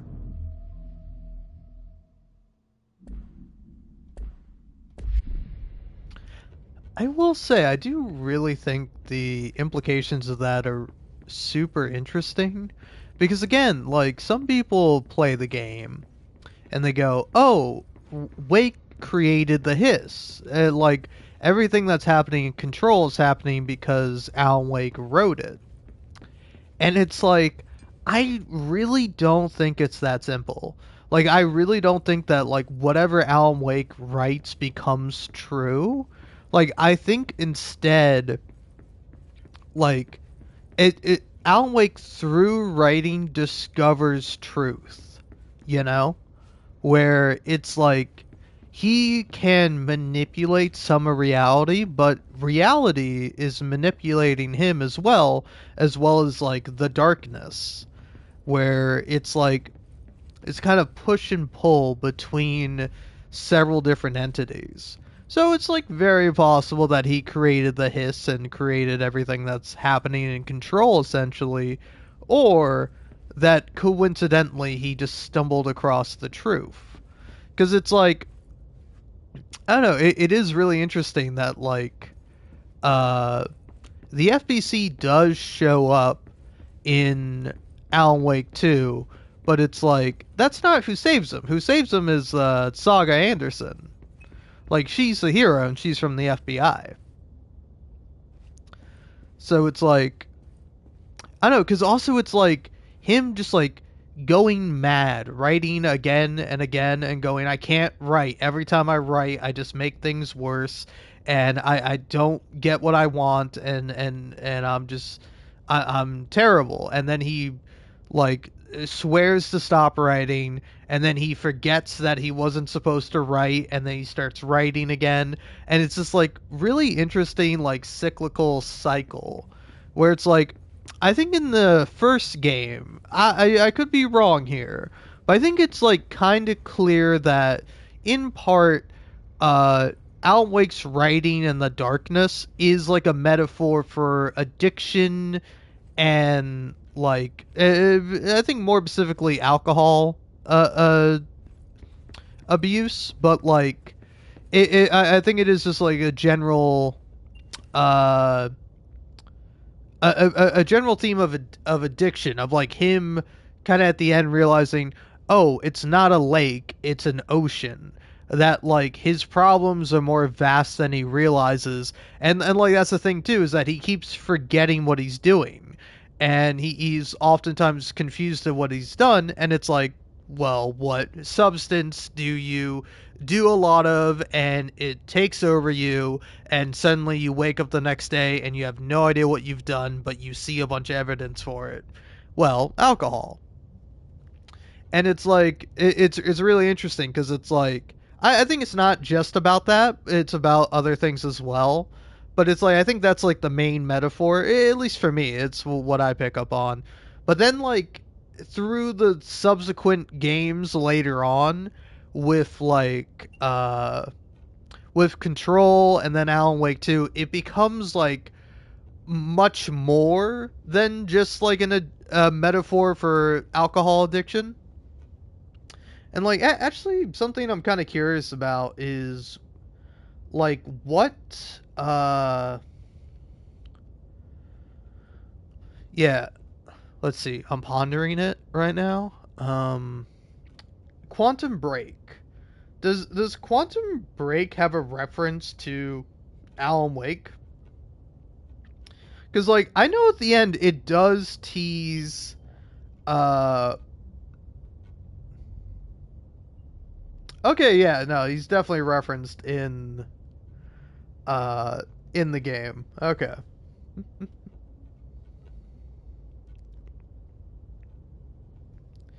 But yeah, it's like, fuck, I completely lost my train of thought.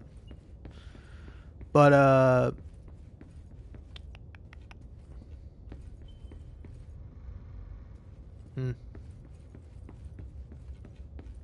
oh yeah, I don't know. I think it's a really interesting idea what they're doing with Alan Wake, and it's like I have no idea how, if, and when they're ever gonna fucking resolve it. You know, like is Alan Wake 3 going to be like the last game? I don't know, but I'm very curious to find out. But it's like, yeah, I don't know. I think it's a really fascinating idea to like have all these different kind of disparate stories all connected. But again, I think it is like a little bit of a cop out of like, oh, none of this is real. Instead, like Alan Wake just wrote all of this, because I think also like something specifically with like Jesse, and like it's mentioned at the FBC that like para-utilitarians aren't like affected by reality shifts and changes. So like Jesse remembers Thomas Zane as being a poet. Like she remembers Thomas Zane being a poet and even knows one of his poems that like has a lot of meaning to her. And like when she brings this up to like her therapist or her alleged therapist, I don't know if the therapist is like a real therapist or like a plant by the FBC to like monitor Jesse, because like irregardless, she is illegally recording Jesse's therapy session. I mean, is it legal for a therapist to record your therapy session? Because I feel like it's certainly unethical. But like what when Jesse brings up Thomas Zane the poet, her therapist corrects her and is like, no, Thomas Zane is actually a filmmaker who came to America in the 60s and ended up making films. And like you see that in Alan Wake 2, but it's like the truth is that Thomas Zane was originally a poet, and it's like it's also like, is Thomas Zane Alan Wake? Or like, is Alan Wake Thomas Zane? Like, by writing and going through the same like process as Thomas Zane, does Alan Wake become him? Or it's like, or was Alan Wake made up by Thomas Zane to get out of like this darkness? I don't know. It's really fucking interesting and fascinating, and it's like, I just you're not gonna know. You're not gonna have the full picture until the story's done. It's probably gonna be like fucking 10 years until the story's done. But I'll be waiting. I'll be fucking 30 plus goddamn years old, and I'll be like, oh sweet man, finally Alan Wake 3. I can figure out what the fuck is happening, and then I beat Alan Wake 3, and I'm like, fuck, I still don't know what's happening. I gotta wait until they fucking put out the update that gives you New Game Plus that reveals all the answers. Fuck!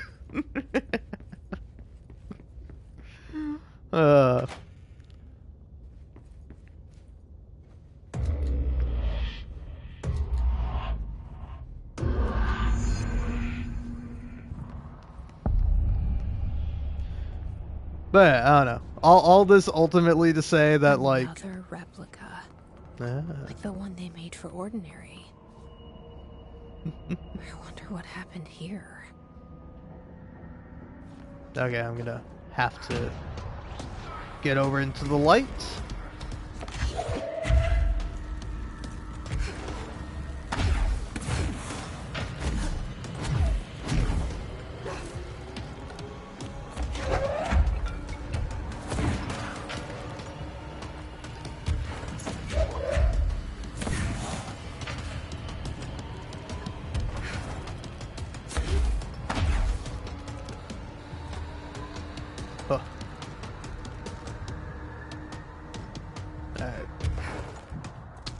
Is that all the power? I think it is. Yeah, there we go. Hit it.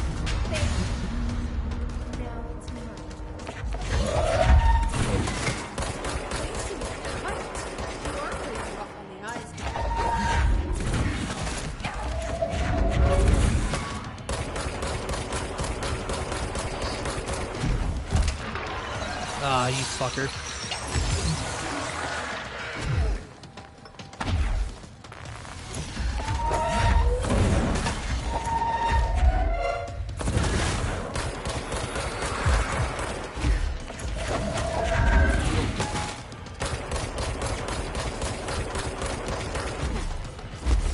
Yeah, also a little detail I'm kind of realizing that I didn't really think about playing Alan Wake 2 is that in Alan Wake 2, the Taken, as they're called,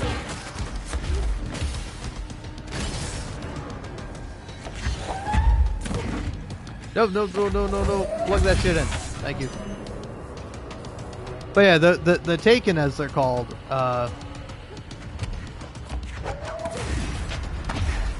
they actually, they have like red weak spots on them. Which kind of makes me think that like the Taken in Alan Wake 2 are being affected by the hiss. Because like, even at the end of Control, like the hiss are still around. Like they never fully contain the hiss, and now with the trailers for Control Resonance out, it's like we also know that the plug that in. That like the hiss is spread like outside completely. Oh yeah, shit. I don't have any juice.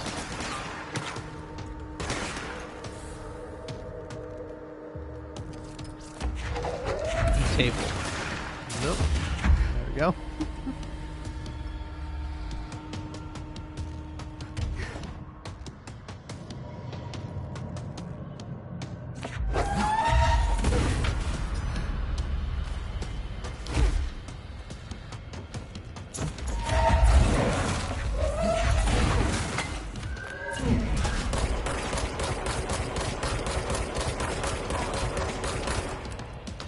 In for it.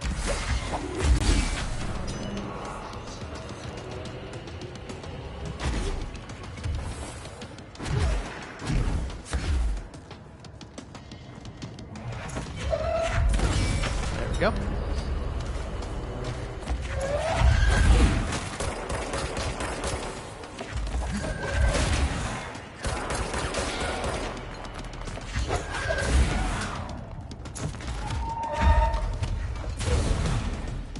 God, every time, man. Why are you such a jerk?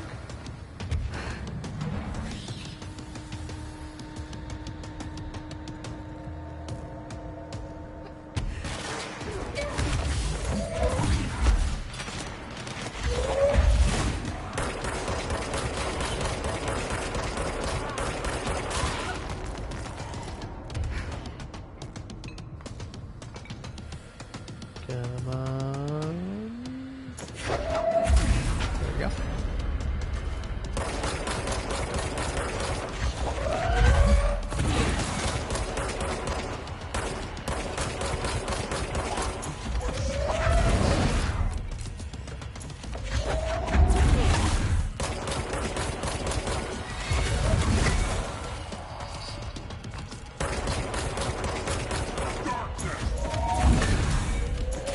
Don't you do it. No more darkness. I've had enough of your fucking darkness, Mr. Hartman. It's too dark for me. Too scary.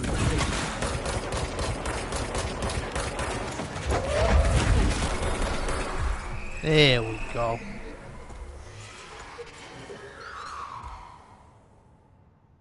Hartman won't be a problem anymore, Langston. But investigations need someone to run it. Interested? I've seen what happens to sector heads, ma'am. No, thank you.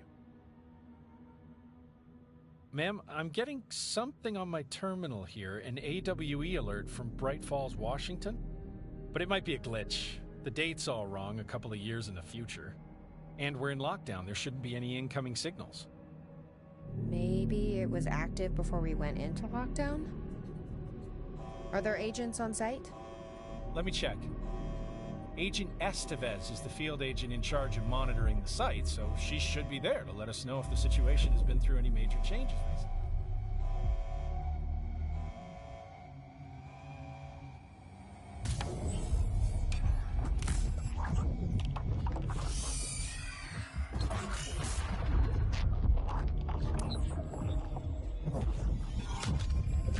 Things set in motion. If the alarm's true, then so is the reason for the alarm. The effect must follow the cause. It's happening again. I'll return.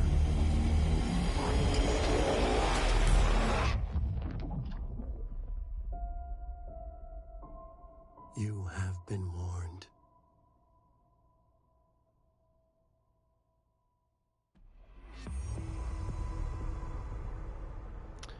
Well, thanks, Alan.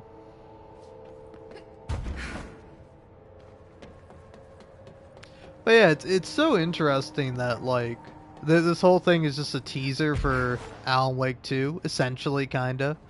But, like, I don't know, I think it works perfectly well on its own. And, like, it is fucking so interesting. Because, again, it's like, I think one of the strengths of, like, Remedy's games is that they are a little reluctant to give you all the answers, you know? Like, say for example, there's a bunch of things that we still really don't know about Control and like what even happened with the events technically.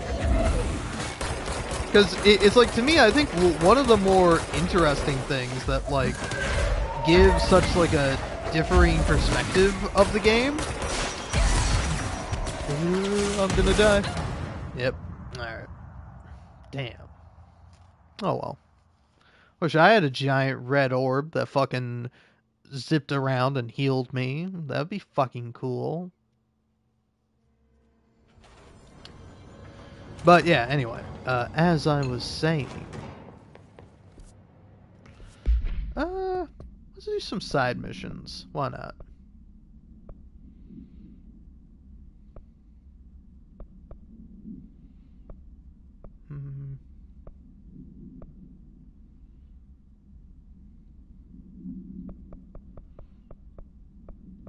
I don't really want to do many of these. I guess I'll do this one.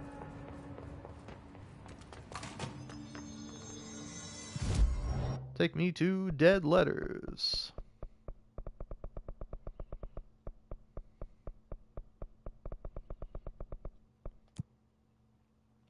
But yeah, oh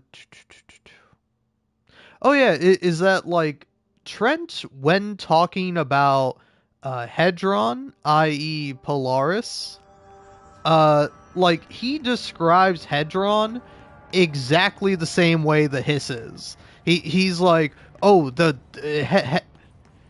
Hedron is affecting every one of the agents. They're becoming not human. They're being turned. And, like, I don't know, I think it's a really interesting thing where it's like, maybe Hedron and the Hiss are one and the same. Much like how Dylan and Jesse might be one and the same. They might be, like, the same person. You know? Because at one point, Dylan, when talking about his dreams, quote unquote, he says that he had a dream that he was this girl who grew up in Ordinary named Jessie Dylan Faden.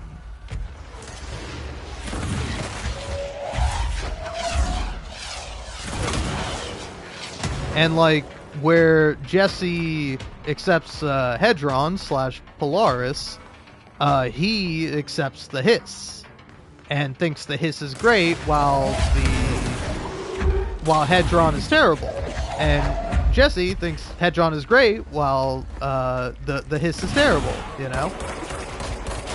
Where it's like they're kind of like one-to-one parallels of each other. And it's like, I don't know, I'm so interested to see how Control 2 is going to tackle it.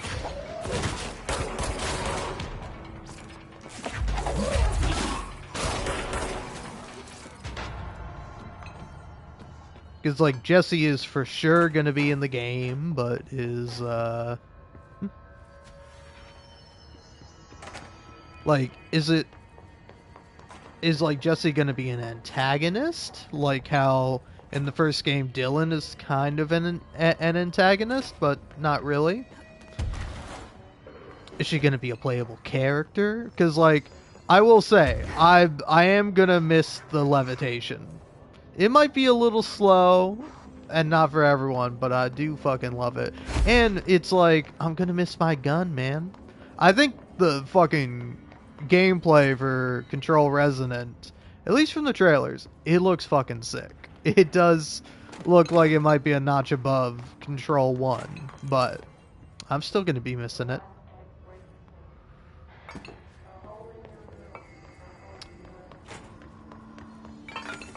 Alright, where are these damn moving letters?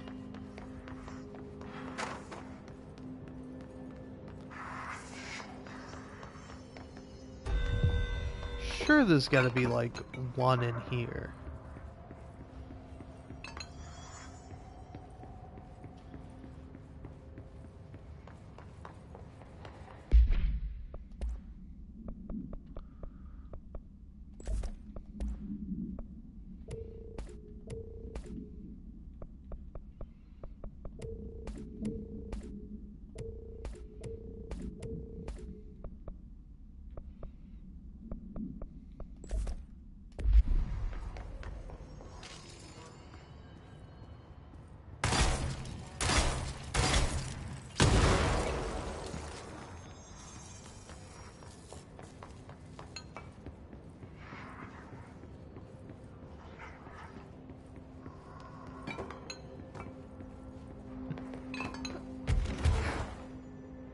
Cannot for the life of me find any more of these fucking letters.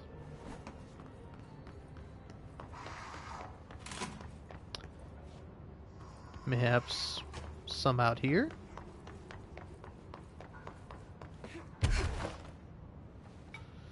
I don't see any though.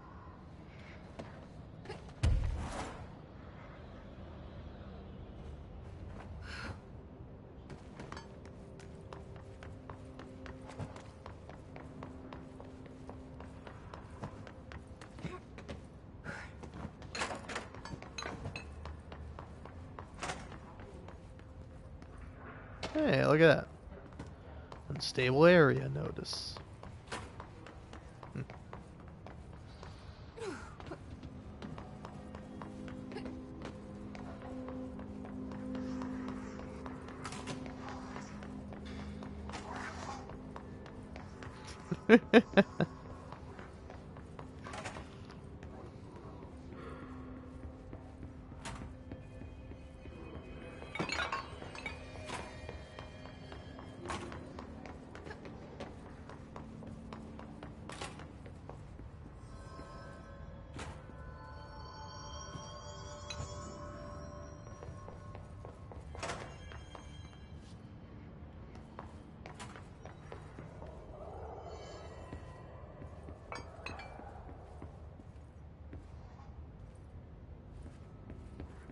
I am losing my fucking mind here.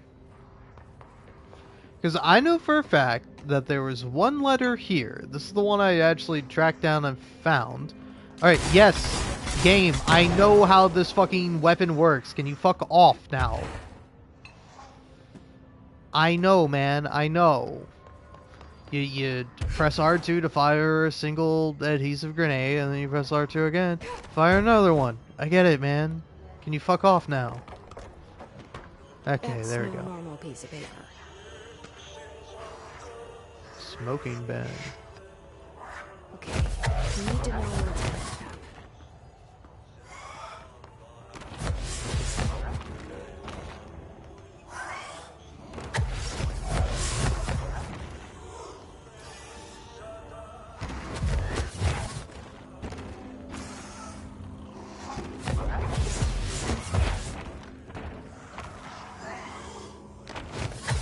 Oh, come on, I had you.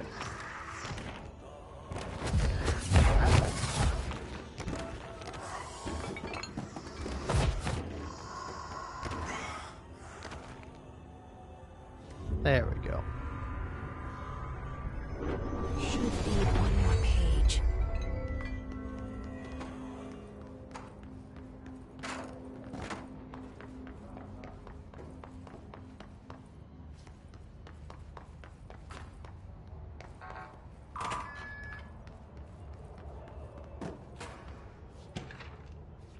White kitchen.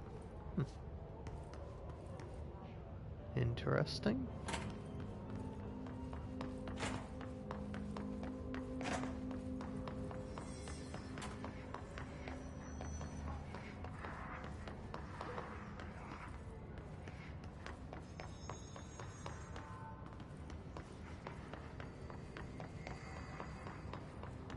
It's also kind of crazy just how much you forget. Like, I did forget that there was a whole extra couple of levels to Dead Letters.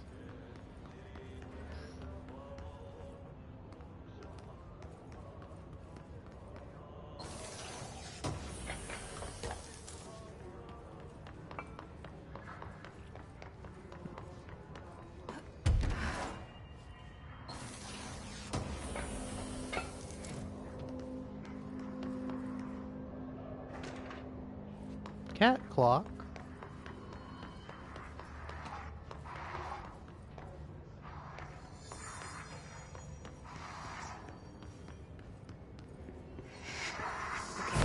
Need to know where it's gonna end up.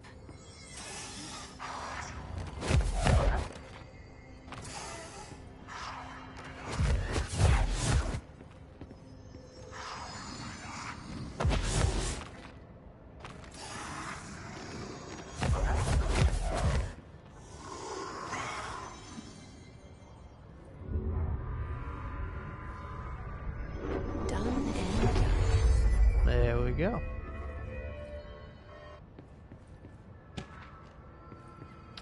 Our whereabouts.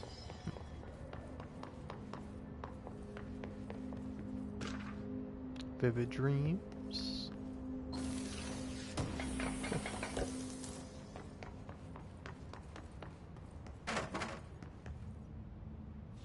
Ah.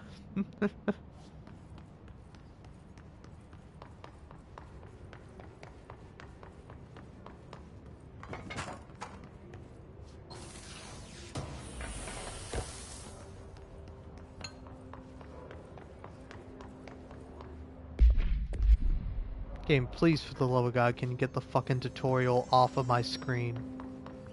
It's fucking killing me.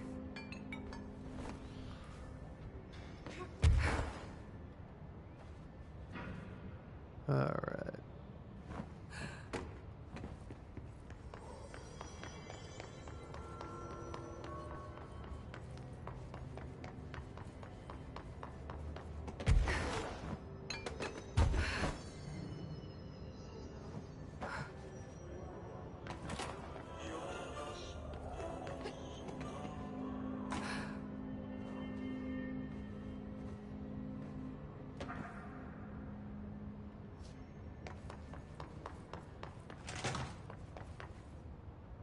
No, not the cafeteria.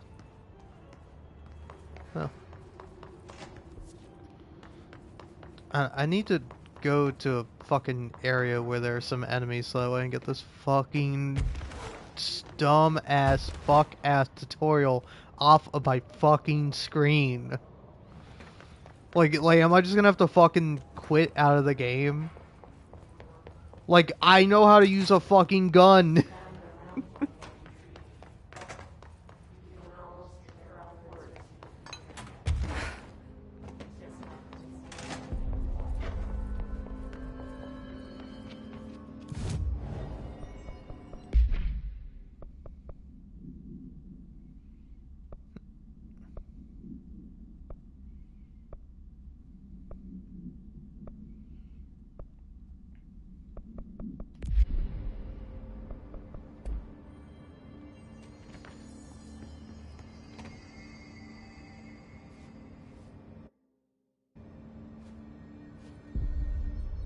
I don't think I ever told you this, but I was actually on the path to being a ranger once. Did the whole boot camp thing. Even got rookie status. Anyway, not the point. My old ranger squad was a great bunch. There was 6 plus me. Remus, Hazard, Cho, Guy, Hepton, Stoll, and Thompson. They were supposed to get back from an expedition yesterday. We had beers and wings planned.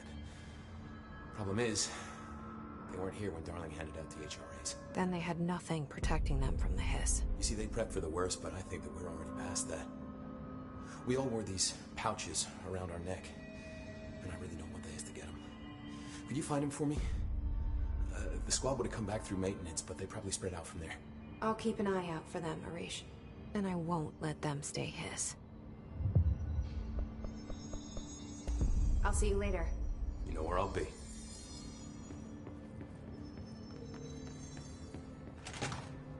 Welcome back, Jesse.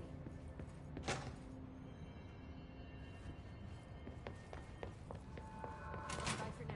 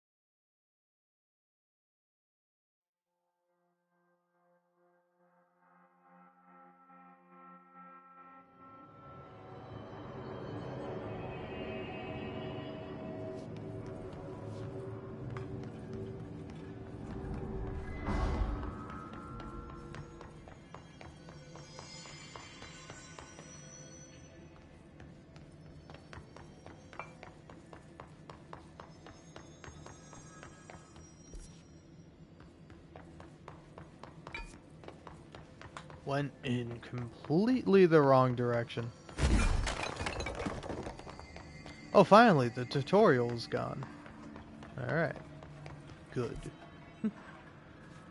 Yeah. Through the clocks.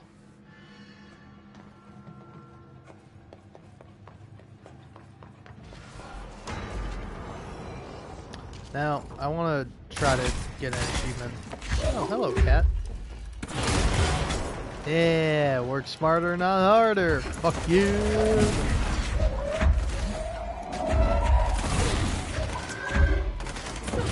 That's an altered item.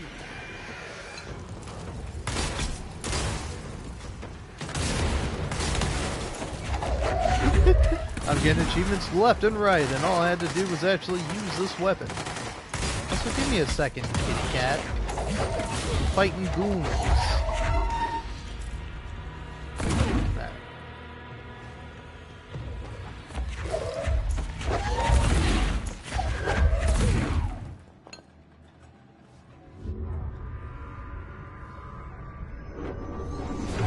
Wasn't so bad. Yeah, that was easy. Alrighty tidy.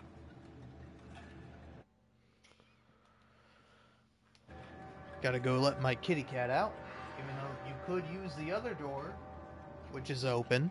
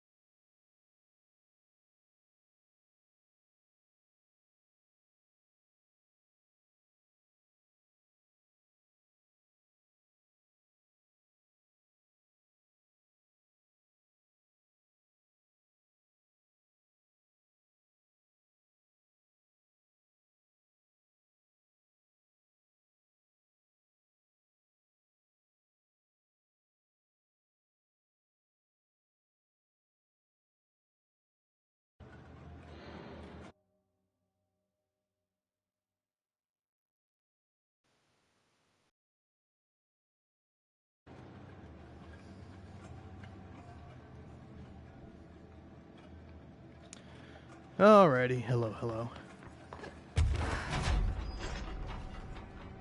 Oh. Sorry about being gone for so long. Oh. But I was busy.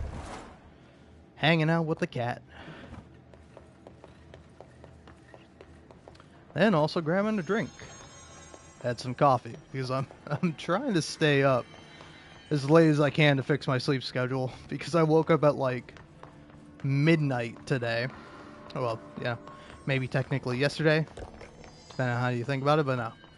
Woke up at midnight today, so I'm trying to like stay up to like, ideally like, I don't know, what time is it now? Ideally like 8 p.m. or even 10 if I could really push it. So that way I'm waking up at a more reasonable time, like, you know, 6 a.m. or 8 a.m., all depending. Because, like, yeah, if I go to sleep at, like, 8 p.m., I will probably be waking up at, like, 4 a.m. Because I tend to sleep for, like, 6 hours.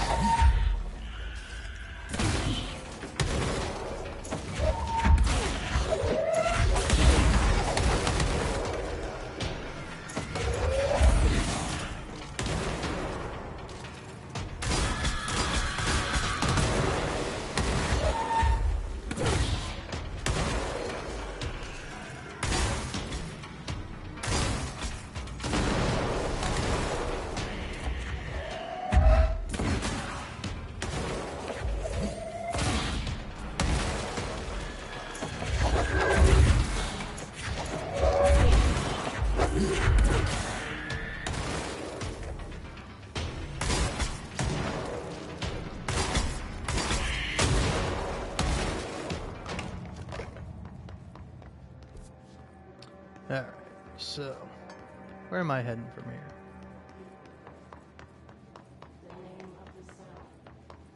Alright, heading towards security, so that way I can go to the medical wing, and then heading to the Panopticon.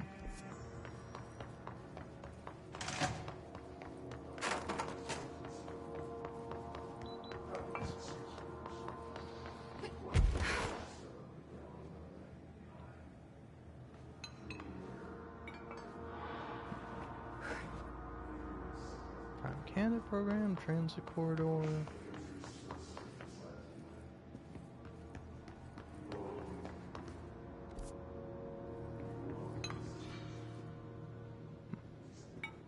Oh, yeah. You get into the medical wing, not this way, but this way.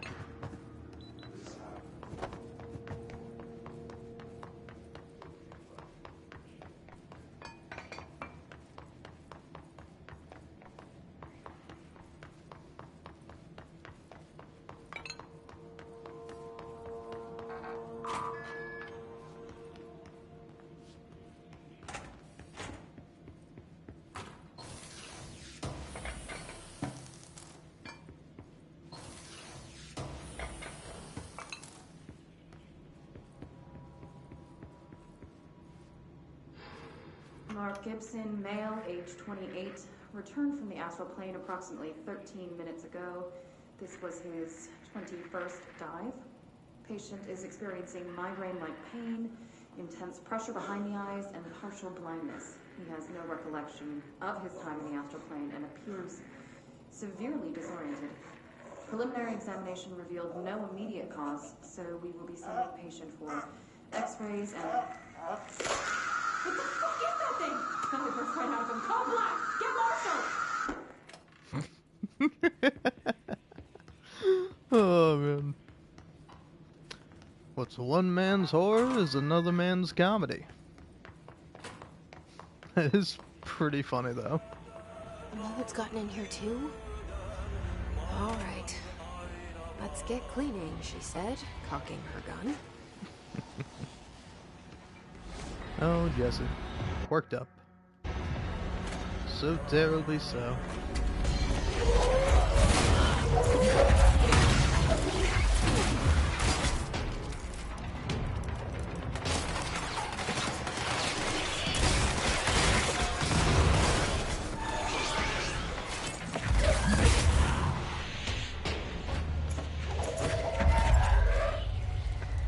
Is that a real guy? What is that?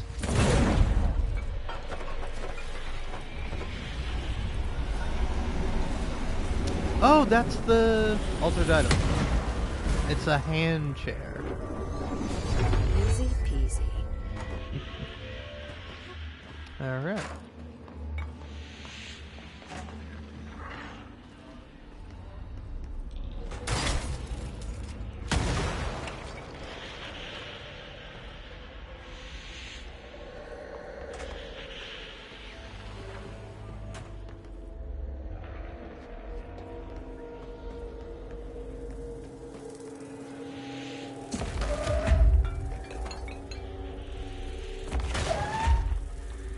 What the fuck is this?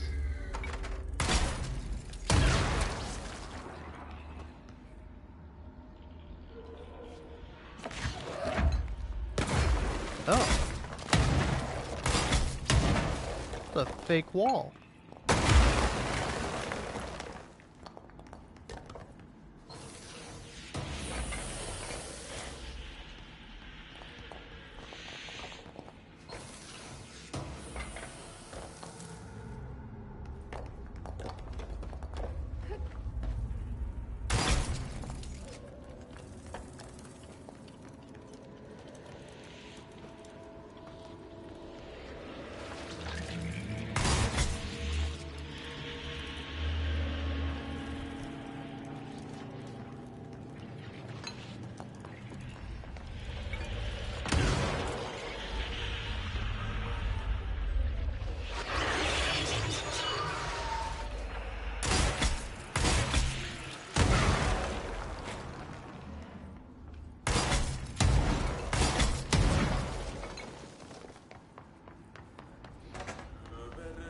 Okay.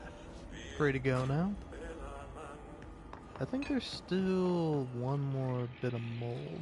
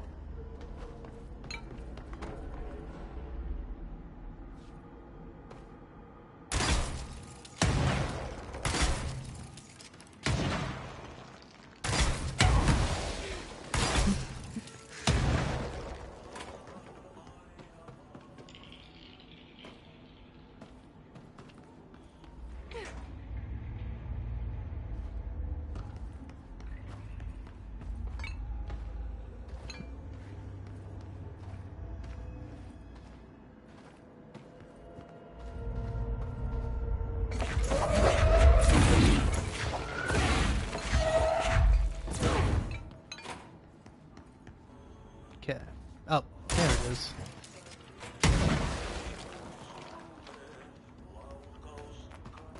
And there's still more, of course. Huh.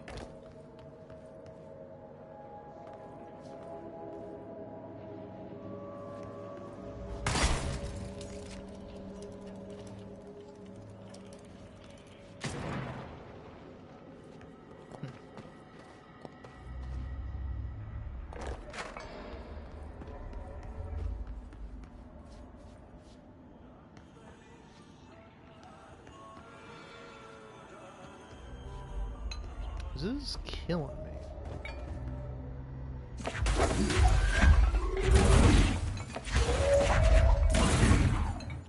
I'm gonna leave and come back.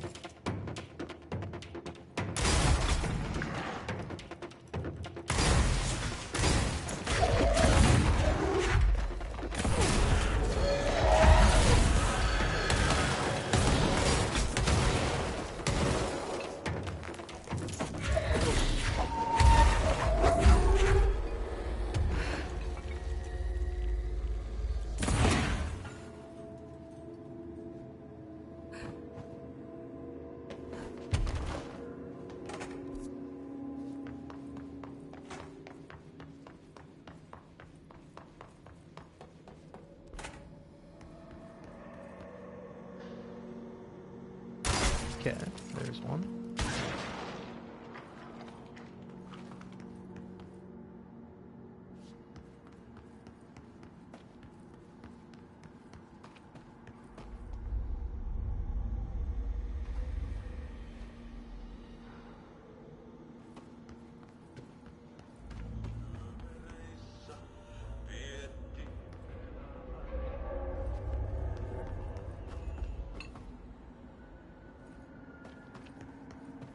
Come on, man, this is killing me.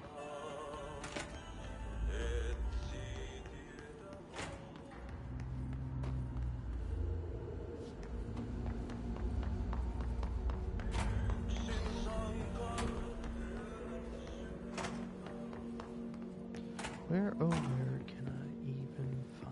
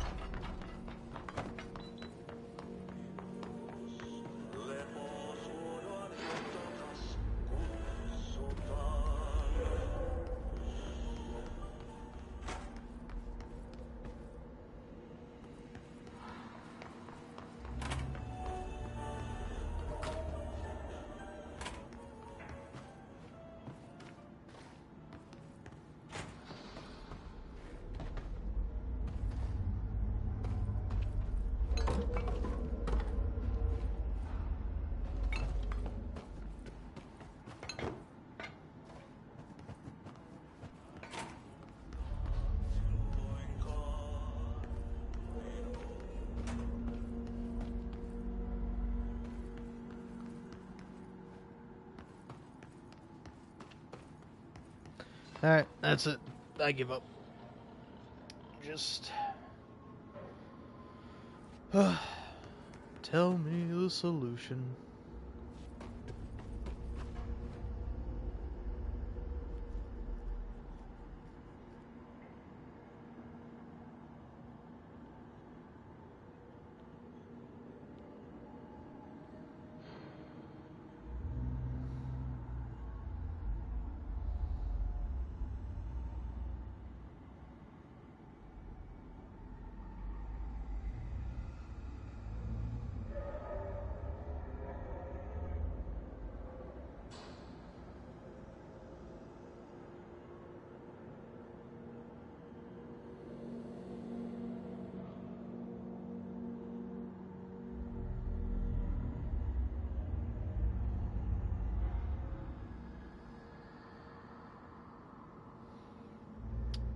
Okay.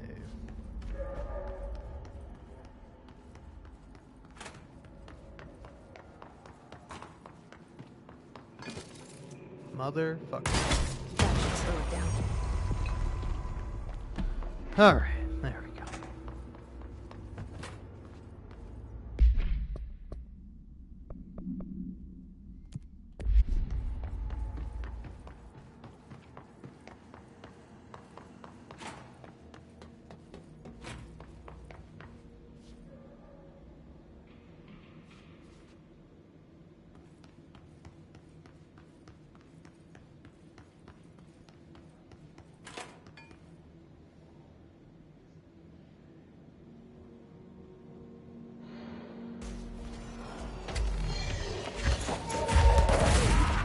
I don't know. You guys can buzz off.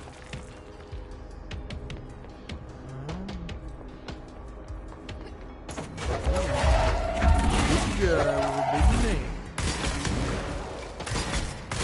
Mr. Guy.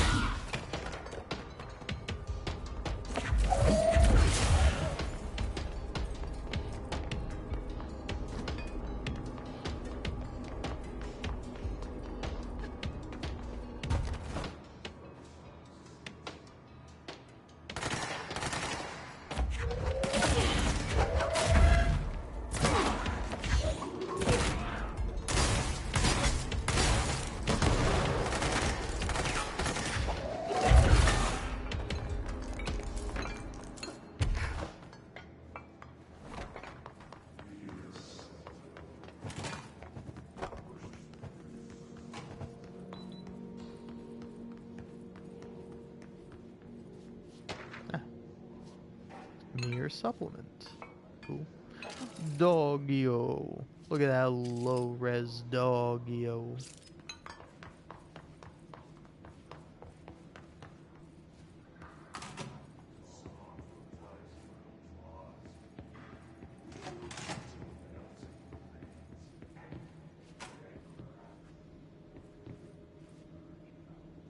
Oh, you can't, like, shoot this place up. That's interesting.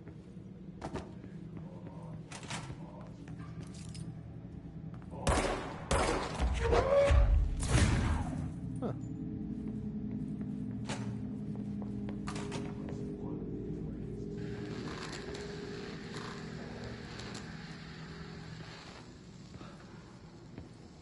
Ordinary. So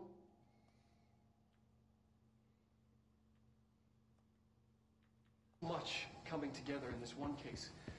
A new object of power, something we have not seen before. I mean, coming from me, that's saying something. And the boy, Dylan Faden.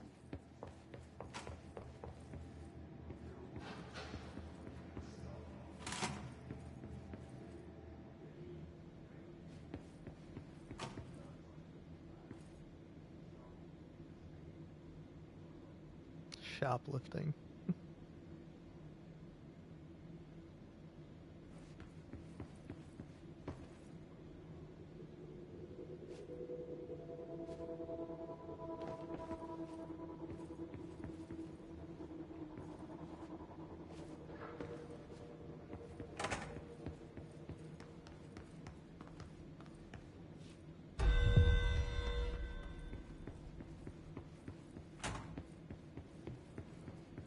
Just trying to make sure I'm not missing anything here. Which I don't think I am, but still. Never hurts to double, triple, quadruple check.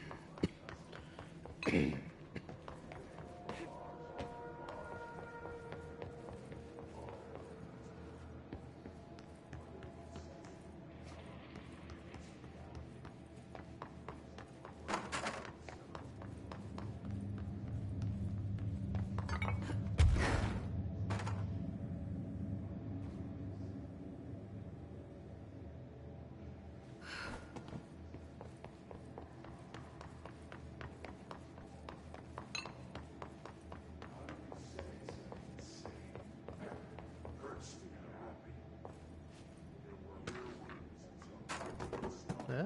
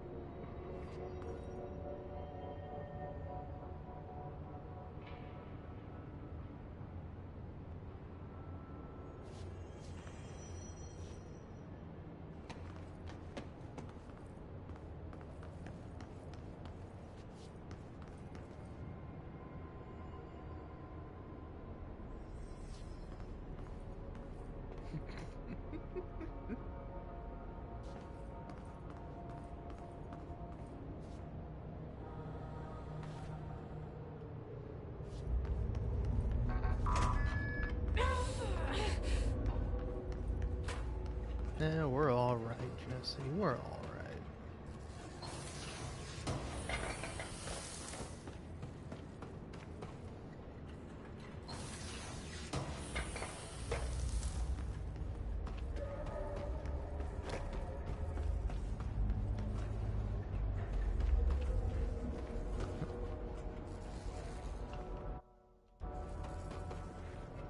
Okay.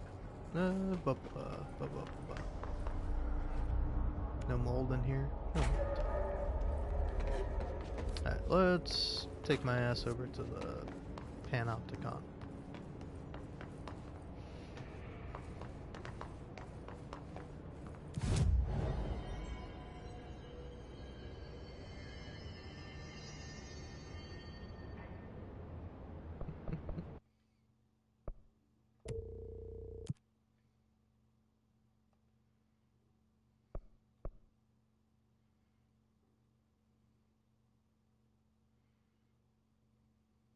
Eliminate/go play.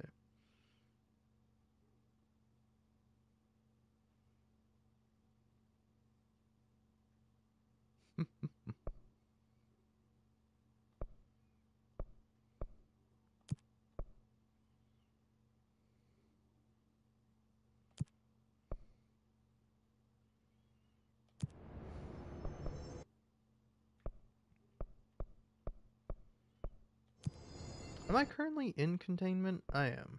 Okay.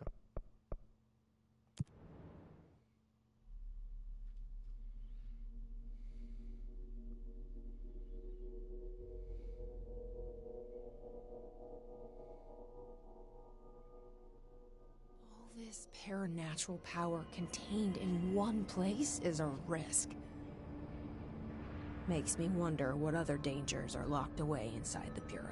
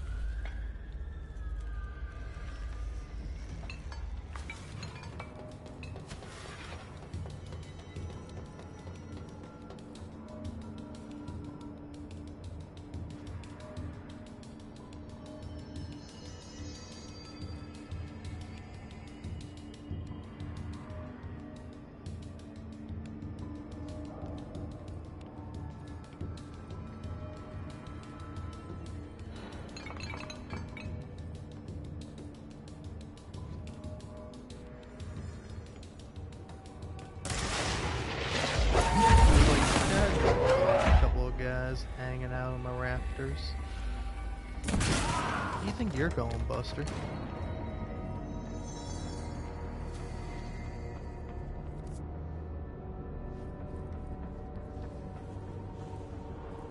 What is that mystery room? Guess I ought to find out.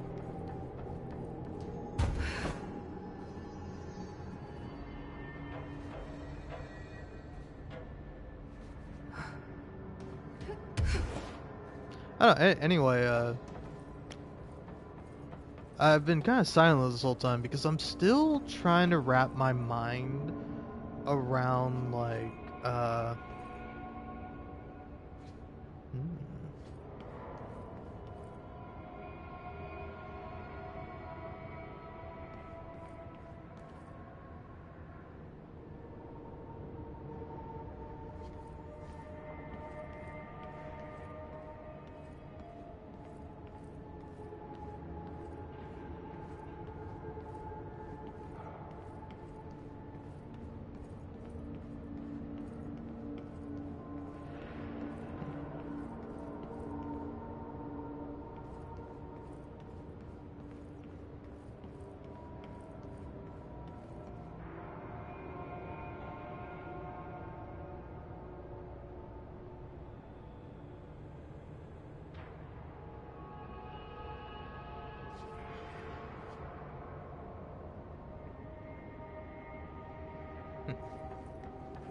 hey, Christmas tree. Christmas tree, oh Christmas tree, how I love a Christmas tree.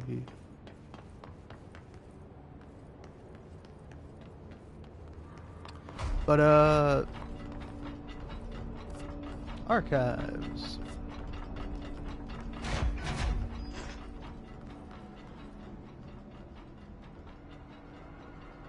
Let me.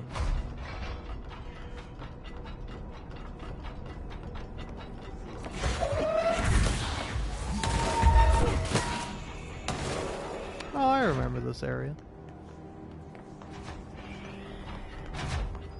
But yeah, no, ooh, okay. Give me this.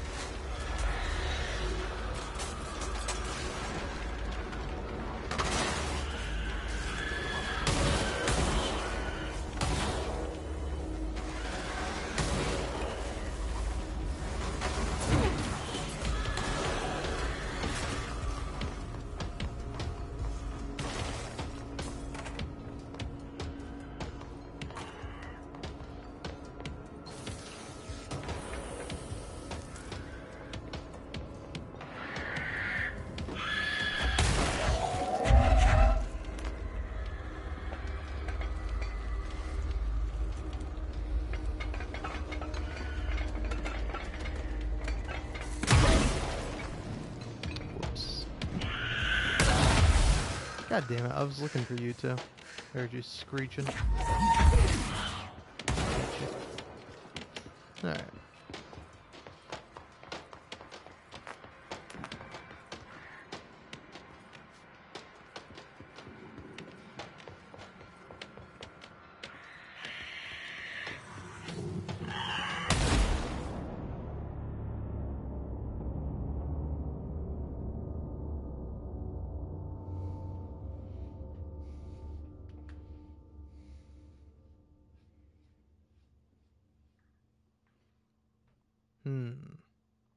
I don't know. I just keep pondering this idea of like, again, I don't know. I think to me the interesting part about the question of you, because like I don't know. I'm trying to understand the thesis of it. Is it like you can't say that Christmas is a secular holiday because it proposes that Christianity is the status quo, and then also it's like if you were to do that with other religious holidays to insist that they were secular, you would sound insane. And it's like I think to me at least it's like, well, Christmas is originally like a religious holiday, but it's like it can be secular. Not that it like has to be secular or it always is secular, but like I think oftentimes for a lot of people it is. And so it's like if you have a holiday that can and sometimes is that can be and sometimes is secular for like a lot of people, like why is that a problem? Like, why do you take umbrage with that fact? Because, like, to me, I think I think my problem is that it's like I see where you're coming from with that, but then it's like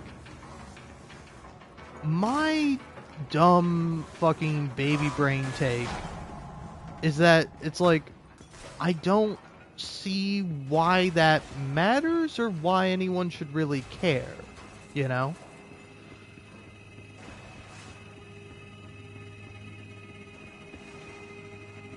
Because, like, I don't know, again, I was, like, reading through some of the replies, and, like, people talking about how people would get upset that they don't celebrate Christmas. I think that is, like, annoying and a little insane.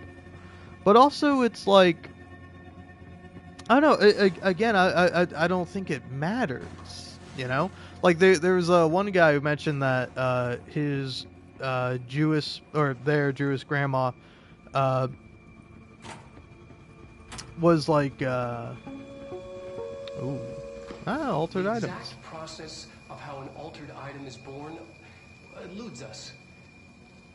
We find them in the aftermath of altered world events. They take the form of everyday objects, ever present in our lives, constantly evoked in the thoughts of millions of people, now infused with unpredictable energies. They're altered. The superstitious would call them cursed. Now, are altered items sentient? Not quite. They're often fixated, programmed almost to cause certain events to happen over and over again. While generally less potent than objects of power, they are not able to be controlled. Left unchecked, they can be highly dangerous. To study altered items, we contain them in Panopticon.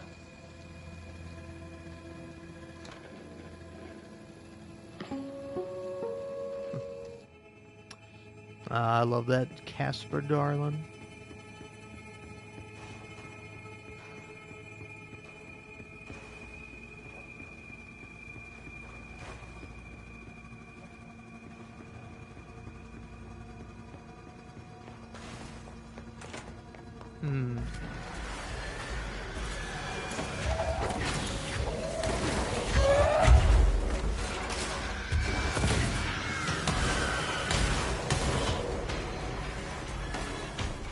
All right, I will say I've been pondering it for like a minute, and I think I do finally get it now.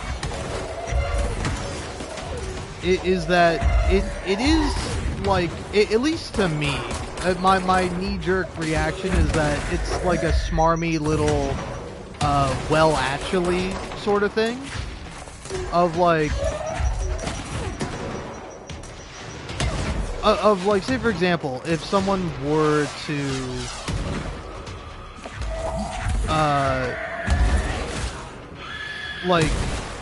like say to me like, hey, why do you celebrate Christmas? You're not a Christian. I would be like, well, for me it's not a Christian holiday. Like it has absolutely nothing to do with Christ. Maybe if we called it Christmas, I would be like, well, yeah, okay, that is a little bit more to do with Jesus.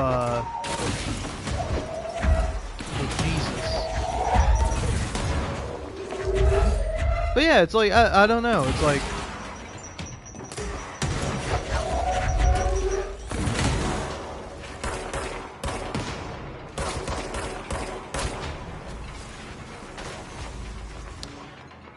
I don't know, I think I'm kind of thinking about it in terms of like, how would we define the year? Like, is you saying that, like, oh, shush. Like, if you say that, like, oh, it's the year 2025, it's like, is that a religious year? Like, because, you know, we have, at least in Western society, we have BC and AD. BC meaning before Christ, and then AD meaning after death, the death of Christ. Allegedly, you know, again, supposedly, if you want to believe the tall tales. But like that is what it is. But it's like, I think it would be, I don't know, it's a little... Because it's like, yeah, it is a Christian thing, and it does tie into Christian homogeny, or hegemony, or however you want to say it. And it's like, I don't know, in that case, it's like,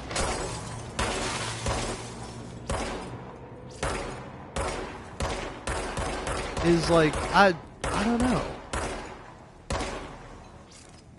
Because in my mind, it's like, well, I have two options now. Either I stop celebrating Christmas, or I really delude myself into thinking it's not a Christian holiday, which I don't think I'm deluding myself when I say, for a lot of people, and for a significant amount of people, it is not a religious holiday, you know?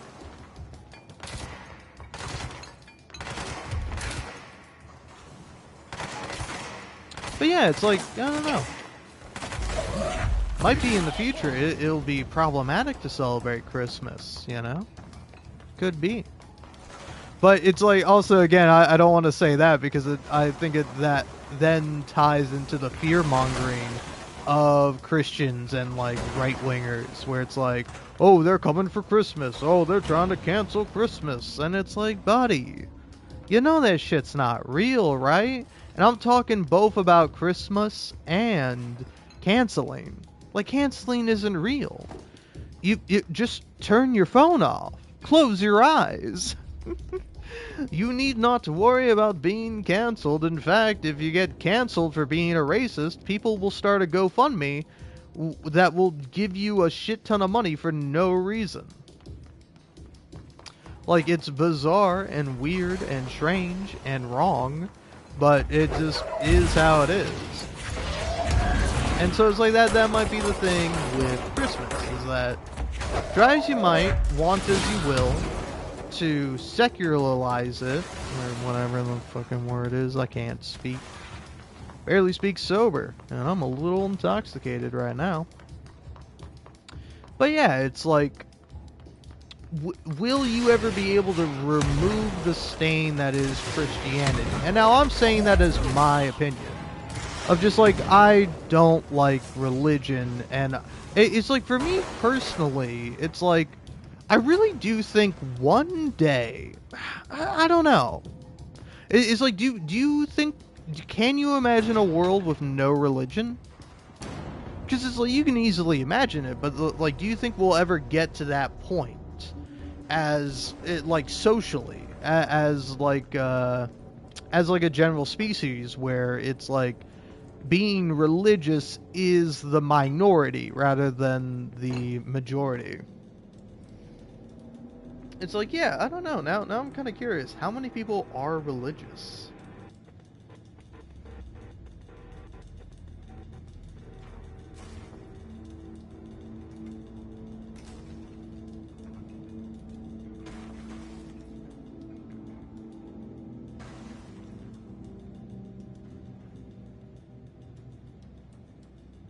Yeah, I'm not looking for actual extensive research that would teach me something. I just want a damn number. Alright. Let's see.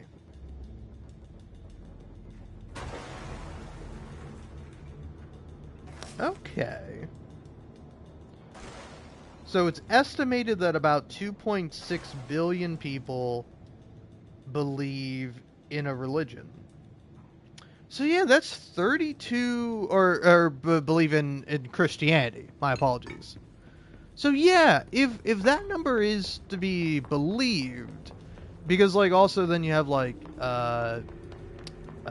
Hinduism, and then what's like Buddhism, and also Islam and Judaism. Like, yeah, probably a majority of people do believe in some form of religion, one way or the other. So it's like, yeah, do you think it'll ever shift to the point where more people will be irreligious than religious? I don't know. I think it's kind of tough to say. Alright, well, I'll be right back. I think I'm gonna go eat some dinner.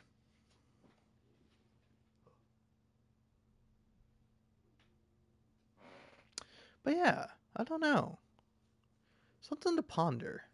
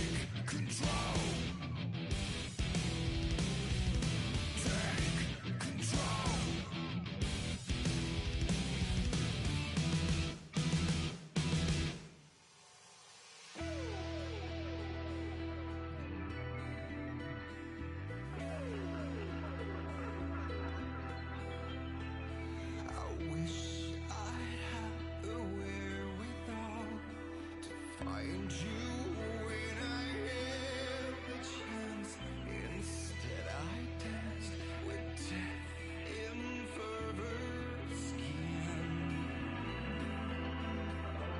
I missed the moment before the fall to recognize I had a voice, choice to stop it all from happening.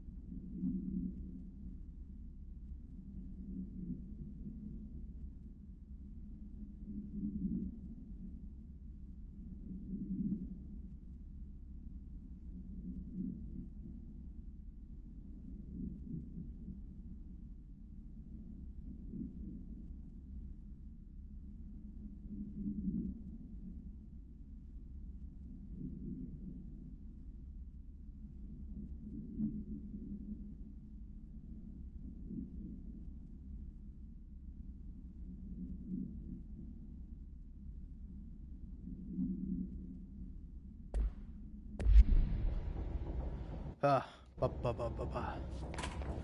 Hello, hello. Sorry I keep leaving for so long. Huh. Alright, now I just want to find the Threshold kids and then get the fuck out of here. Should be here.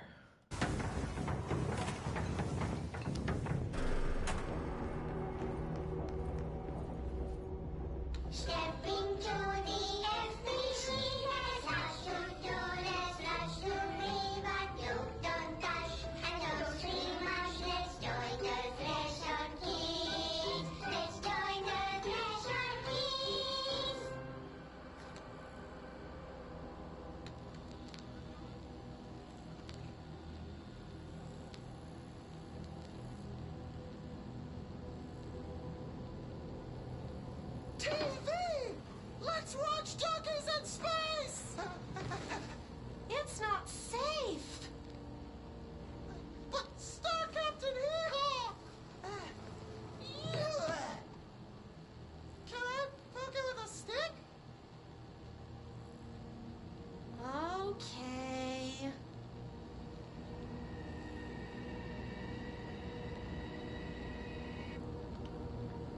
Bureau rule number 74. Always be suspicious of things that weren't there before. What?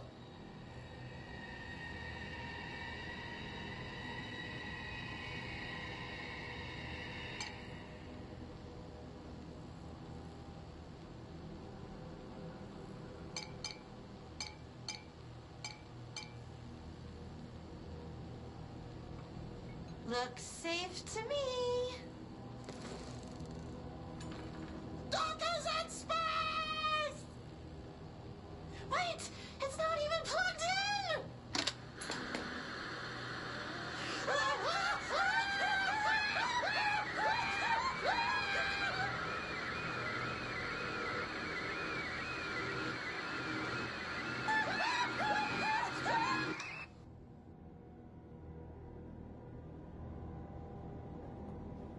Ah, classic.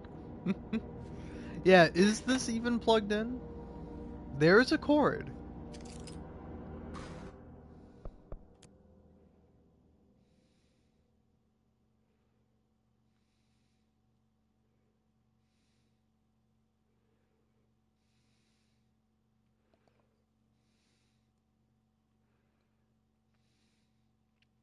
It is really hard to tell.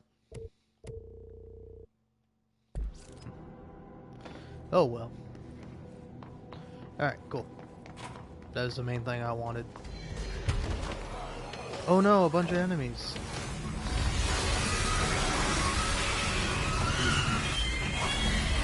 Alright. I was promised tonight. Did I get an item? I don't know. Might as well get out with the greatest item of all. Me. My life. Your life is an item. Don't lose it.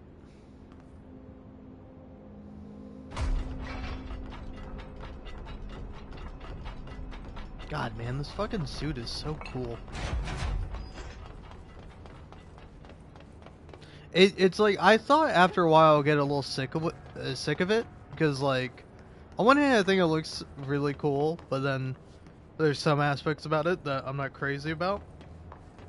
But then it's like, I don't know, the more I see it, the more it like grows on me, and I really like it.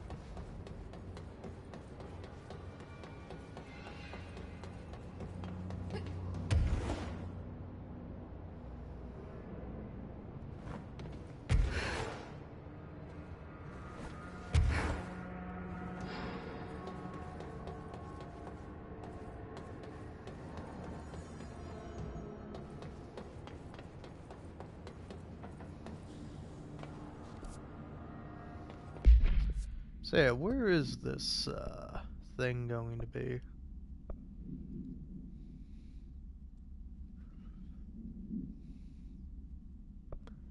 Yeah, you can't even tell me what floor it's on? I'm just supposed to guess?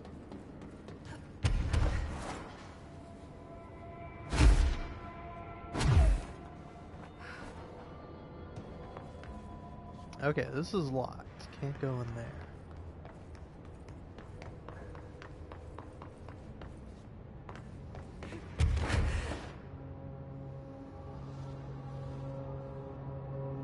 I don't really know what's over here. Is this a surfboard? Nice.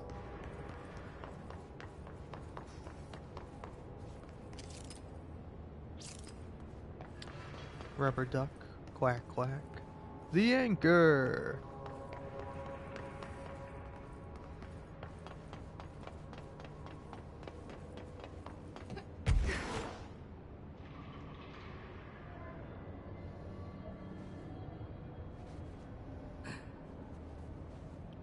Alright, I'm kind of assuming and hoping that the traffic light is going to be on the 4th floor. Because I think it's where the TV is.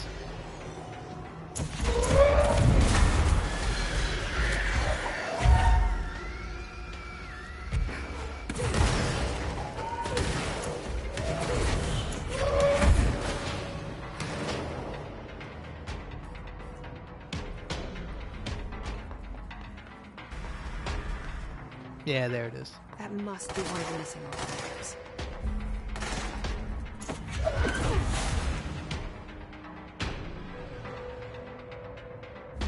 Wait, how did I get back here?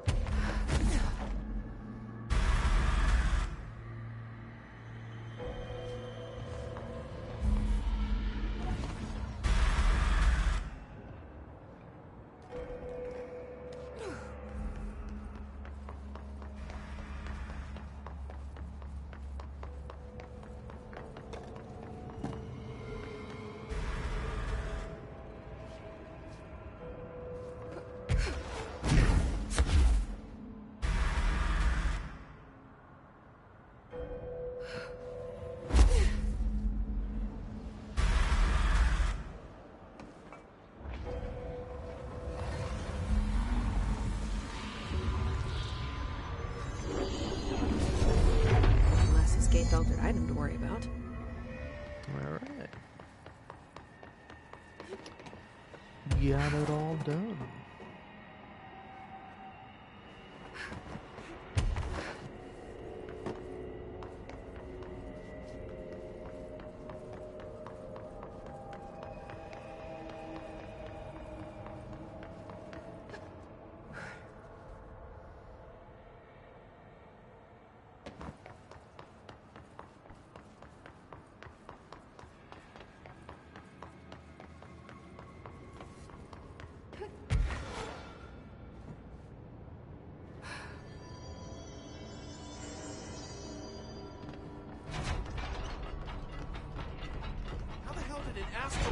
End up in the archives. My poor records are gonna get torn to shreds. Sir, I am required to inform you that all records are property of the Bureau, not of any one individual. And I am required to inform you that the Astral Spike's origins may be a confidential matter and should not be inquired upon by low-clearance personnel. Would you two stop doing whatever it is you're doing? And I'm not low clearance.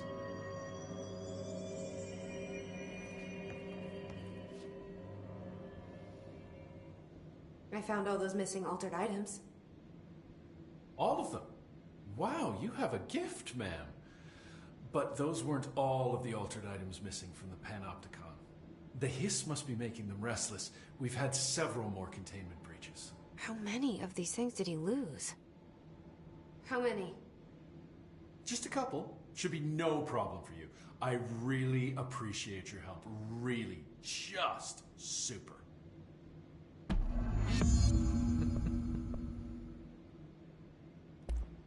Can I get a situation report for the sector? Whew, okay, we still have to perform a proper inventory of the cells. Lord knows how many altered items snuck out during all this. Staffing. We definitely lost some people. Gonna have to hit those college career fairs, am I right? Huh. Hard to imagine the FBC at job fairs. The Hiss are still tearing up the place faster than we can fix it, but the containment sector is stable.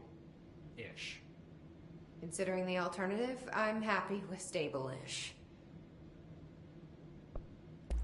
Any thoughts on me serving as director? I know it was a sudden change. Oh, no complaints so far. Trench was all secrets, lots of meetings behind closed doors. You seem much more approachable. But if I can give you some advice, ma'am, keep a grip on who you are. I've been here a long time, and I don't know if it's the job or this place, but people change here, and not for the better. I'll try to keep my head on straight. Will you stay on after things calm down, Langston? Are you asking if I'm quitting? Oh, no, ma'am. I'm not having some mid-level agent make a mess of my panopticon. Plus, I'm racking up serious overtime hours with this lockdown. Just don't take too long clearing out the Hiss. My cat gets separation anxiety. I'll do what I can. He must have gotten a pet sitter. I'll see you later, Langston. I'll be here, like always.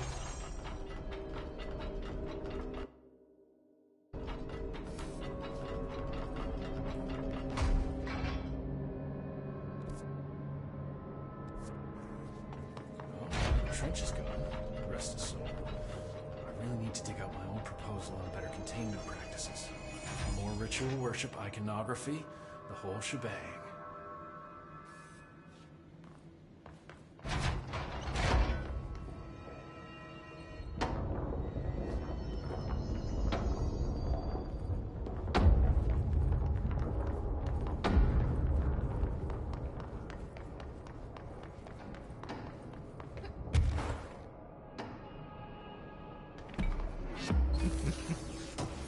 I was about to say, what's this, huh?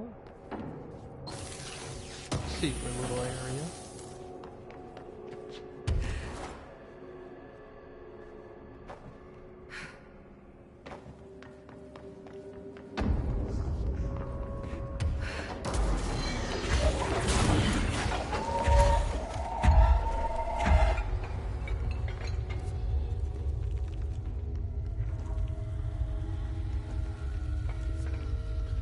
The flamingo.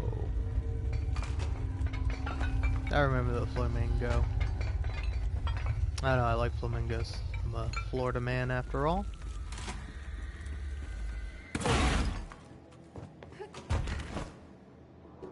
I think the mannequin is over here.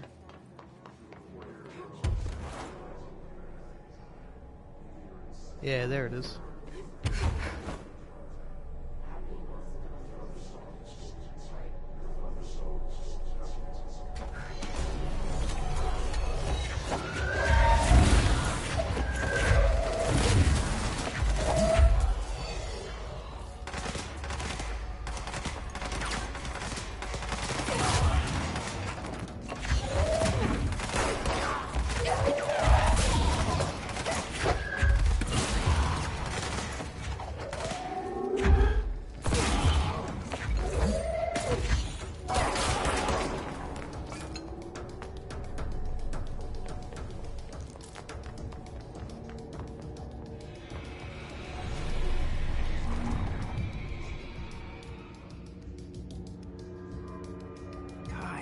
The only thing creepier than one mannequin is a few dozen of the damn things. Oh, I see. It's imperfect.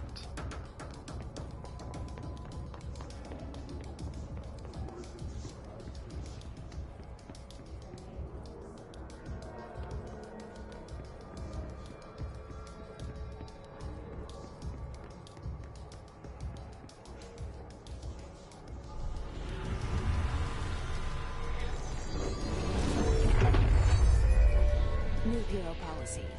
No more mannequins.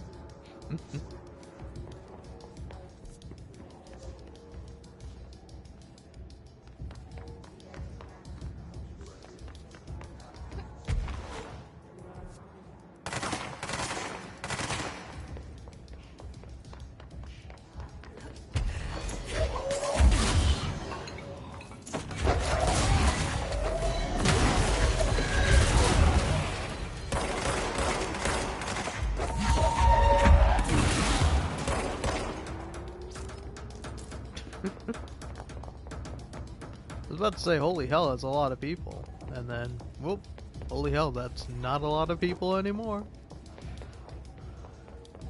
Alright, you know what? Take me to the turntable, because I want to know what's on the other side.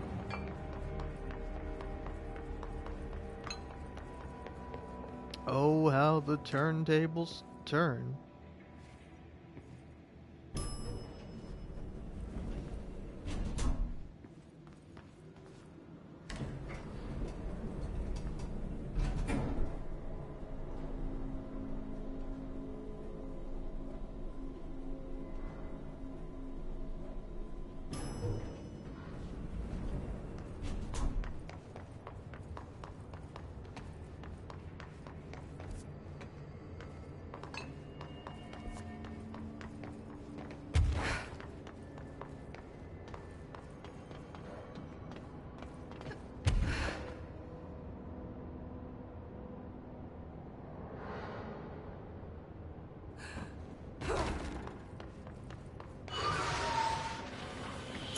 Ah, Tomasi.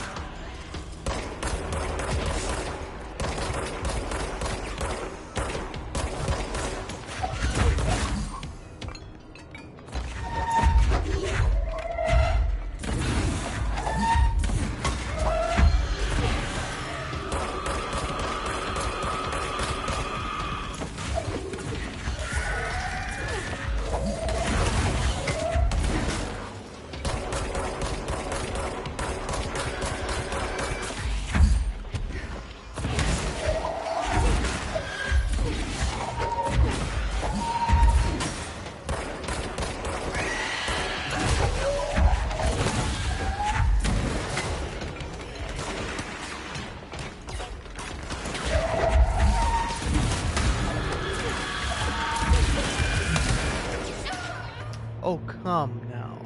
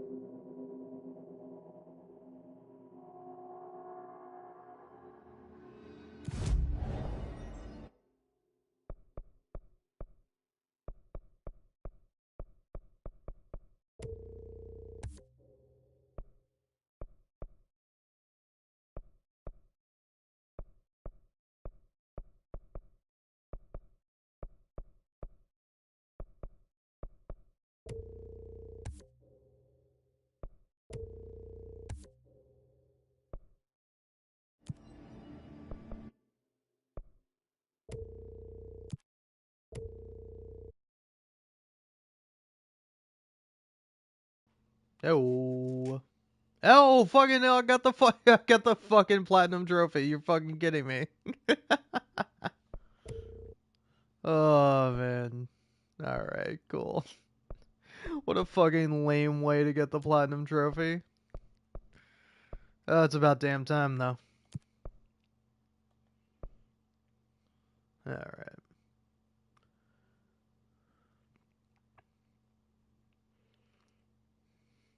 Gravity / restrictions, balloons do not apply. King of pop them.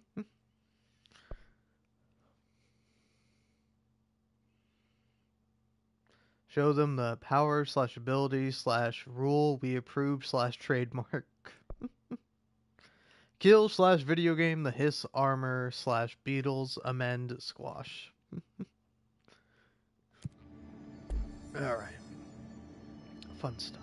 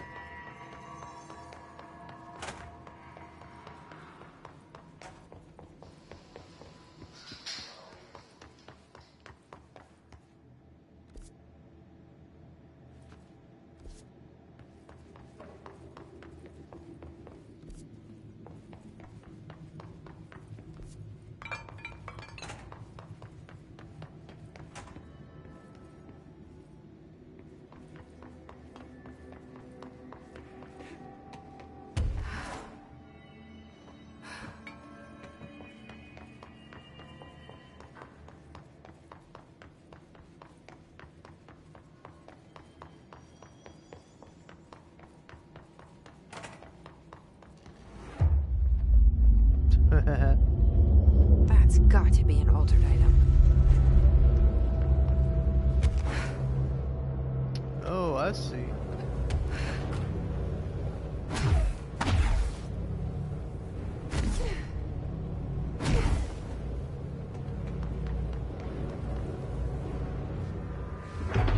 Gotcha, flamingo.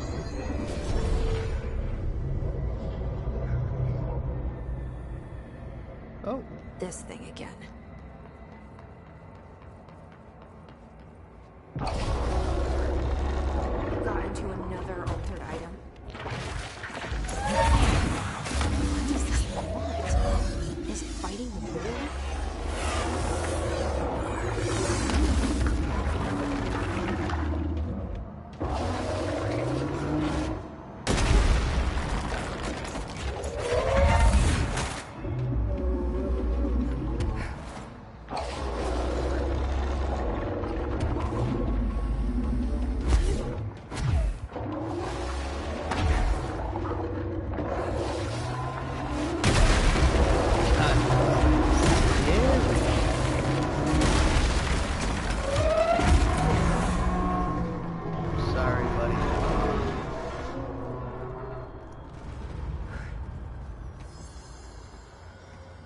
You know, I hate to kill you, flamingos. but I love to fight you. Pink. What's wrong with too pink, man? Flamingos are fun, Jesse.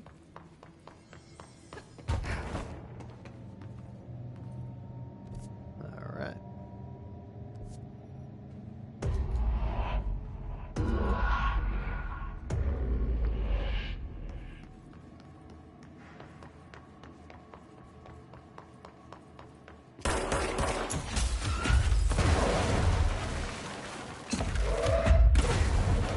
a real wall. Now I'm paranoid about like fake walls, man.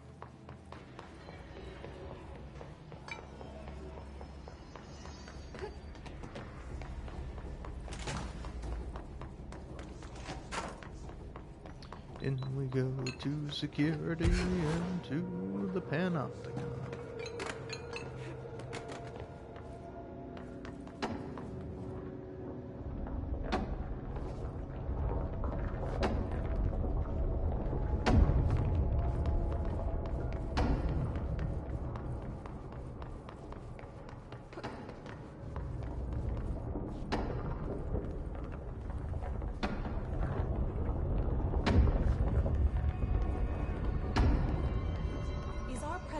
Reassuring.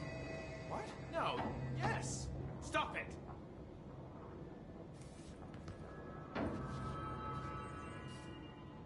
Every altered item on your list is now back in the Panopticon, safe and sound. That's a load off my mind. Missing altered items don't exactly reflect well on me, you know. Did they give you any trouble? The flamingo pulled me into the astral plane just like the fridge did.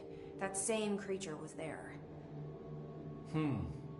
I was looking over the old activity reports, and multiple items have been displaying much more destructive behavior in the past few weeks.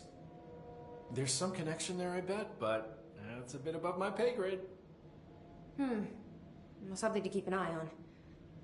And if I have any more runaways, I'll know just who to call. I guess this is my life now. There! I'll see you later, Security Langston. systems. I'll be here, like always. We never expressed an opinion that implied doubt in your abilities, sir. Are you guys robots? Seriously, do we have robots here now? We are perfectly human, sir. When are we gonna drop this whole robot thing? When it stops being funny? Now shut up, he'll hear you. Yeah, I was like, you guys are doing a bit. I've kind of fucked up the reveal there, but I don't know, it is rather funny that it's like they really are just doing that bit to fuck with Langston.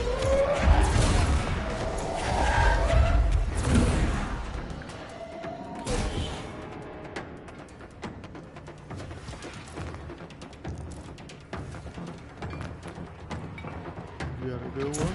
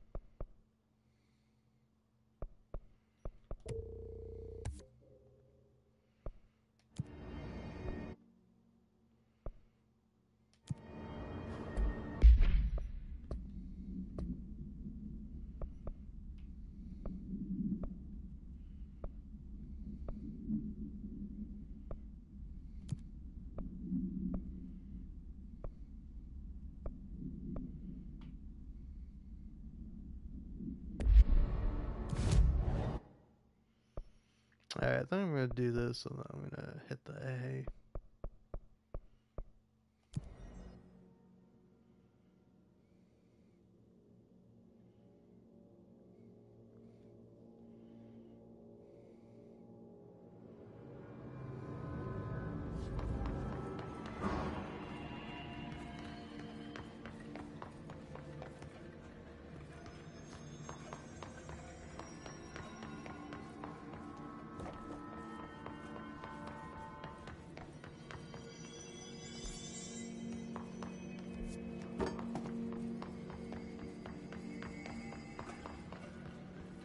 There's one exit via the right way from here. I don't think you can.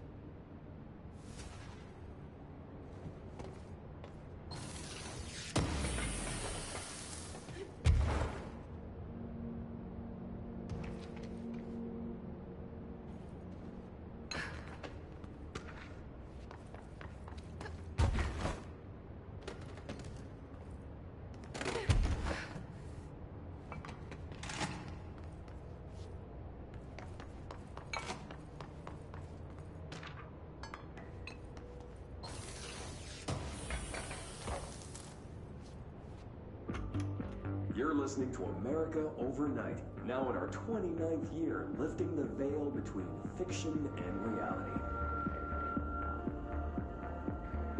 Thank you for staying up with us. I've been getting a lot of calls about this meteor in Sterling, Colorado. There were reports of a large spherical container that crash-landed in a field outside town. Some government people reportedly took it away. Now, we happen to broadcast from Colorado, and Sterling isn't far. I drove down myself to check it out with members of the America Overnight team. I don't need to tell you, it wasn't long before we found pieces of metal debris scattered in a field. Listeners, this is yet another instance of an unidentified flying object, or UFO, entering our airspace and crashing. That the government took away the evidence under cover of darkness only compounds the fact that these are more than likely visitors from beyond our planet, or dare I say, solar system. Head on over to our website to see pictures of the spacecraft pieces we uncovered. And while you're doing that, our sponsors would like your ear. America Overnight will be right back.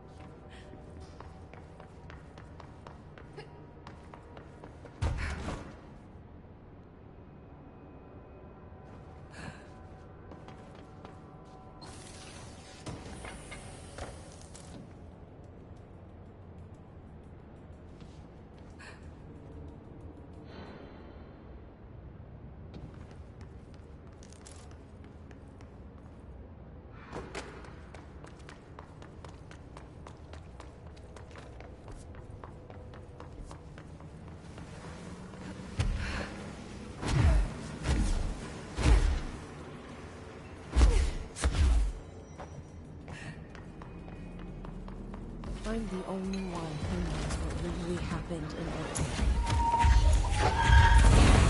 When this is over, maybe I'll write it all down. A full disclosure.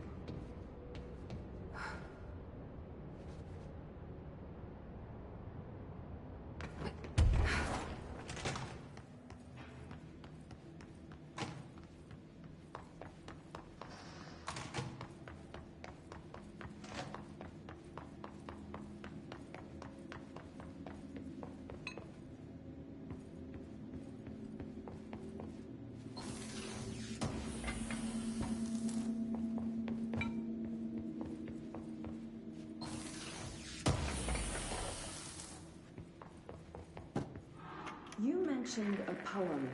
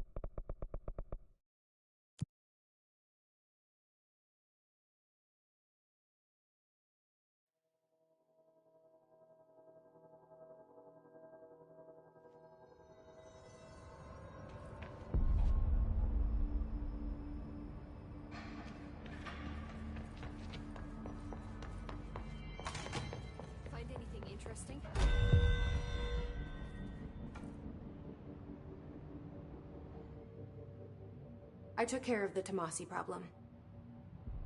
Sorry, I forget he was a coworker. Don't apologize. That wasn't the real Tomasi. He died when the hiss got him. You're right. I just didn't want to be insensitive. Sentimentality is a weakness in situations like these, Jesse. That's Bureau 101. I don't think Emily's in danger of being called sentimental.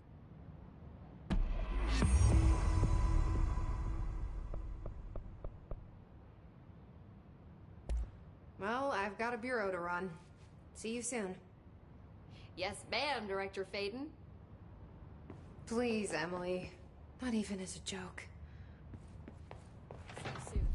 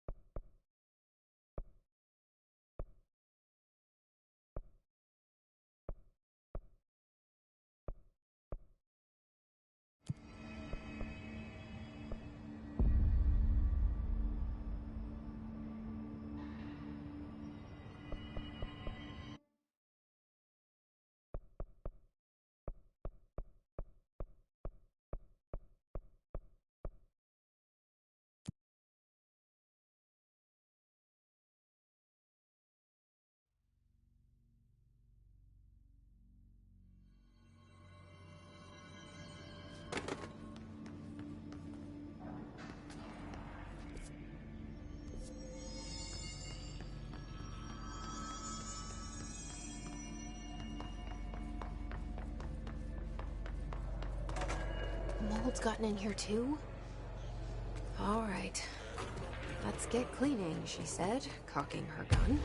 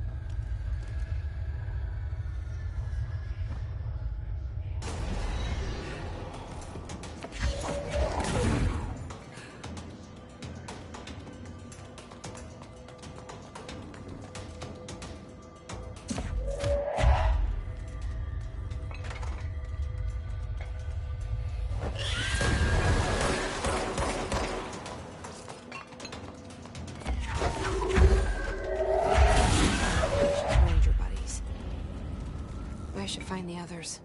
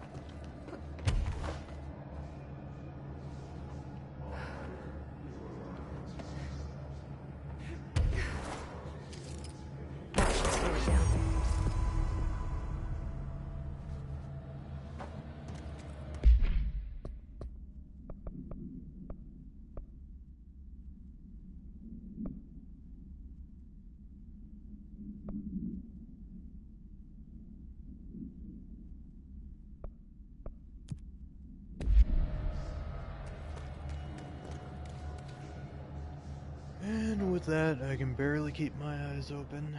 I'm calling it. Good night. Oh, I can go one more minute. Get 9 hours. Just arbitrarily. Because of why not. It's probably how late I'm going to stay up for.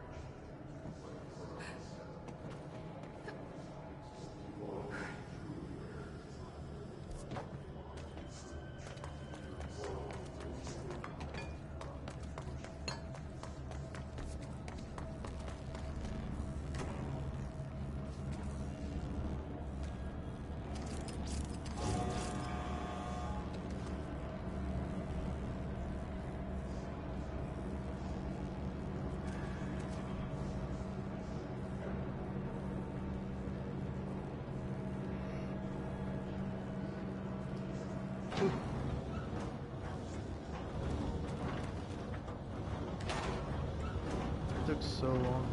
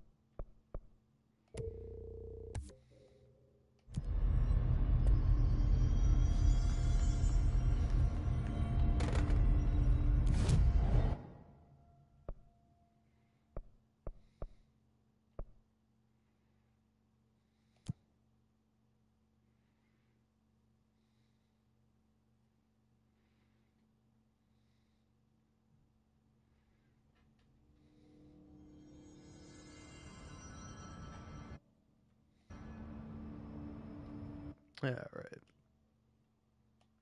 Good night.